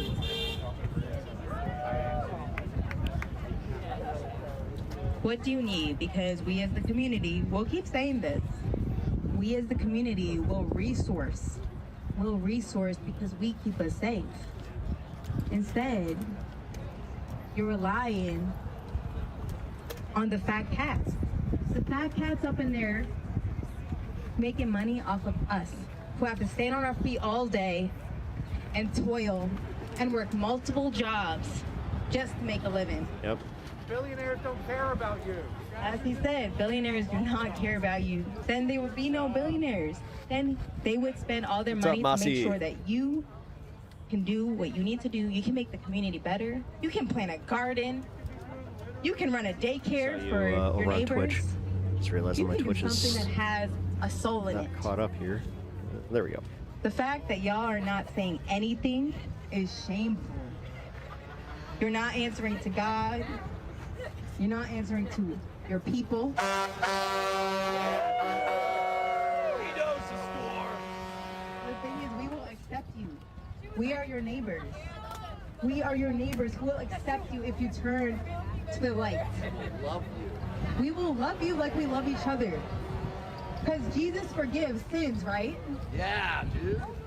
But not a sin like this. We're not Jesus, so we don't know. But what we'll do is we'll make sure your people are fed. Your family has a roof on top of their head. We have Gatorade and Pop-Tarts. And people have food on the plate, on the table.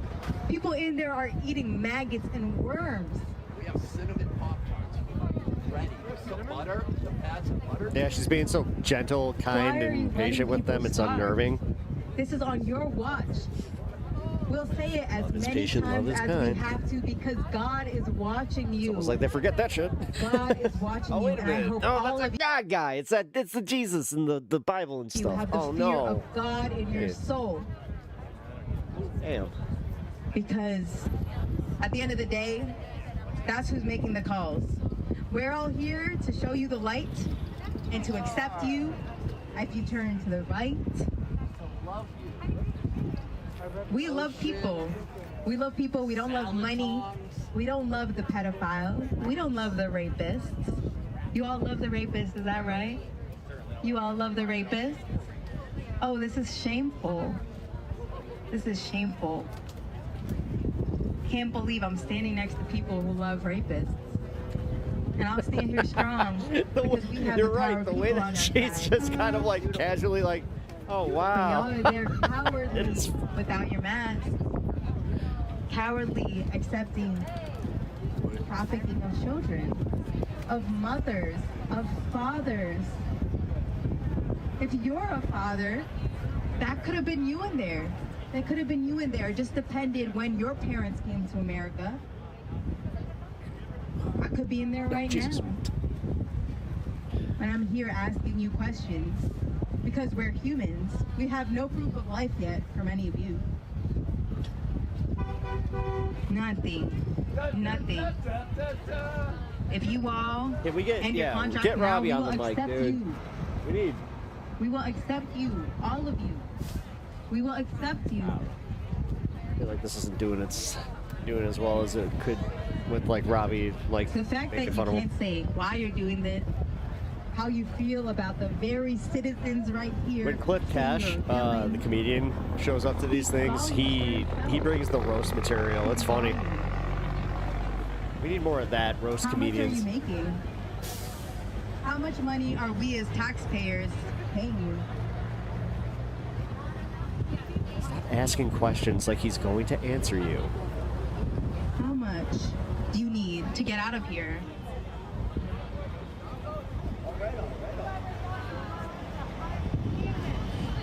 They're saying that you're hunting humans. Why are you hunting humans? They're saying you're scared. Why are you scared? Less than 5 minutes into the fun half. Yeah, that's why I'm not like moving into anything new, but I'll be honest, Why are you here? this is not, What are you doing here? this isn't landing, and it actually is kind of sad. It's kind of like, all right. What if someone did this to your Like, this kind of family? shows just would you how, like, feel? ineffective some of this shit is. I hate to say. Why do you have At least what she's doing. Like, holding the line, fine, great. Having people roast, but what she's just, I don't know. Like, when she does this, it's just like, you actually expect him to answer?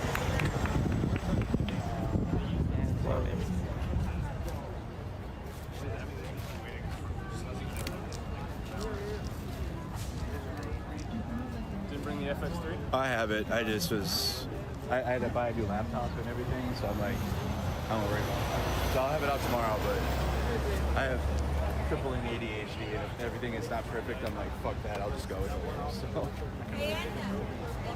I still need to dial in settings on it too. Like, I get so much better picture off of a live stream off my phone than I am my $4,000 camera.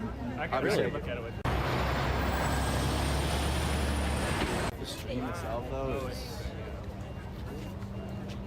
I don't know, the iPhone's got a really good sensor for low light and Huh. it is light outside. I'm actually listening to, I like, also the guy spent, describe a day his learning camera. The proper I don't know, I've been.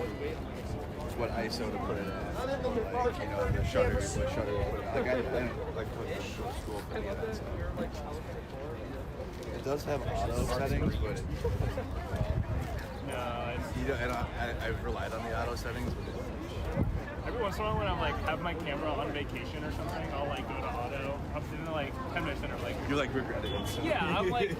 Kind of waiting for like the next generations to come out so I can copy a nice 4K camera for nice. I'm fucking up right now. Let me just throw it on auto. Just a 4K camera on the secondary market. I gotta go back to actually doing it myself. Although secondary market, I'll just say this much: it's not what it used to be, man. Everybody they overvalue everything they have. Guys are live in Delaney Hall. I was looking for just Newark, New Jersey. You know, who gives a shit patio table. I was just like, hey, let's see if anybody on Marketplace is selling one for cheap. Dude, they were selling broken ones with shattered glass, but the frame, they were just $100. It's just you're gonna throw that on the curb. What the fuck? We gotta have our. We haven't had our safety meeting yet.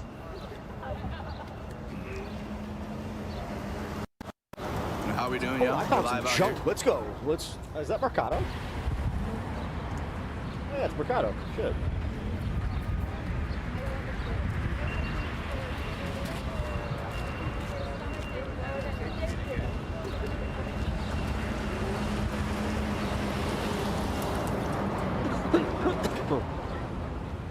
Shout out Mercado Media.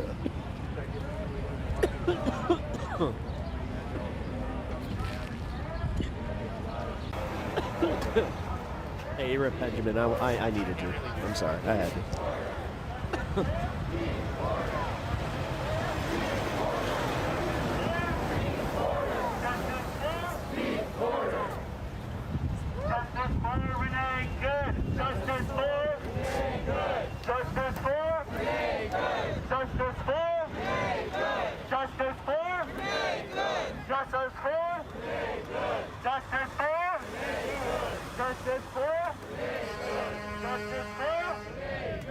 Justice for Alex Petty. Justice for Alex Petty. Justice for Alex Petty.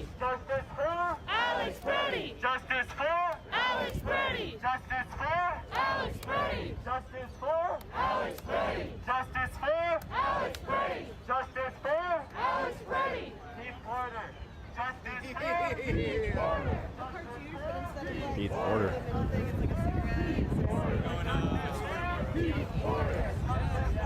Keith Porter. All right, 420. Celebrate. Keith Porter. Keith Porter.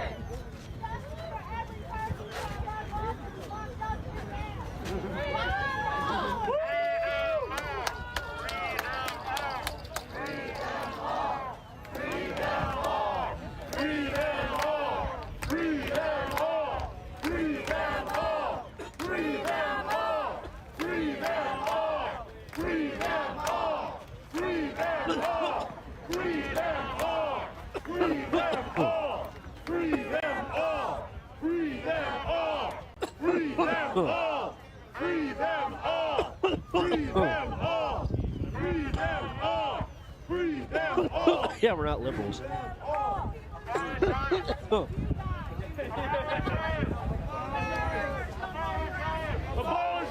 No, I think you don't get it. We're not liberals, you idiot. We hold different fucking politics.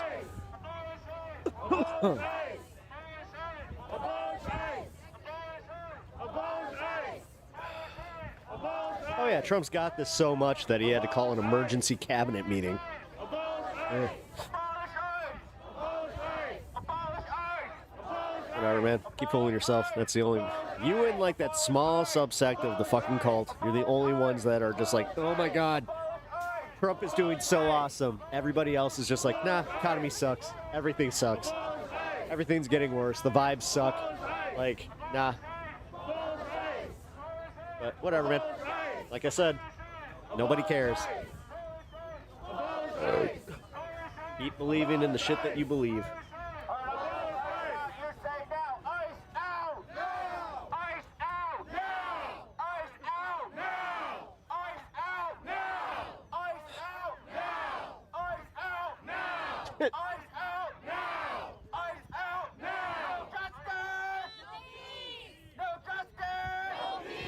Well, I don't suck Trump's dick like you do, so that might be you projecting. Isn't that the word you guys were so gung-ho to use earlier. Thanks for teaching me that, guys.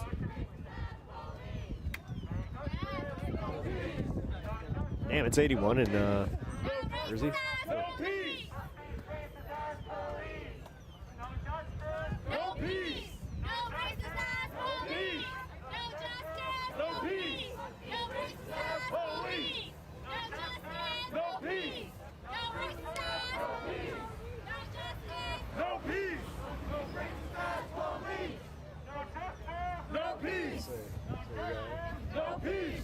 Because this guy's from Status Quo. I'm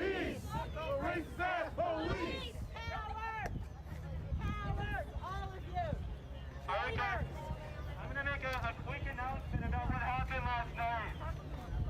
Last night, there was a medic right there. ICE agents pointed at the medic, grouped up, and sprinted past the line.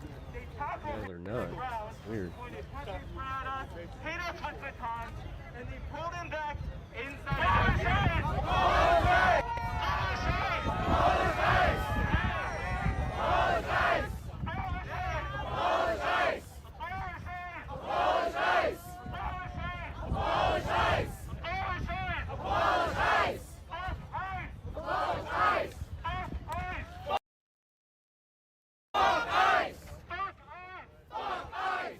Okay.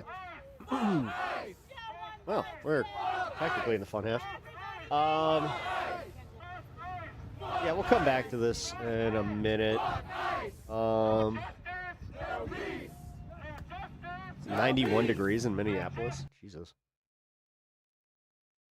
I suppose it's like 80 something here right now. Huh. God, is that really?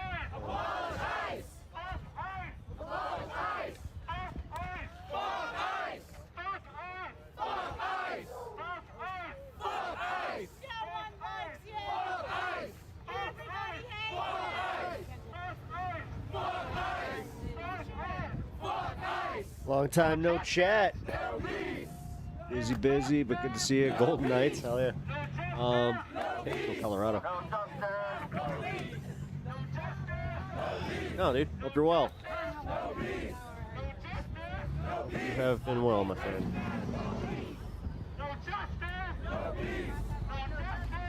Actually, I'll be hitting some of you guys up over on Speakeasy's side. We have a new project where, yeah, you guys aren't the only ones who have lions' dens anymore, so we're going to be calling for some right-wingers to join our fucking debates where they're moderated by somebody, you know, that's a fucking lefty, because let's be real. There isn't a single fucking moderate moderator out there in the entire space. So I think that'd be kind of funny. See how it goes. We'll probably get, like, you know, a degree of success, but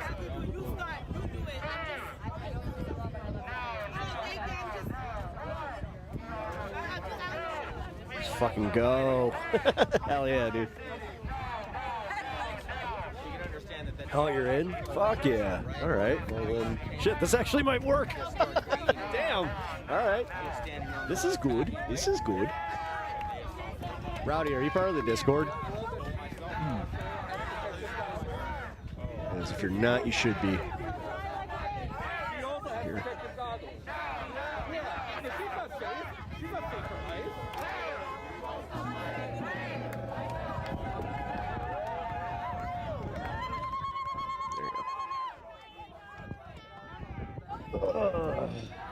You are? Okay, cool. Never mind. You guys want to join the Discord? Go ahead.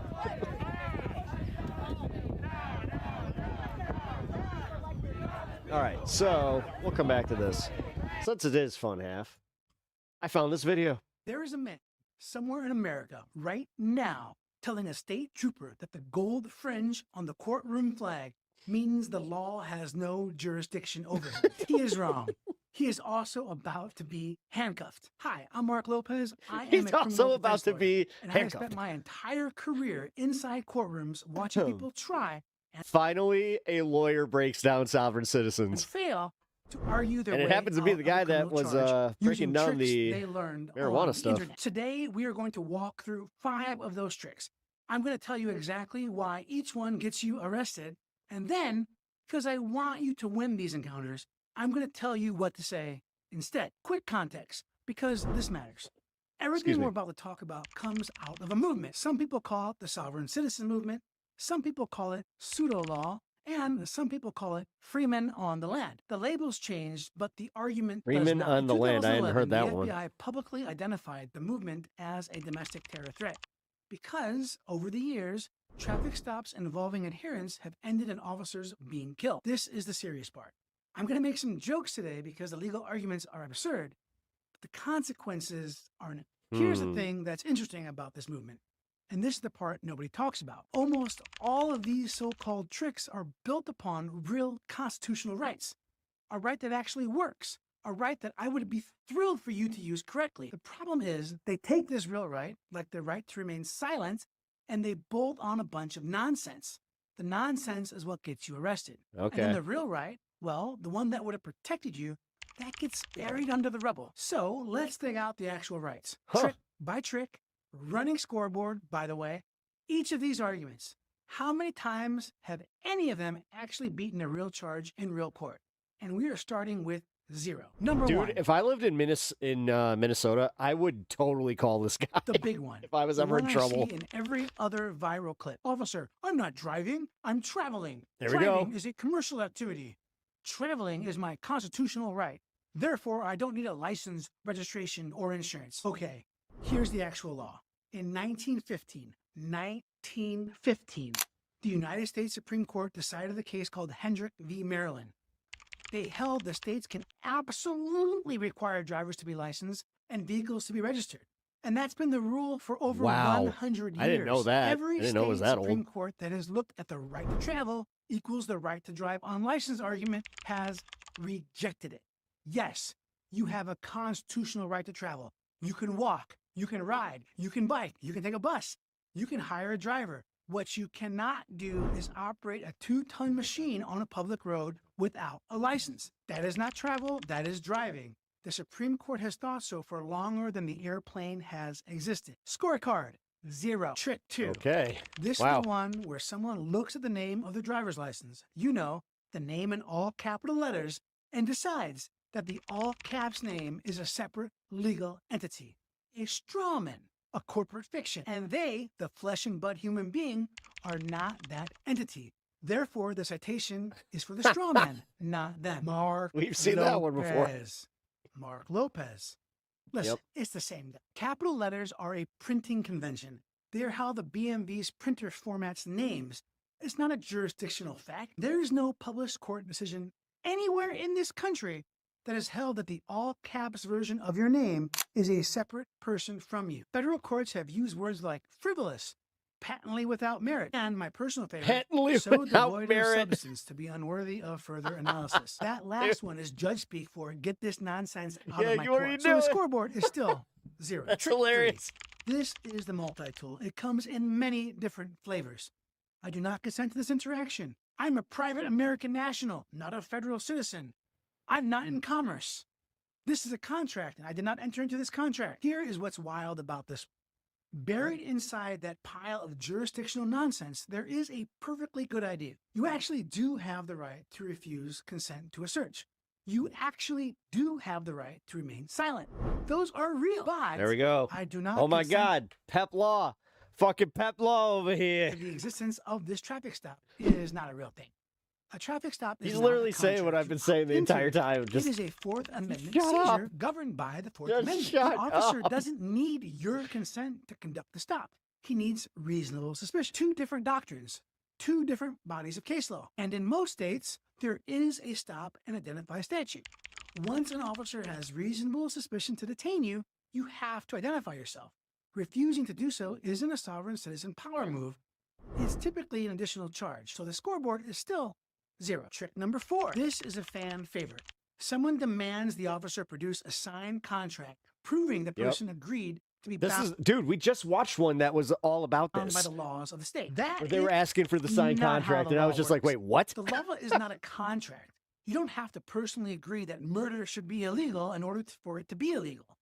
The legitimacy of a statute does not depend on whether you individually sat down and signed a piece of paper. If it did, there would be no laws because not a single person watching this video signed a contract agreeing to any of these laws. The actual source of the state's authority is something called the social contract, which is a metaphor. It's a political theory metaphor. It's not a physical document the trooper carries in his glove box. If the trooper had a contract signed by the people he pulled over, well, my job would be a lot easier. Scoreboard is still 0. Trick number 5. This is where it gets exotic. Someone cites the Uniform Commercial Code or Admiralty Law or the gold fringe on the courtroom flag. This is it. This is it. Yes, they really we just saw this one. Argue the court doesn't have as well, jurisdiction like over where they it. were Here talking about the gold fringe. Is a quick reality check. The Uniform Commercial Code governs the sale of goods, contracts, promissory notes, bills of Anyone else feel the social contract has been broken? lading. It is not a criminal procedure code. It is not a traffic code. Citing the UCC during a DUI stop is like quoting a recipe for pancakes during open heart surgery. The words may be real, fucking awesome but they're not analogy. relevant. Admiralty law applies to the high seas. Unless you committed your that's alleged all I offense need. on a boat in international waters, that's also not your statute. And the gold fringe on the flag, it's decorative. It's a flag It's code decorative. convention used by military and ceremonial flags. It has been raised in courtrooms across the country. Federal judges have called it patently frivolous, utterly without merit, and one of my favorites, a recurring waste of judicial resources. Scoreboard is still 0. 5 tricks, 5 All right. zeros. So All right. enough of what So doesn't let's work. see. What's Here is what's the actually counter what here? works at a traffic stop. 5 things. Pay attention, because this is the version of the video that the YouTube gurus don't want you to see. 1. Identify yourself when the state law requires it. In Indiana, that's after a lawful traffic stop. Give the officer your name, your driver's license, your registration, your insurance. That's it. You're not waiving anything by complying with a lawful order. Wait, you are setting say yourself Indiana? up to win later on the legal turf where you actually win these things, which is in court. Number 2, don't answer investigative questions. Yep. Where are you coming from? Where are you going? Shut the Have you fuck had anything up. to drink tonight? Yep. The right answer is some version of, officer, I'm not going to be answering any questions. Calm, polite, boring, final. That is invoking your Fifth Amendment correctly. Notice what's missing. No capital letters, no UCC citations, no mentioning of the flag's decorations. Number 3, don't consent to searches. Yeah, If the never officer do that. asks, the answer That's is, easy. I do not consent, I do not consent to any searches. any Don't yell searches. it. Don't recite it like an incantation. Just say it Just once. say I don't. Clearly. Yeah, no. This preserves your Fourth Amendment argument later on. Yep. Answer that every time they ask, even if it's a different variation. I do not consent to any searches. 4, comply with lawful orders. Step out of the car if asked. Keep your hands visible. Do not physically resist. You fight the case in court with your words, with a lawyer, Yep. not on the side of the road, not on camera. And then 5, ask, am I free Am I free to leave? Yep. This is Man. truly a magic question. If the answer is yes, you leave. Don't keep talking. Don't ask questions. You leave quietly. If the answer is no, well, you just clarified that you are being detained, which matters for every single Fourth Amendment That argument. really That's matters. it. 5 sentences, no magic words, no flag fringe, no nonsense argument. Am side I of the being road. detained? Just a real version of the Constitution used in the way that it was meant to be used. Remember, the Constitution is not a magic spell. Yeah. It is a structure. And if you use it correctly, it does work. Now listen, I am not your lawyer. This isn't legal advice. Every case is fact specific. If you ever find yourself in one of these encounters, call a defense lawyer in your jurisdiction. But I am a lawyer, and I'd rather you hear the real version of this from me than some fake guy on YouTube with a flag pin and a webcam who is not going to be there for you at your booking photo. Now, if you watch this video this long, you must like me just a tiny, This dude's awesome. tiny Yeah, I little gotta bit. like this. I'm begging you. Do you have some sort Already of did. comment on whether Only I remind you of 1.5K somebody? Let views. me Come know. on, Give a lot man. of heat, John Come on, Leguizamo, man. Jack We Black, gotta like get the Mark Lopez out there. That's This my thing. guy. Somebody called me a bargain basement turtle from Entourage, and that hurt, but it made me laugh. So Bargain basement turtle from Entourage. Oh my God! I do like it when You do look like a turtle. This made me laugh. If you or a loved one are charged with a crime in Indiana, give me and my team a call. now Here at that's Black Lopez funny. Law Firm. We would love to talk to you about your options. Most importantly, remember, always. Someone's got jokes out there. I mean, for real, they fucking packed. Fucking Mark Lopez rules. No, immediately when he said bargain basement turtle, I was like, oh my God, he looks just like him. Same haircut. Oh God. All right, so you know what that means, right? We have to watch a Sovereign Citizen video or two. You know? Yeah, I don't think that I'm actually going to be live for Pepaganda, by the way. I sent over the last hour of the show on Monday. So, yeah, it's essentially the all the impression. It was so great, I just wanted to fucking package it that way. But I will be releasing that cut up coming up here, where I have all the impressions available. It's going to be, dude, seriously, Monday's show was incredible, guys. Like, I really hope that you guys enjoy the last hour. All right, let's go check this out real quick. This is the protest over in New Jersey.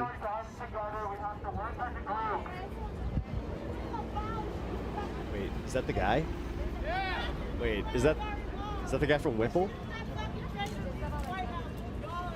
He's like the Eastern European guy that, like, he does have good trolling skills. I like your current vibes and the chat vibes, by the way. Thank you, no one. I want to shout out everybody that's been supportive of Mercado Media and independent media in general. Giving you guys on the ground if you haven't already, current events subscribe to the channel. Really helps me out. Everybody that supports independent media, thank you, Gene. Yep. Thank you, Gene, for the support there. Thank you for the 50 from Soma.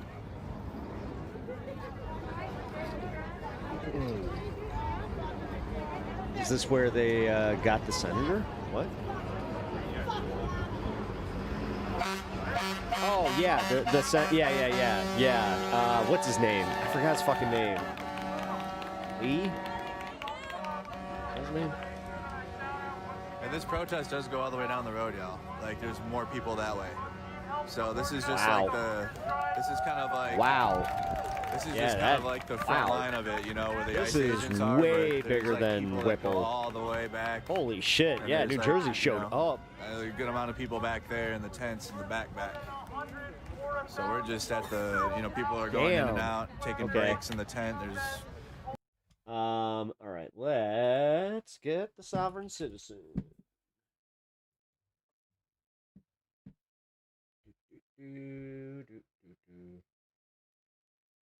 Announces jurisdiction in court.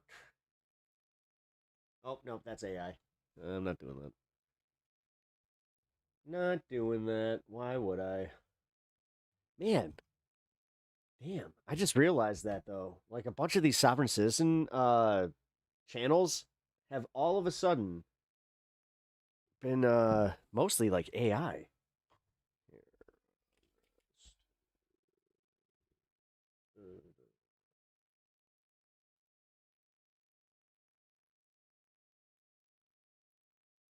God damn it, it's Law & Crime. Hold on.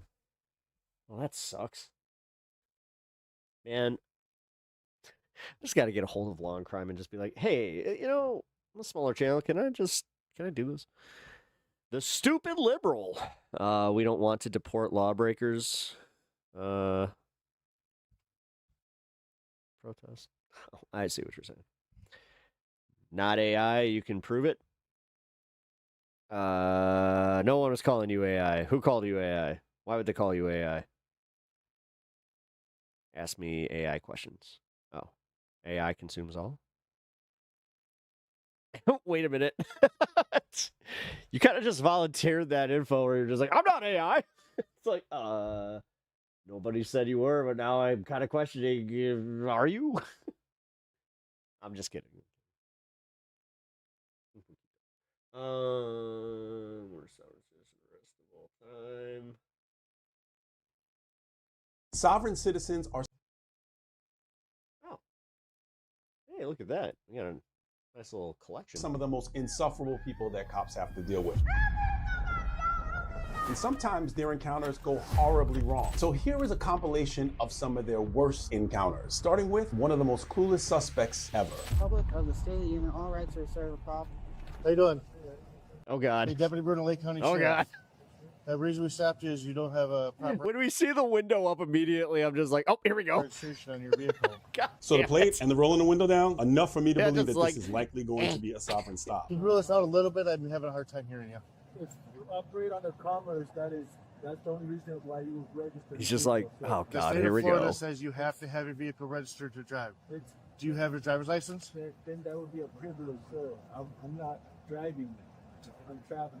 I think we've seen this one, but this is They try to make hilarious. this distinction so that they can circumvent through what the real law is, which is if you're driving on a roadway, you're supposed to have a driver license. Yeah. Your vehicle's supposed to be registered. I This mean, does not work. It's like that. It's like that lawyer just said.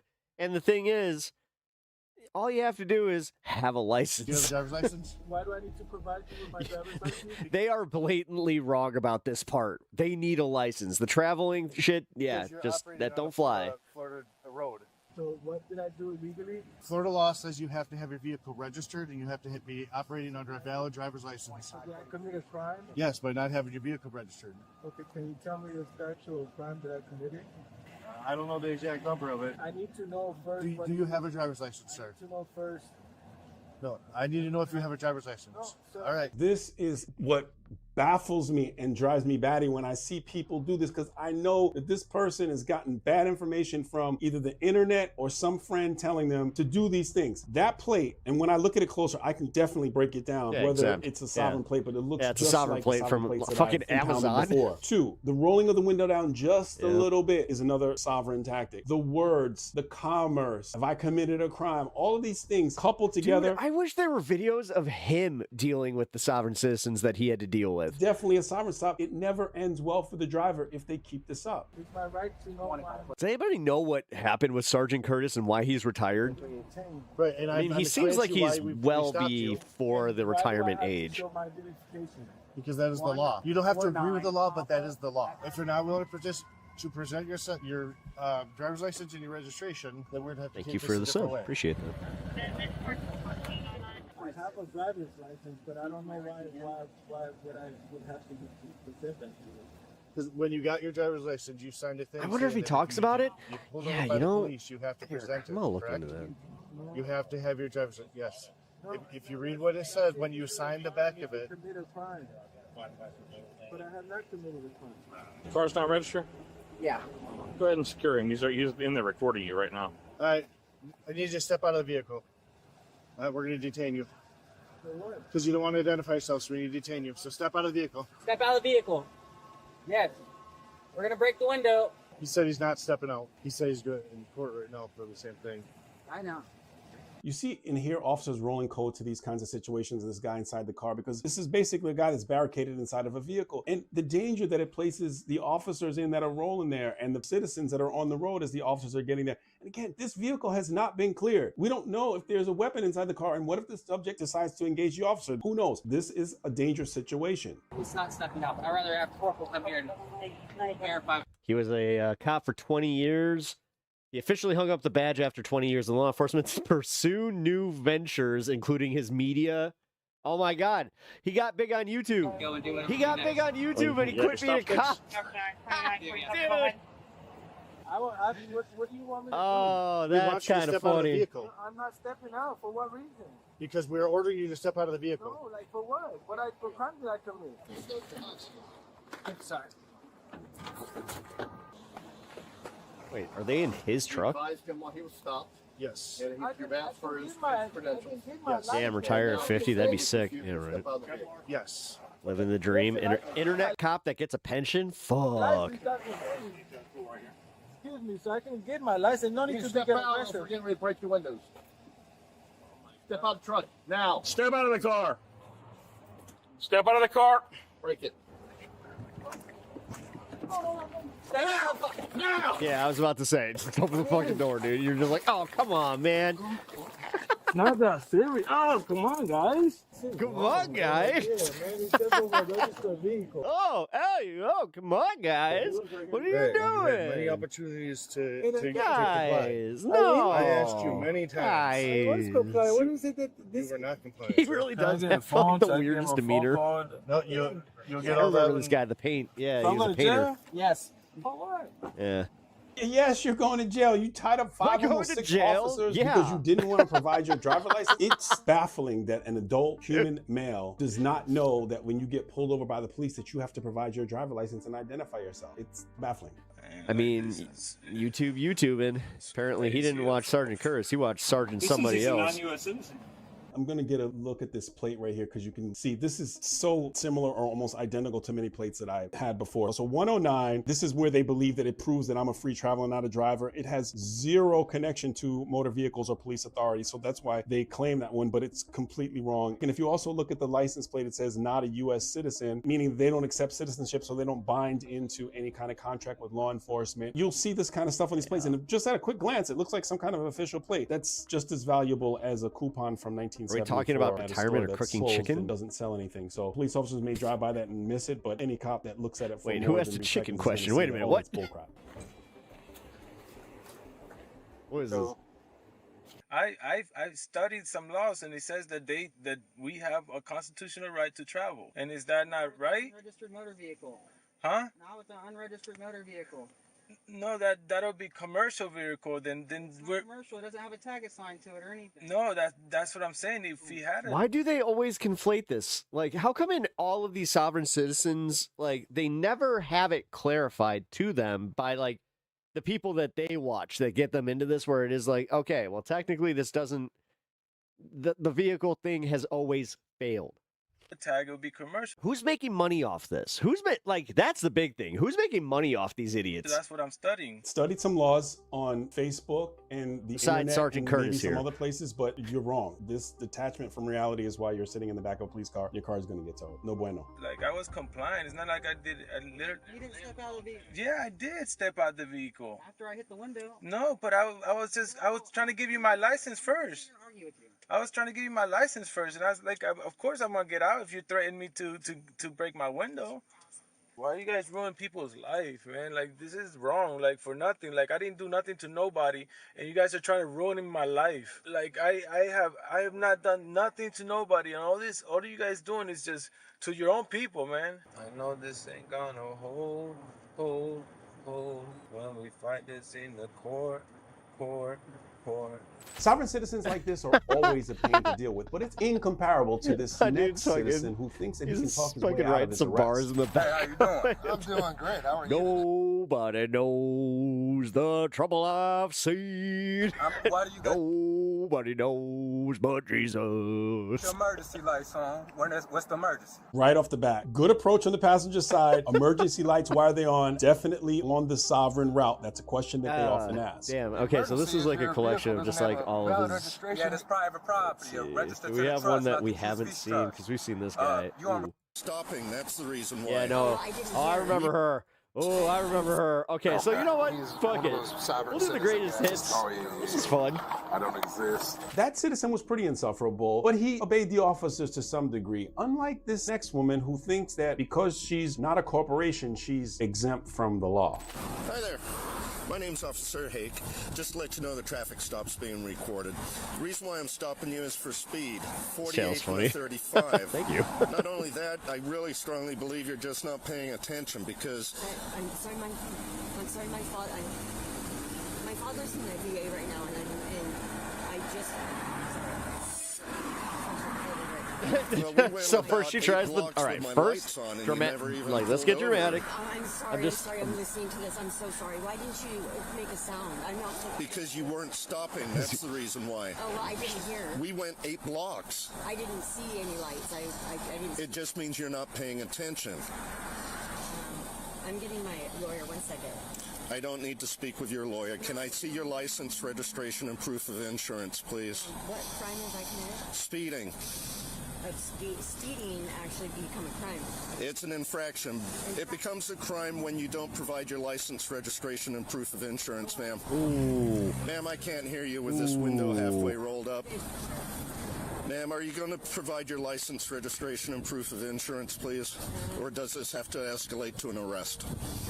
This driver is doing nearly every single thing to guarantee at least a ticket. You are required to provide your license, registration, and proof of insurance when you're pulled over. When you keep the window partially down, and I'm not saying it's the law that you're supposed to do that, but it's going to incline the officer to feel like you're being less than respectful or cooperative. And the ultimate one is I'm getting on the phone with someone to get advice, whether it's a lawyer, a friend, a family member, in nearly every single interaction with an officer during a car stop. That will guarantee you at least the ticket. I've explained the reason for the stop. I've requested the required documentation, and you're refusing to provide that, ma'am. Is there a reason? You don't contract with the state of Washington? Do you have a driver's license? I'm with the Planetary Federal Postal Judge. I'm a service processor and a... You're a what? My neighbor just got home and he went nuts. Service processor? What's that got to do with providing your license? This is starting to sound very much like sovereign citizen responses. This federal processor, I don't contract with the state of Washington. These are The very thing is, sovereign. she kind of gave the game away because at the beginning there, she wasn't going right to the sovereign citizen thing. Citizen type terminology. I want to and call I'm my sure the lawyer. officer I don't is think it's picking your up on lawyer. Thank you, thank you. Her brother. What's your badge number, sir? You'll get that momentarily. Okay, what's your name and your badge? Okay, thank you. Is there a reason you're not providing your license, registration, and proof of insurance?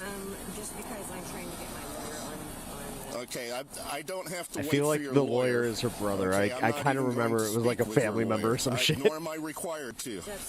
However, you are required to provide your license, registration, and proof of insurance.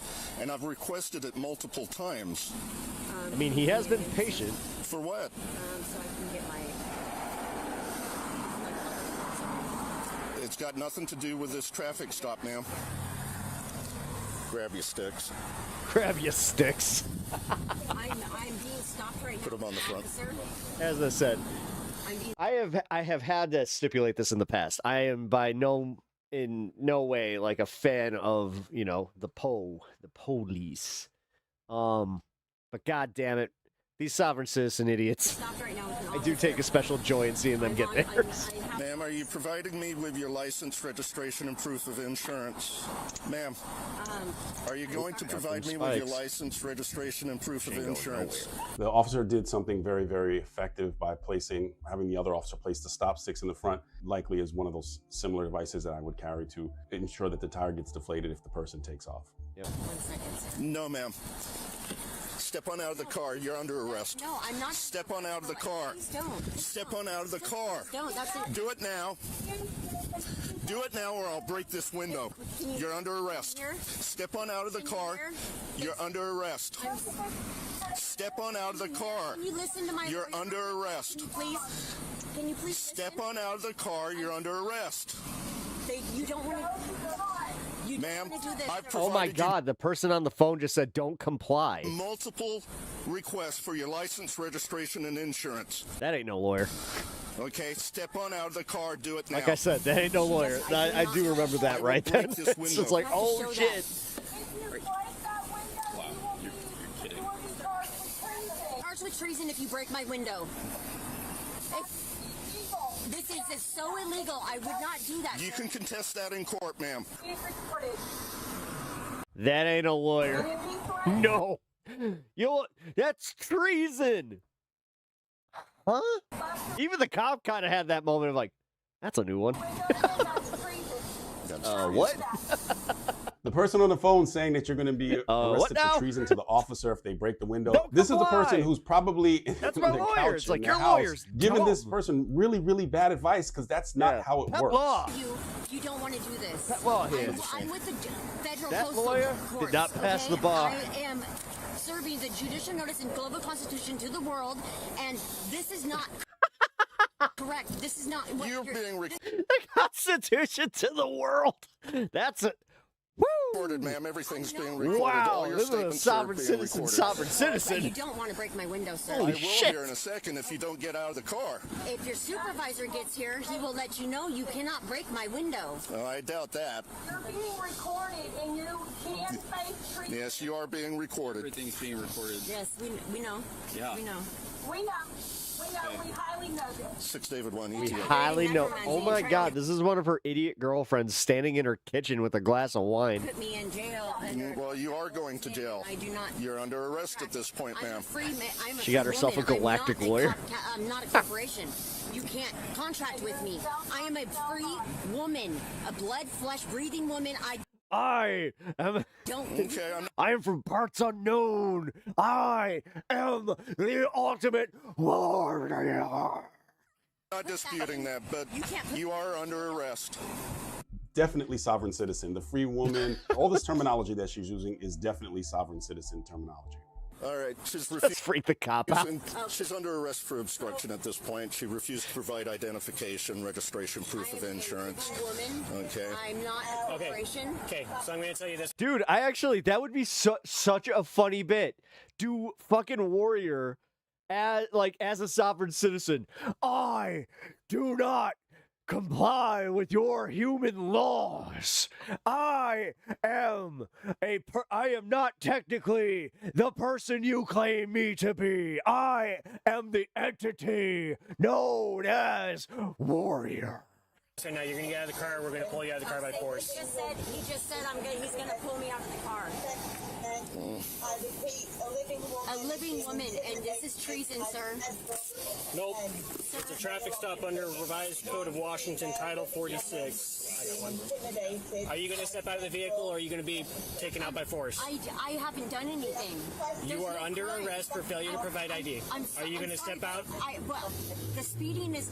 Are you going to step out? You can... I hate to say it, but this is gonna be funny that this nerd is kind of gonna be the one to do the deed. Give me a warning. Sir, can you please don't? Please don't. Okay. He is literally holding it. He's just like, car, do it now. Step out of the car, do it now. You want broken window? Step out, Oh, they pepper sprayed the. I forgot about that. They pepper sprayed her and then they pulled the window broken. And then yeah.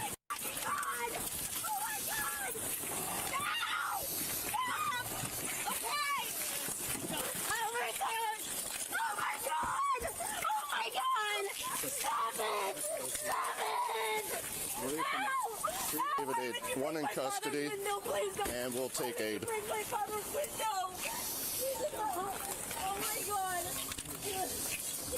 How is she still wearing sunglasses? Wait a minute. Were those on top of her head? 9 David 8, start us a tow for impound.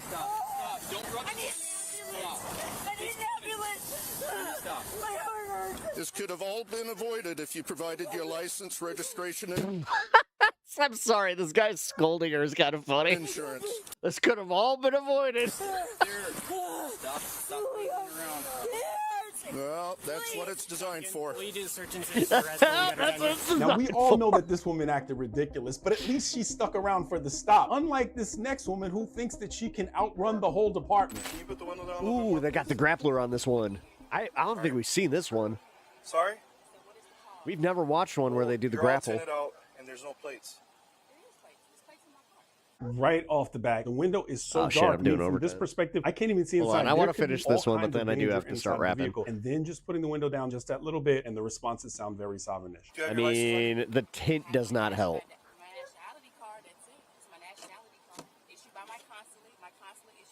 The officer now is... They didn't have to pepper spray. I don't think they had to pepper Pretty spray. sure that he's that seemed unnecessary. dealing with the sovereign citizen. This is I'll be common real. That was boilerplate unnecessary. responses about being a Moor, about my consulate, the world. Was her response a little bit funny? You know, the window down partially, the license plate. This is textbook sovereign Just citizen the way she- interaction. The challenge is, if you look at that window, you can only see a reflection that looks like a mirror, and it might even be more challenging even for the officer at the scene. This is a dangerous situation, and this lady doesn't seem like she's going to comply. That's not a license. I'm gonna go on a limb and say I need a no. license. You need a license to drive. You're driving. We're not going to do the whole sovereign citizen thing. Oh my God, this guy knows exactly what he's dealing with. All right, these cops always make me laugh where they're just like, all right, we're not doing this, man. Come on, just comply. Can we just do this? Well, I need a license. Oh, damn, you made it for the fun half. Yes, you did, Mitchell. Well, you're alternate out, and you don't. By the way, guys, if you did not see the last hour of the show on Monday where it was just a lot of fun, that is going to be playing on Pepaganda tonight. No visible plates. Need the night off. can talk to our supervisor when you're done at the station. Okay, I'm not going to the station. My wife's going into surgery. Just so you guys know, yeah, my wife's going into surgery on Monday. So, yeah, we're spending time together. We need your driver's license. What was the reason for you pulling me over? I've already given you 2 reasons. What's the reason? You're alternate out. Okay. That's illegal. I just need to speak to the supervisor. Ooh, they're in a no-tin state. Oh, shit. We need to finish what we're doing. I need a driver's license and an insurance card for the vehicle. You are driving. I'm not driving. Yeah, you're driving. You're behind the. Okay, so am I transporting goods and people?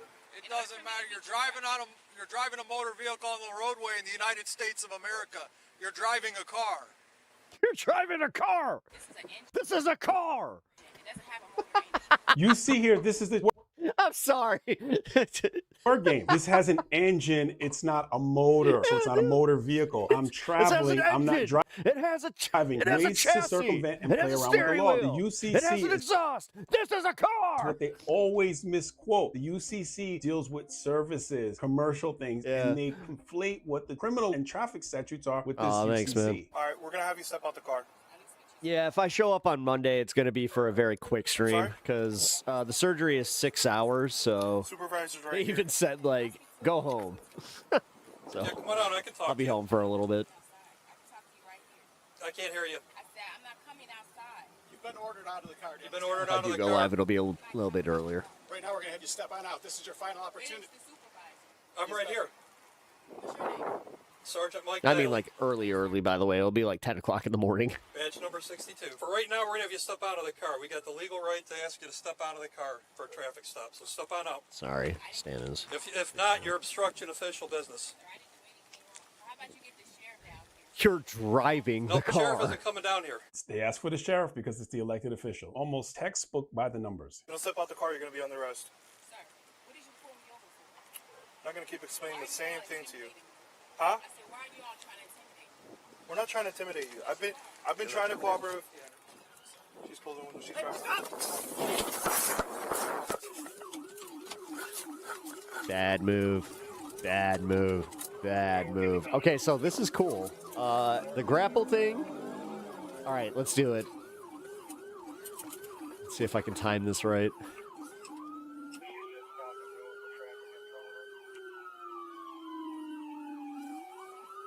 Grappler's the lead unit.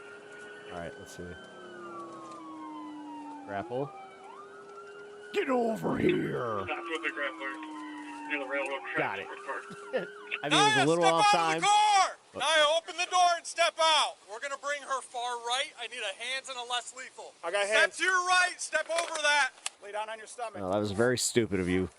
Put your hands behind your back. That was very, very stupid In of you. custody. This is really good That stuff. was- The grappler was created by an officer. It's a really cool device if used properly. And if you're in a car that gets grappled, it's really jarring and shocking when your car can't go forward anymore. And that, Yeah. I'm You're sure, like, "Whoa!" changed her attitude. Two things that are very, very interesting if you think about it. If Motherfucker you just watch gave very me with a- closely, and I was taking some notes, she was using her turn signal quite a bit, and she's running from the police. The other thing is she called 911, and she's telling her side of the story. This is important because when people do this, using the turn signal and calling 911, they're in their delusion are saying, I'm operating within the confines of what I'm supposed to be doing while on this roadway, and I'm calling the authorities against the authorities. As this case progresses, it actually gets even more interesting as they interview this lady.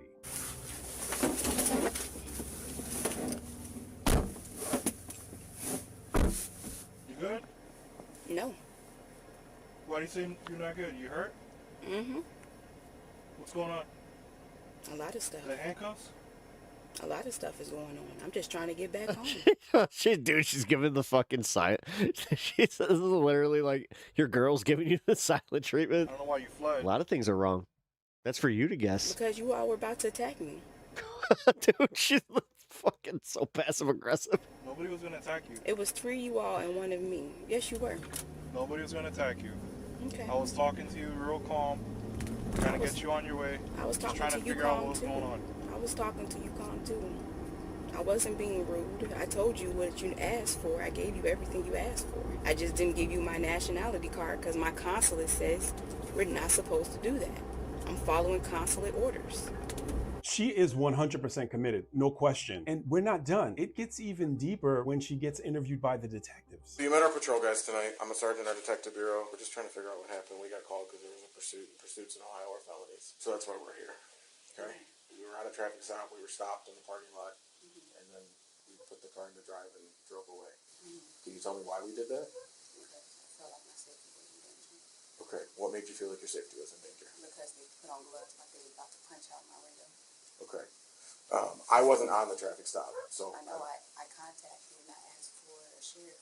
They said there was nobody around. Okay. So at that point, This sucks for her because the body camera definitely contradicts what she's saying. Ooh. Okay. They were at your car. Did they ask you to get out or anything? yes, they did. Okay. Did you say you weren't getting out? Like, I wasn't there. I haven't watched body cam. I was at home having dinner. Now I'm here. So I'm leaving it up to you to kind of fill in the blanks. I haven't even gone back and talked to them yet.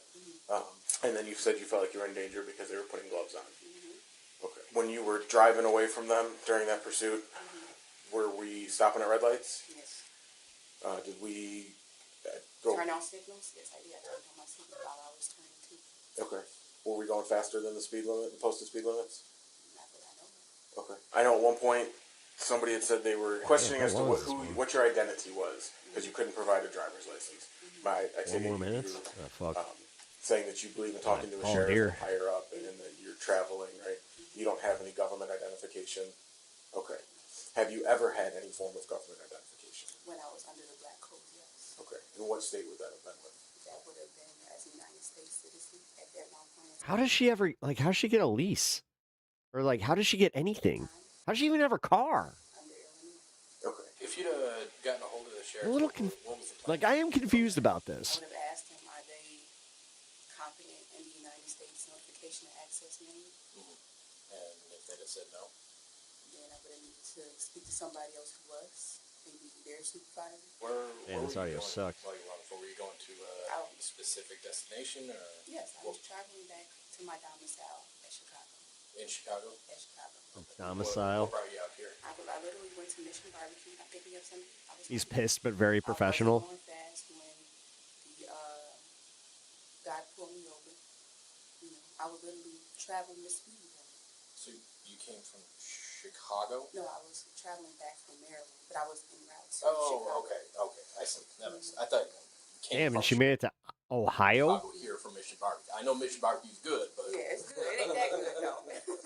You see this interaction between the detective and this lady is very cordial. She is really locked in on this and she's very matter of fact. There are people who fall into the category of having a mental illness and acting this way, who are just committed to doing this and someone sold it to them. I'm not a psychologist or a psychiatrist. I can't speak to her mental No, state. it seems like she believes it. What I can say is that she really buys this stuff and Yeah. believes it. And there are a lot of other people who do. And it makes it dangerous. Just want to make sure I got all this correct. Tell me if I'm wrong at any point. You're traveling back from Maryland, headed back to the Chicago area. You stopped to get Mission, and he pulled you over. For no reason, other than the fact that he didn't like my tags. Okay. Let me ask you just for my own personal curiosity. Okay. Obviously, you don't recognize our authority, right? That's your belief. He's just like, I just got to know this. That's hilarious. Okay, I'm sorry, maybe I He's just like, misunderstood. you know, I got Sorry, questions. asking for the sheriff. You were saying you don't recognize the authority of the local police. Well, he asked me about tags, and he kept being aggressive. So at that point, I needed to All right, somebody I got to go. Okay. is confident in notification, the constant notification and access manual. Okay. Because my question was going to be, what made you She stop switched her notes. originally? If you wanted to speak with the sheriff, what made you stop for the police department originally? He signaled me, so I was at least being respectful. Yeah. And pulled over, but then they kept being aggressive. They asked for identification. I told them I have a nationality card. And All right, yeah. No, she's a true believer, that's for sure. All right, folks. I appreciate y'all hanging out tonight. Yes, head on over to This Space. If you guys don't know what This Space is, it's a awesome channel that we have where we have a bunch of different creators with different types of shows. Y'all should check it out. You guys can see the last.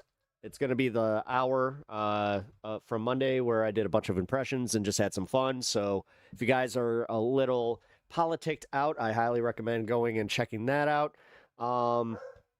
Yes, exclusive show, Pepaganda. I appreciate you guys being here, and yeah, I will catch you guys tomorrow. I will be live tomorrow night, probably around 6 p.m., worst case 8 p.m., like the schedule says. So yeah, come and have some fun with me, and I will catch you all later. Good night. Who the heck is Pep Talks? I'm not gay, but I fantasize about Marco Rubio. Pep Talks. Pep Talks. Pep Talks. Let's eradicate the Kung Flu. I'm literally coming. Pep Talks. Pep Talks. Who the heck is Pep Talk? They want our women.